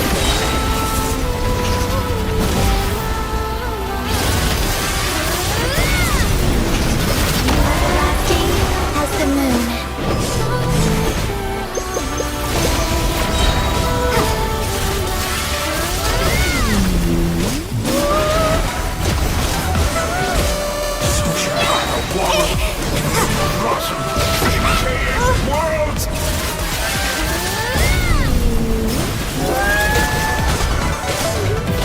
Only I could have shaped the new world. Only I.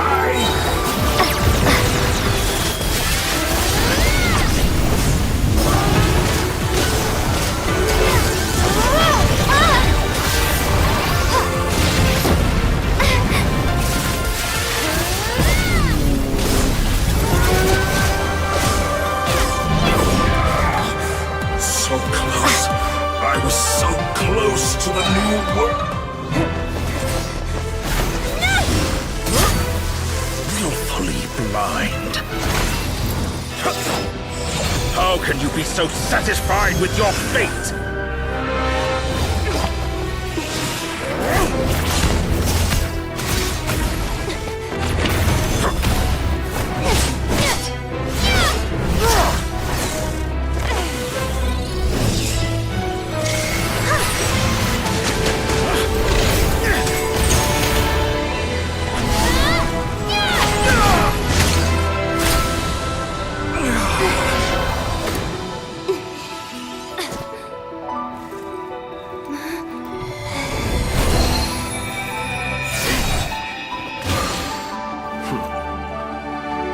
This battle was never about fate. It's about friends, family, and the home you stole from them. So dull. Only the weak rely on each other for comfort. You shall see. Once I transcend fate, you will be nothing but fodder for my grand experiment! That will never happen.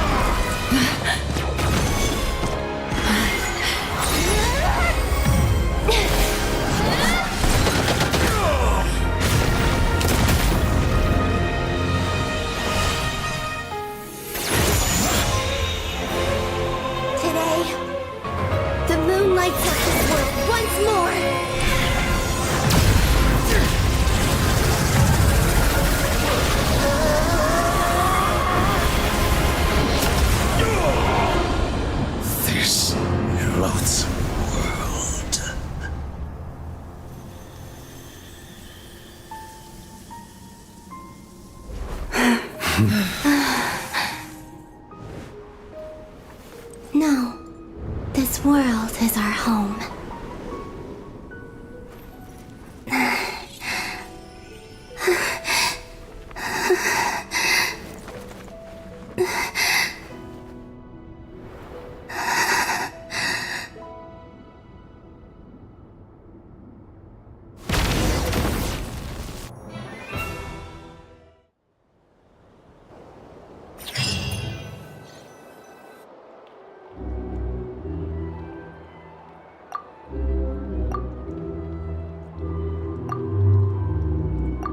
No, you're doing it wrong.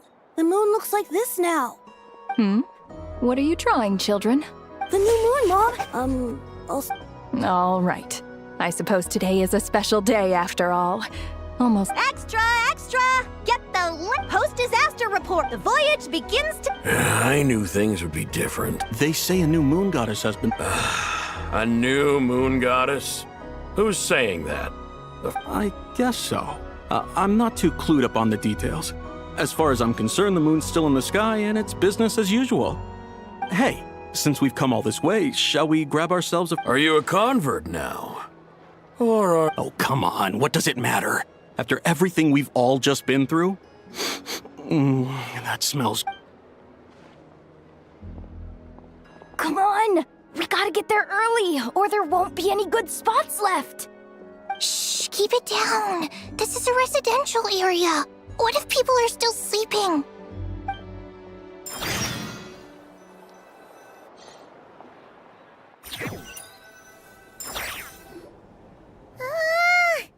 Why is it so noisy outside?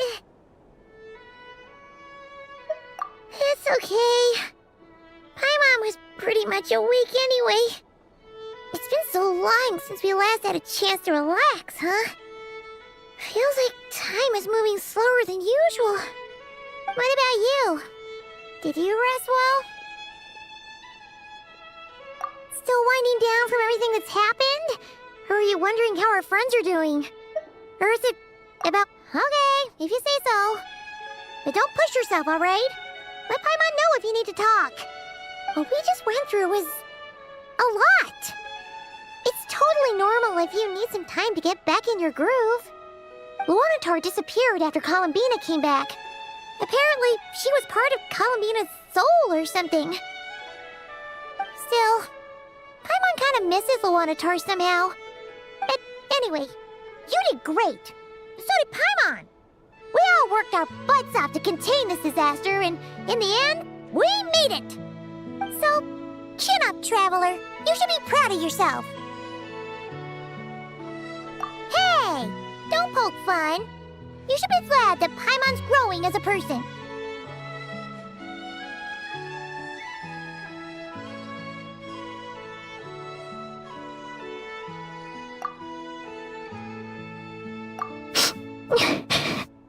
Paimon didn't think you'd mention it. You have no idea how anxious Paimon was. She was worried sick about you.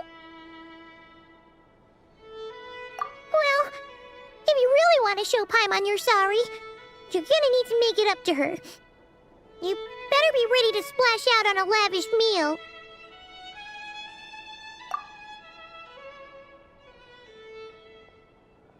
Phew.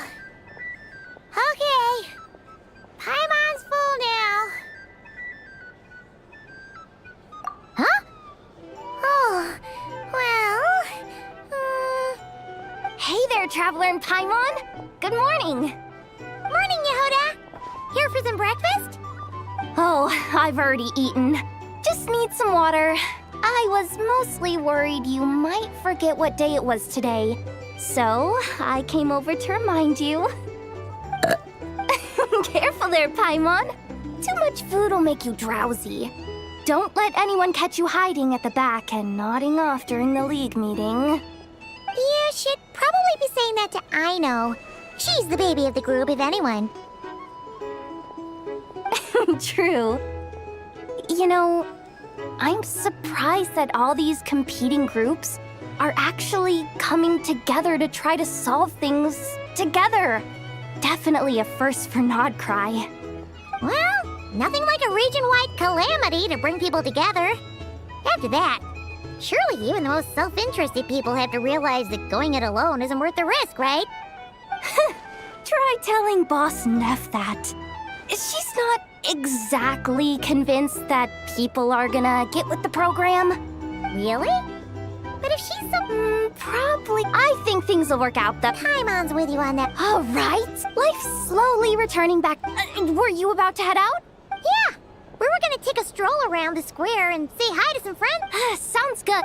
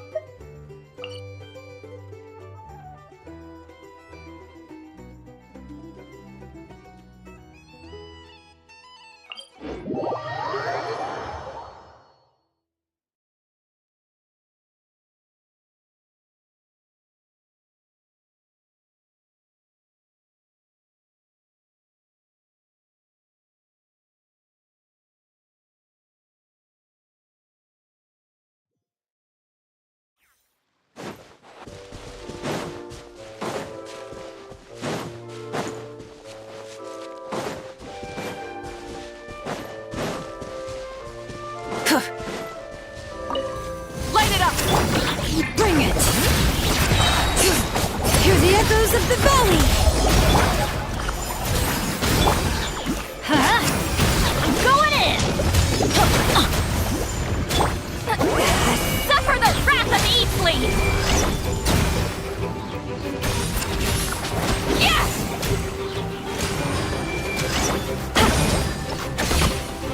Get to work!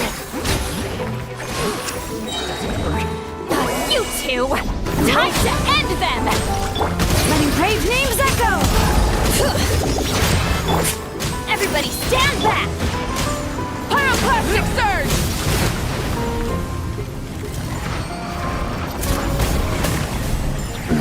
Incinerate! Hunter!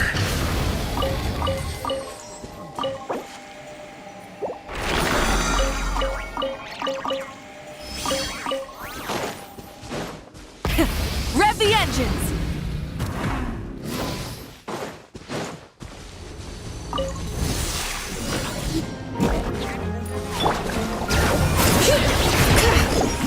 Let the mountain's veins boil!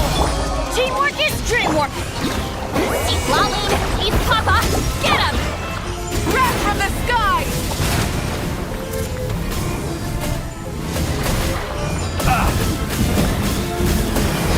Incinerate!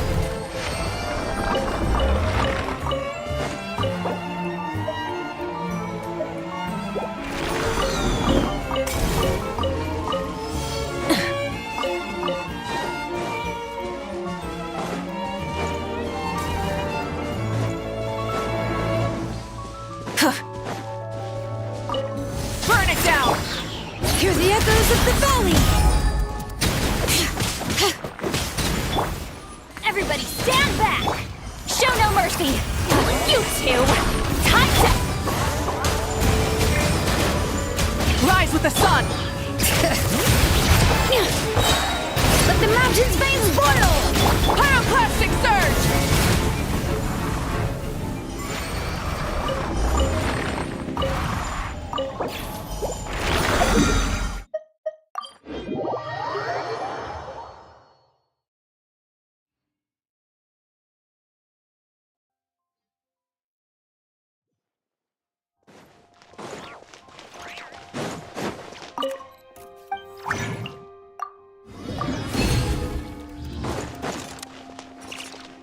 Add Astro. Thank you for Add Astro.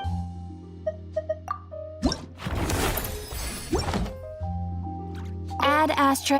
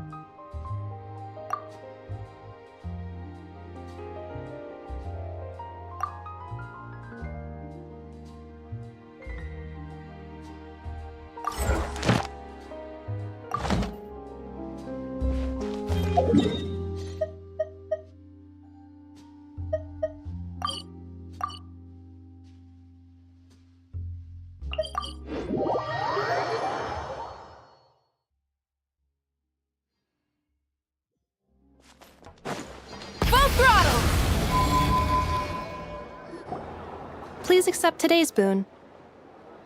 Are Paimon's eyes? Hello there. And I know too? What are you talking about? In the wake of the disaster, it's all at times like these. And we're using eggs and heating. Enough! Did you hear that? That's because it's true, I know. Proposal.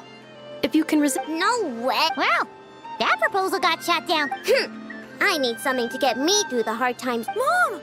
Yes, dear. Excuse me. Could I... She helped us get safely... but you... Oops. Shall we move to the open space near the... Thank you!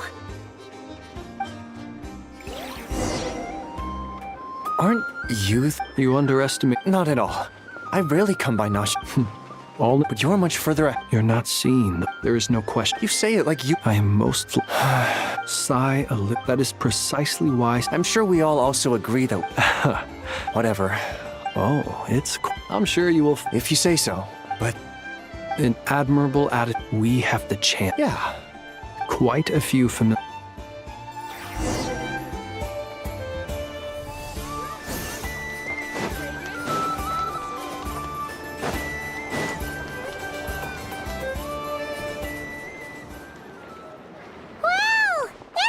You seem well rested. I know no one's at... Well, I'm sure you had a... Wait, how'd you...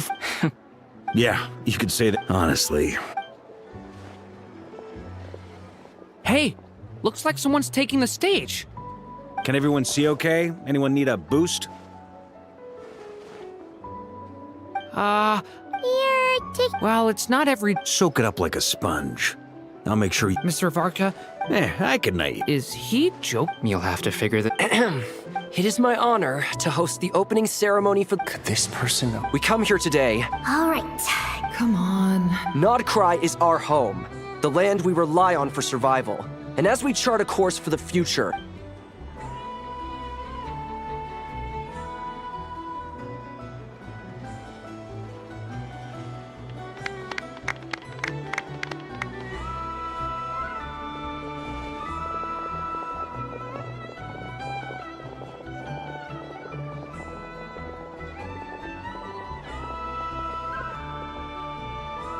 Looks like we'll have more opportunity. I'm sure you'll cope, Lady Moonchanter. Unfortunately, It'll be all right. You... I thought you'd approve. Columbina's return. As for the Frost Moon, it is up to us. I like the word. I'm just... The Frost Moon's scions should count themselves, but Nod cries... Well... Unless... For now... What would make it worth getting out more? Then maybe it's worth... All right. You... Hey, you two! Nefer was trying to... Sorry, what? Your conversation. Would you two care to join me for some...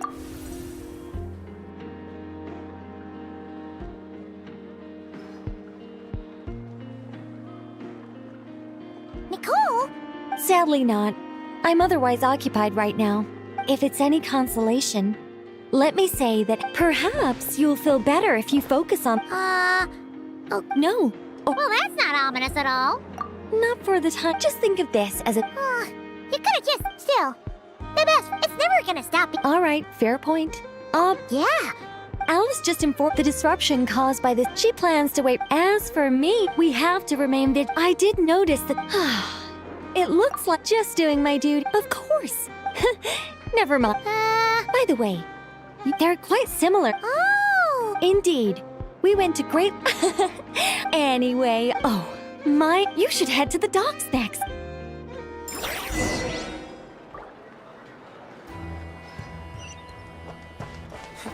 When the winds of freedom blow too strong, we're in for a storm.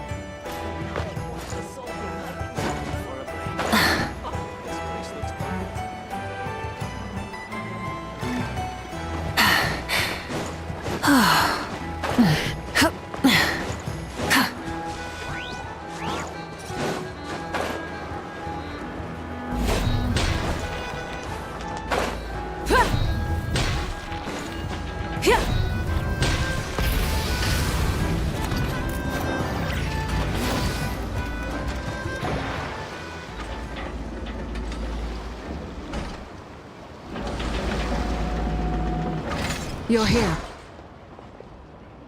You're here too, Hat Guy. No. I'm bound for Sumer. Everything seems fine. Sandrone may have an abominable temper, but You always speak. maybe I'm just a good I certainly hope, regardless, you have... Sandrone's the one who Even we were unaware that she managed to fool Dator. She probably realized that... Well, that's why I'm traveling to... She said that she also mentioned that she had some of her personal effect. However, there is one book among them. No, I was specific. This is her last wish, and I can only hope so. I bade farewell to Columbina early. She spent a long time. Sandrone's passing has left, but Columbina surprised. She never used to act like this. After Snezhnaya now realize it, I shall return to Nodcry to Columbina. Hyposelenia's journey is my ship. Is Traveler, Paimon. What are you still bumming around for? I thought today was the day you... You're afraid you won't like... Well... Don't say that! Fair point. They say blood's thicker than water. No matter what the truth turns out to be, finding the truth is important. At least, that's the life lesson I... What? Now that... Maybe I regret not getting to end it. Either way, I'm going back to Sumeru. You should continue with your journey, as you've always done. Who knows? So, what should we do now? If you want, after all, it hasn't been all that long since we were... And I'm unsure you'd better... No matter if you can't make sense of something, let's give it some thought. Glad to hear it. Feel better now? Alrighty. Next.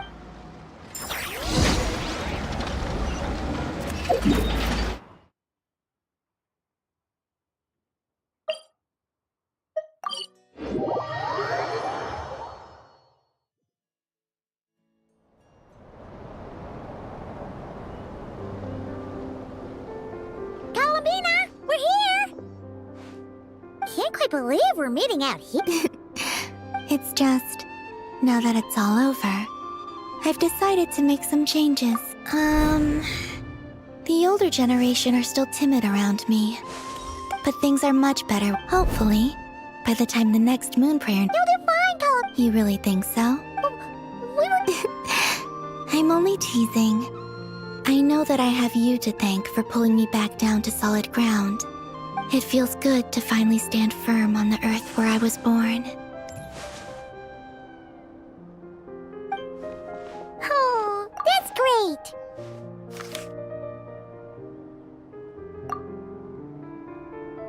Thank you. I'll make sure not to lose it this time. Well then, are you ready? Ether, what happened to our spaceship back then? Why did you leave? It's time to learn the truth at last. I'm ready as I'll ever be. Good. Then let me open the way for you.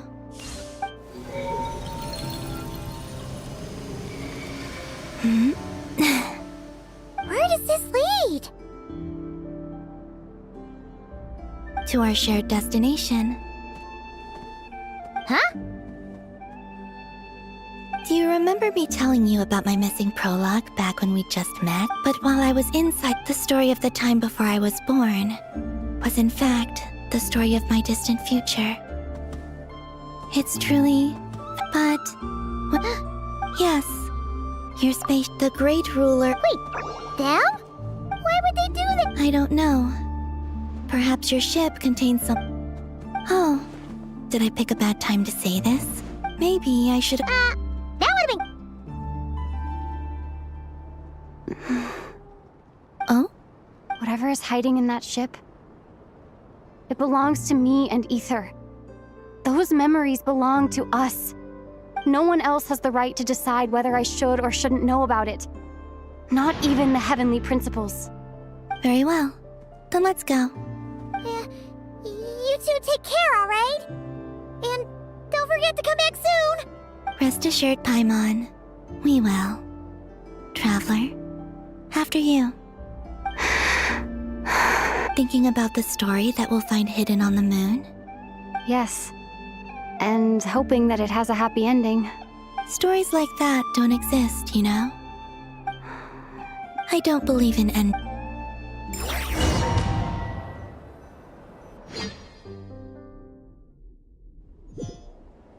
Where am I? This is the pathway I built between Tevat and the Frost Moon. The moon is very far away from us, so it could be a long journey.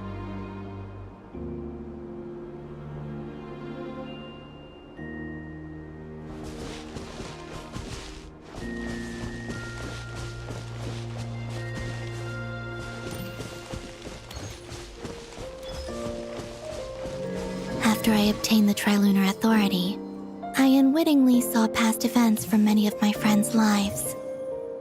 One was Lauma. She was so young when they chose her to be the Moon Chanter. From then on, the Frost Moon Scions looked to her to bring messages from their goddess. But, for better or worse, I had left Hisi Island before she was ever born. It was not until much, much later that she met me. I think it's for the best. Because of the way things turned out, you had the opportunity to become friends. You're right. In that sense, I think we were both very lucky.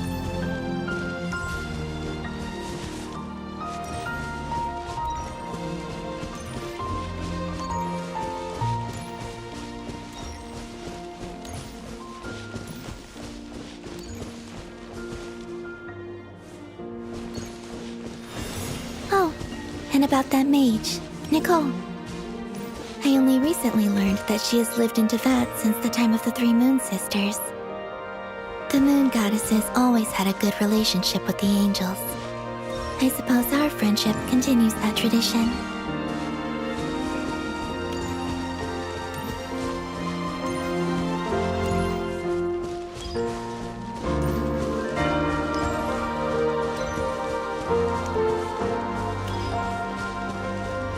And then, there's Zandrone.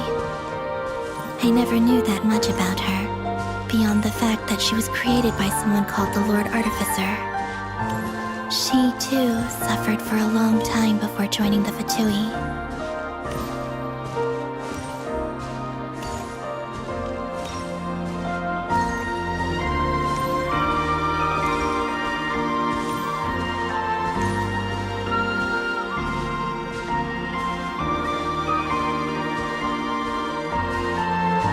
How I wish I could talk to her again. Even if only to hear her say nasty things to me.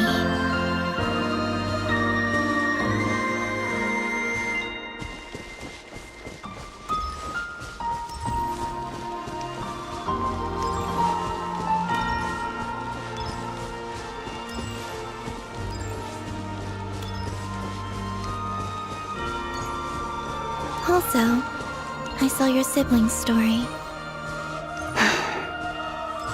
I'm afraid I didn't see much. It seems that he rarely came to the surface where the moonlight shines. But I did notice that back when you first set out on your journey, he would often appear nearby, gazing at you from afar with a guilty look in his eyes. Ether. Let us speak no more of the past. I probably shouldn't reveal so much about my friends. It's not my place. Let the moonlight carry us forth. We are very close now.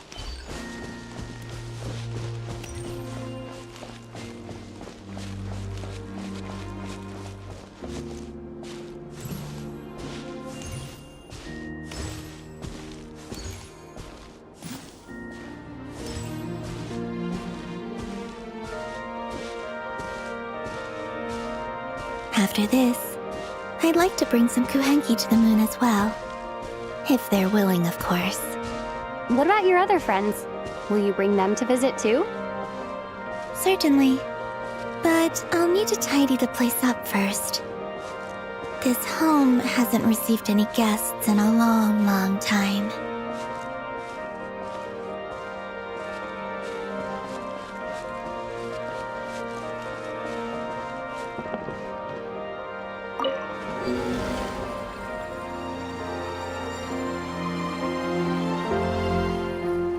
I remember writing something similar with you on Moon Prayer Night. I believe it was called... Dodoko's Whirligig. Yes, that was it. You asked me if I was afraid to return to the moon, and I said that I was. The idea that I had gained something precious, only to lose it so quickly. That frightened me. But I'm not afraid anymore. Besides, this time, we're traveling together.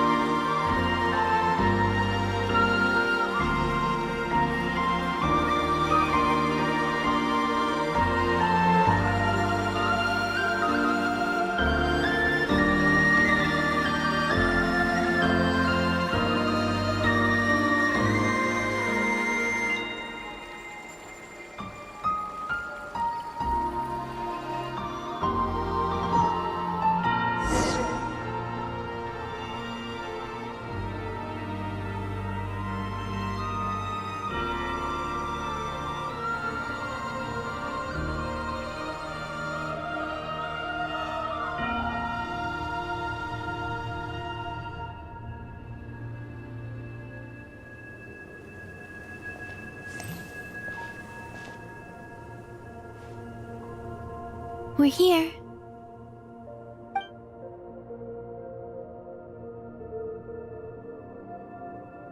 Over there.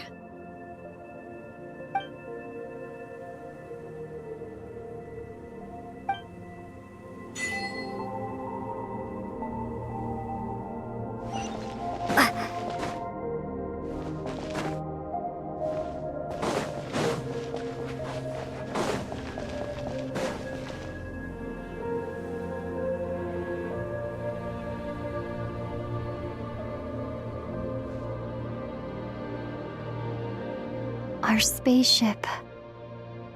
It's huge. I suppose that the moon is the only place one could hide it. It'll be all right. Huh? The way you feel in this moment, I went through it too, on Moon Prayer Night. The door was right in front of me, but I struggled to find the courage to step through.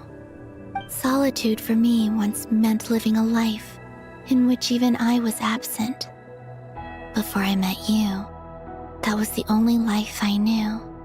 But that night, Solitude meant throwing away the life I had gained after meeting all of you. Columbina. Go. Retrieve the part of your life that was once lost. Trust me, you will lose nothing by doing so. Look, Teyvat is right there. All of our friends are down there, waiting for us. You're right. Thanks, Columbina.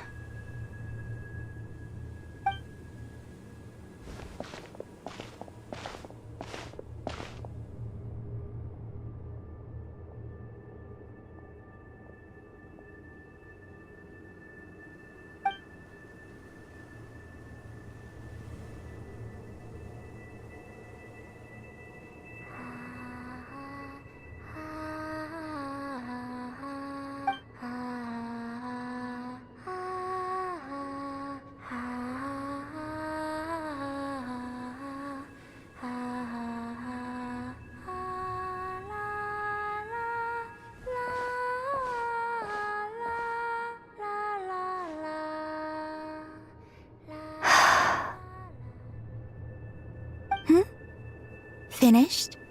Yeah. Why did you take your eye mask off? Well, since my return, I've decided to take more opportunities to see the world with my own eyes.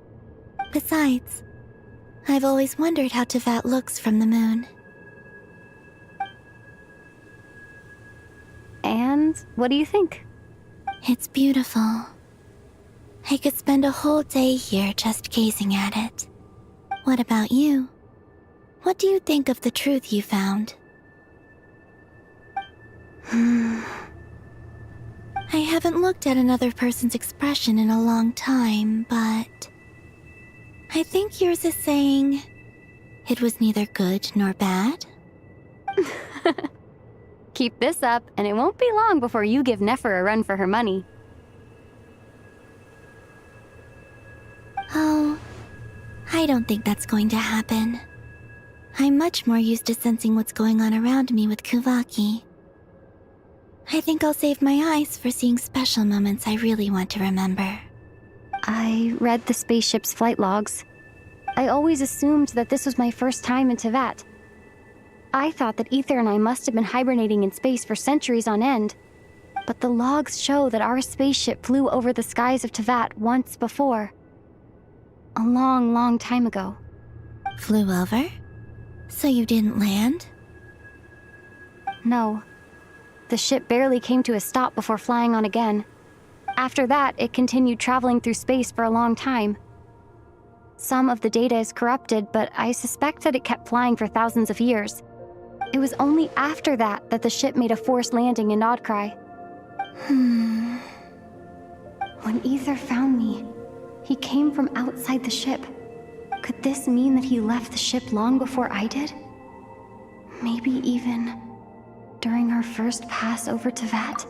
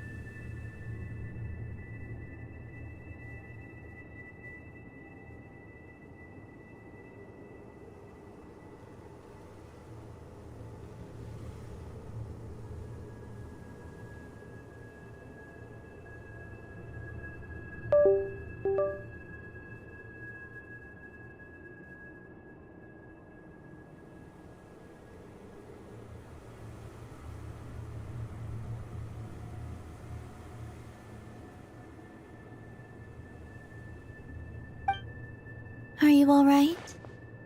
Yes. I can feel that the truth is coming together, one small piece at a time. I remember Ether telling me that when he first arrived in Conria, he could not recall the past, so this might be something that even he doesn't know. Here, I made some space for you. Your mind must be racing, and this seems like the perfect place to relax and clear your head. Oh, wait, there's one more thing. What is it? Wait here a moment.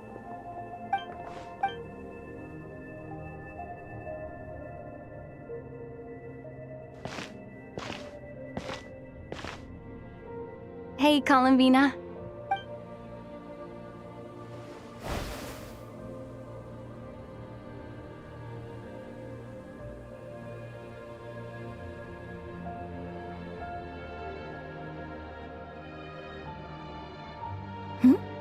Is that a new outfit? An old one, technically.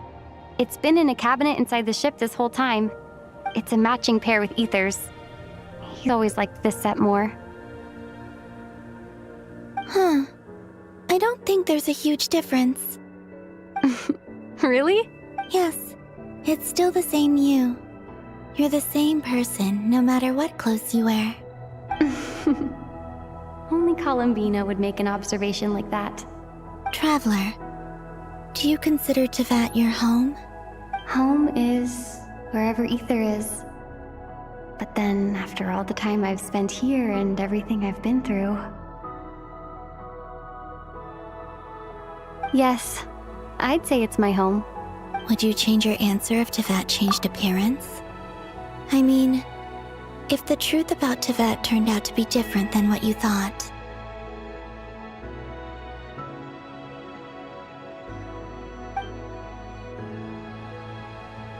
I don't know. But I don't think so. The truth is not what matters most to me about Tevat. When I was first born, I longed for a home. And when you get something before you're mature enough to understand the world, I thought that a home was but you and your friends taught me what a true... That's because your friendship matters to us. In the past, but after journeying to the distant past where the story began, now, I'm sure your friends are just... In fact, I intend to make the same choice today as I did back then. What do you mean? Well, I've given the Eternal Moon's Marrow to Lauma, and the Iridescent Moon's Marrow to Arlecchino. And now, I shall return my Kuvagi to Nodcry again, that it may continue to protect my chosen home. Wait! But what about your body? Oh, are you worried that I'll disappear again? I won't. Not this time. The Frost Moon has now entered the fall sky, and I am the Tri-Lune Goddess. I am only returning to Nodcry the part of me that it needs. I am giving what I can, because my home is worth it. Oh, and I have something for you, too. For me? Yes. Come closer.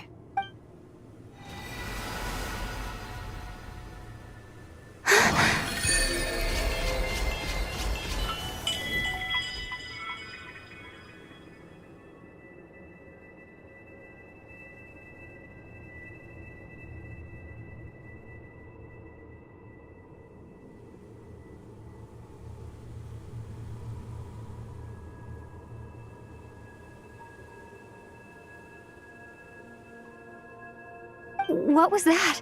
I lifted some of the restrictions this world placed on you. I trust this will help in your future adventures. My power. It feels like it's grown. I can use the elements more freely now. Thank you. This will be a great help. You're welcome. I see you as family, and after everything you've done for me, And here, this flower is for you.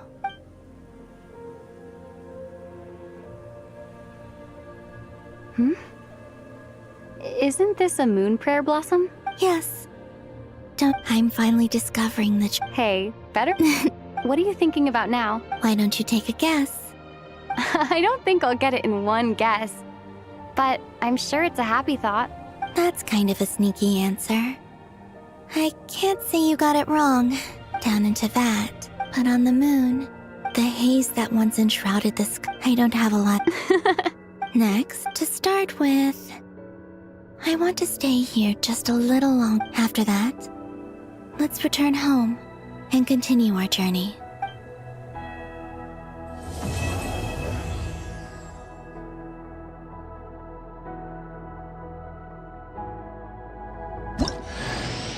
These clothes bring back so many memories.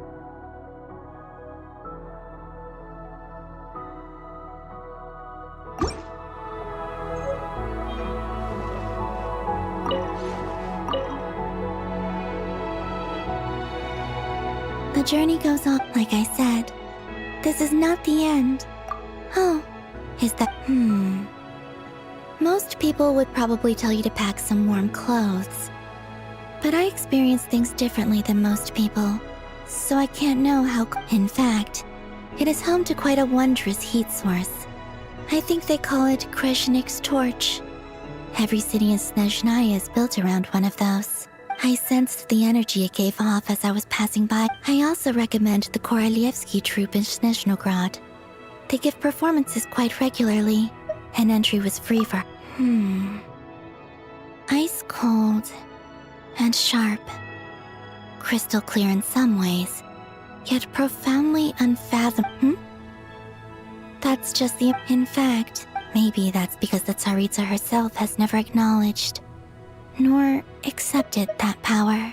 There's Regrator, the roost between them. I noticed that the rooster and Regrator, but I wasn't particularly interested, so I tended to keep my distance.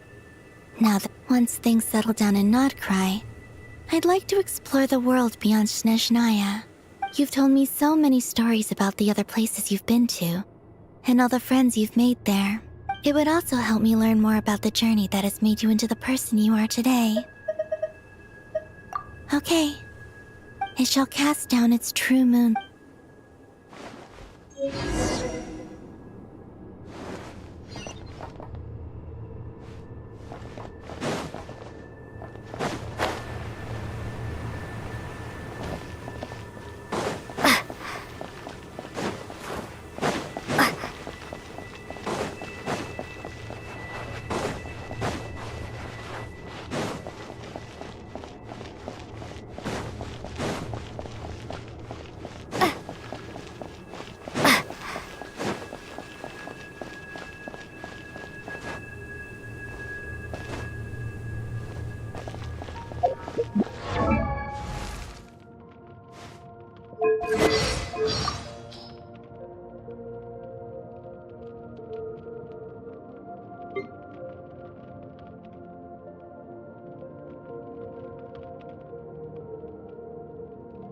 There's still a long...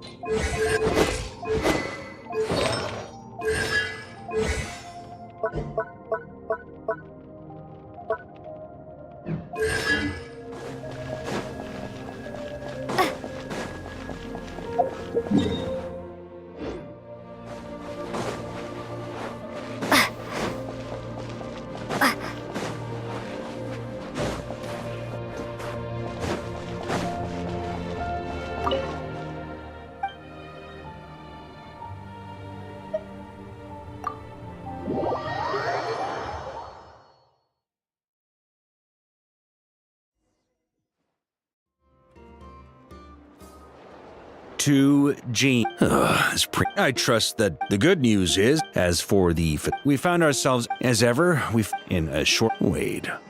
How am I meant to surprise everyone if I tell them in a letter that I'm heading home? Okay, I will begin sending the expeditionary team back. I hope they won't gloss over the details of my many heroic deeds. I think of Mondstadt daily. Please give everyone my P.S. The honorary knight went above and beyond this time. P.P.S. Whew. And with the moon shining...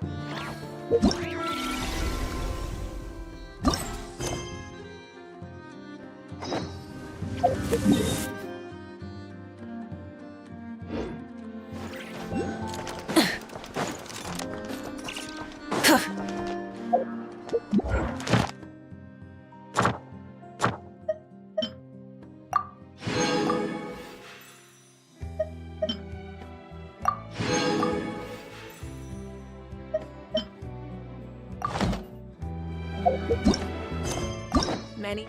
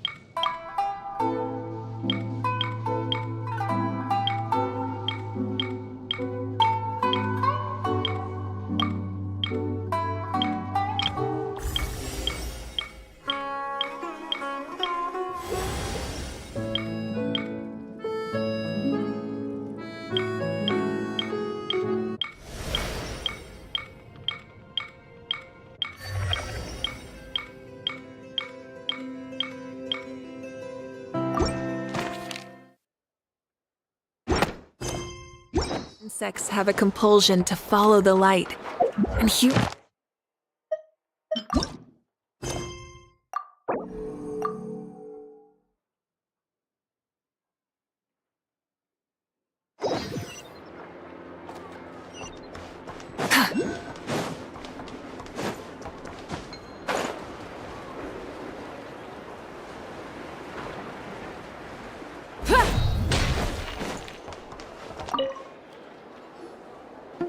Traveler. As it happens, there is a letter here. A letter? From who? Dear Diary, I'm Kale. I work as a trainee forest ranger under my master, Tainar. I've been getting better and better at reading lately. That said, what should I write about?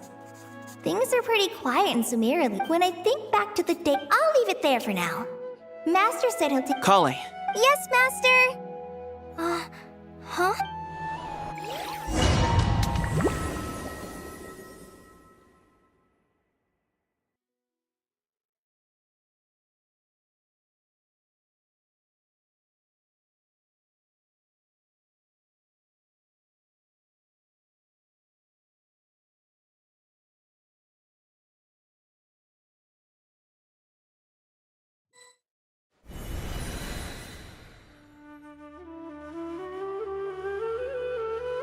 What's wrong, Kale? No.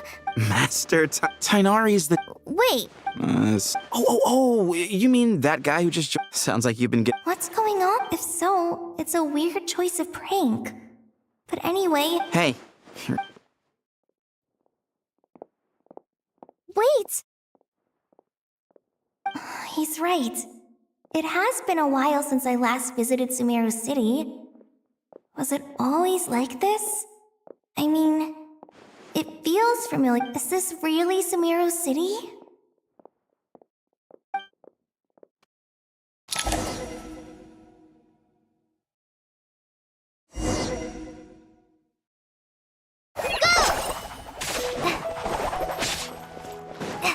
Hey, did you see who just walked by? I think it's famously...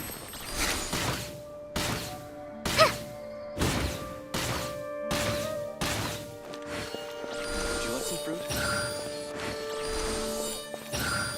All I ever see is wanting to buy that custom-made axe with floral carvings from the blacksmith. It takes courage to maintain a peaceful life.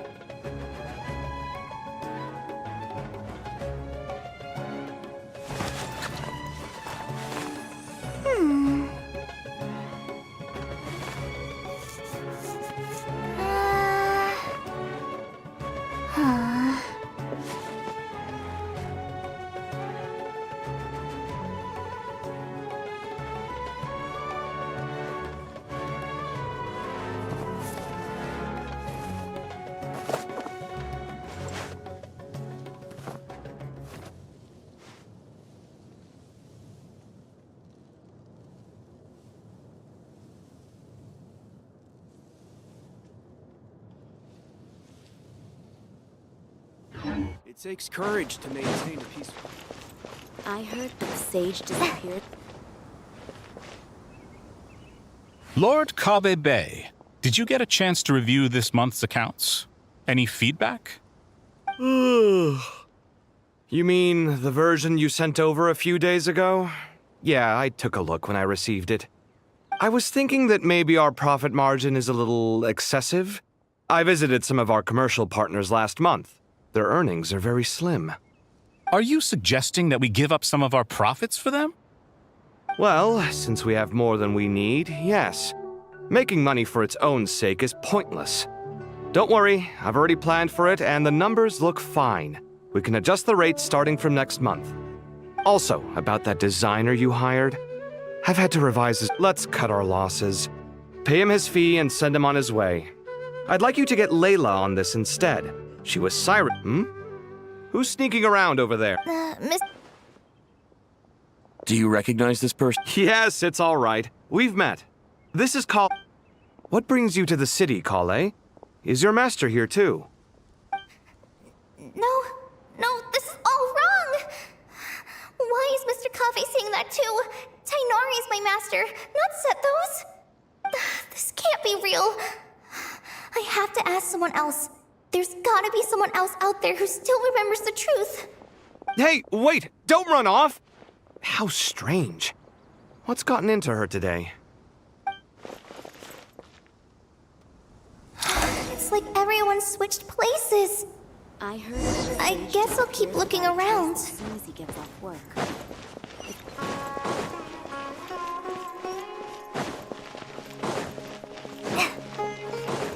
Would you like...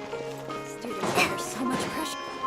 Lots of visitors today, I see. Welcome all. Hey, Rahman. You know... Oh, you mean a hop? Seriously? Oh, well, that's a shame. I was planning to pick out... Oh, don't worry about it. The legendary Flame Mane? You know, I'm not actually sure when people started calling me that. Maybe the other Eremites thought I needed a fiercer... To be completely honest, I think the title would fit you better. You think? Can't say I've never imagined myself as a merc. If I... You would? Is that so Oh, not at all. I've adored the Dance of Sub-Zeros ever since... Really? Hey, when that... Sure. If the day comes, I'd be...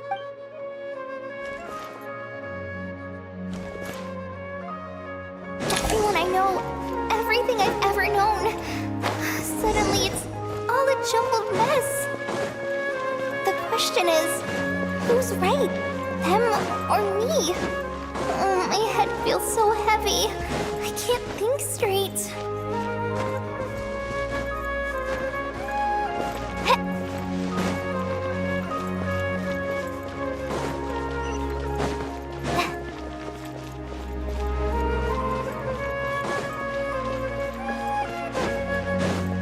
Light this on for size!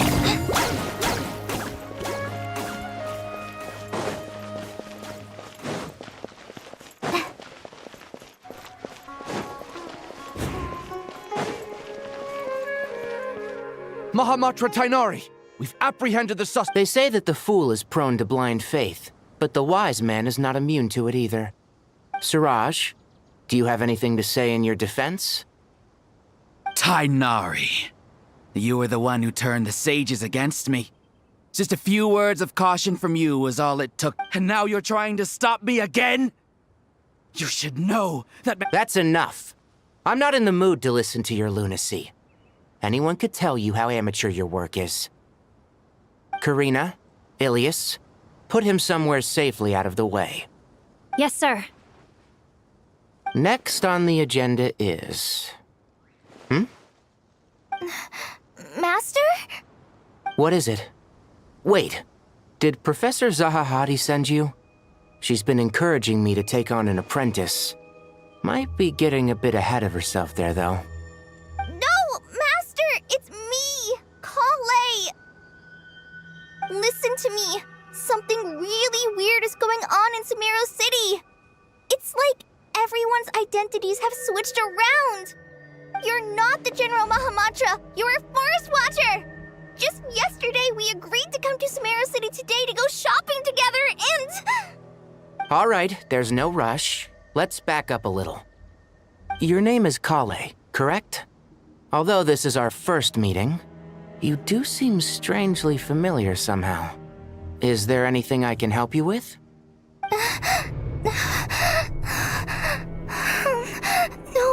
No.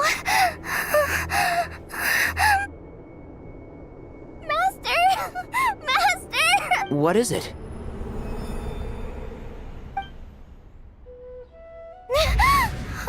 Did you have another nightmare? I've told you before, when you're tired, lay down on your back in bed and get some proper sleep. It's much better for you than napping on your front. Poor posture obstructs your breathing, which can lead to all sorts of weird dreams. Now, we're supposed to go shopping in Sumeru City today, remember? Cheer up. I'll take you to Hushang's. I heard he's got some new toys in stock. Go wash your face, take some deep breaths, and when you're ready, we'll head out. Okay. Thanks, Master Tainari. So it was just a dream. And yet, dreams can sometimes be a warning of things that will soon come to pass. Who said that? That dream felt unusually real, didn't it? Here's my suggestion. Since you're heading into Sumeru City anyway, you may as well tell Lesser Lord Kusanali about everything that happened. And just to be on the safe side, I think you should also inform your 2 traveler friends who once helped save Sumeru. I'd write them a letter if I were you. Time is short. A storm is coming from beyond the bounds of fate.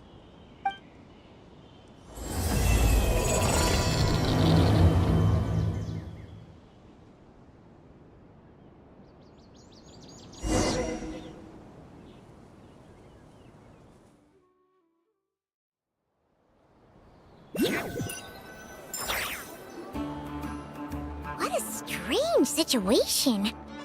No wonder Kale was in such a rush. Imagine waking up one day to find that everything around you has changed. You might not even recognize Paimon anymore. Oh, that's a scary thought.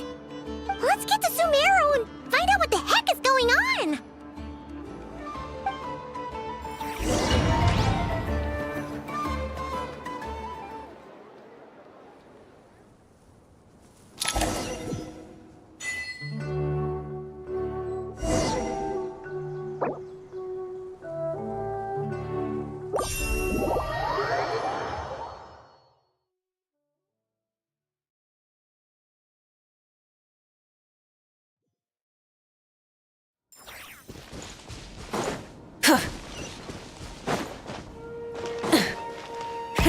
Rev the engines!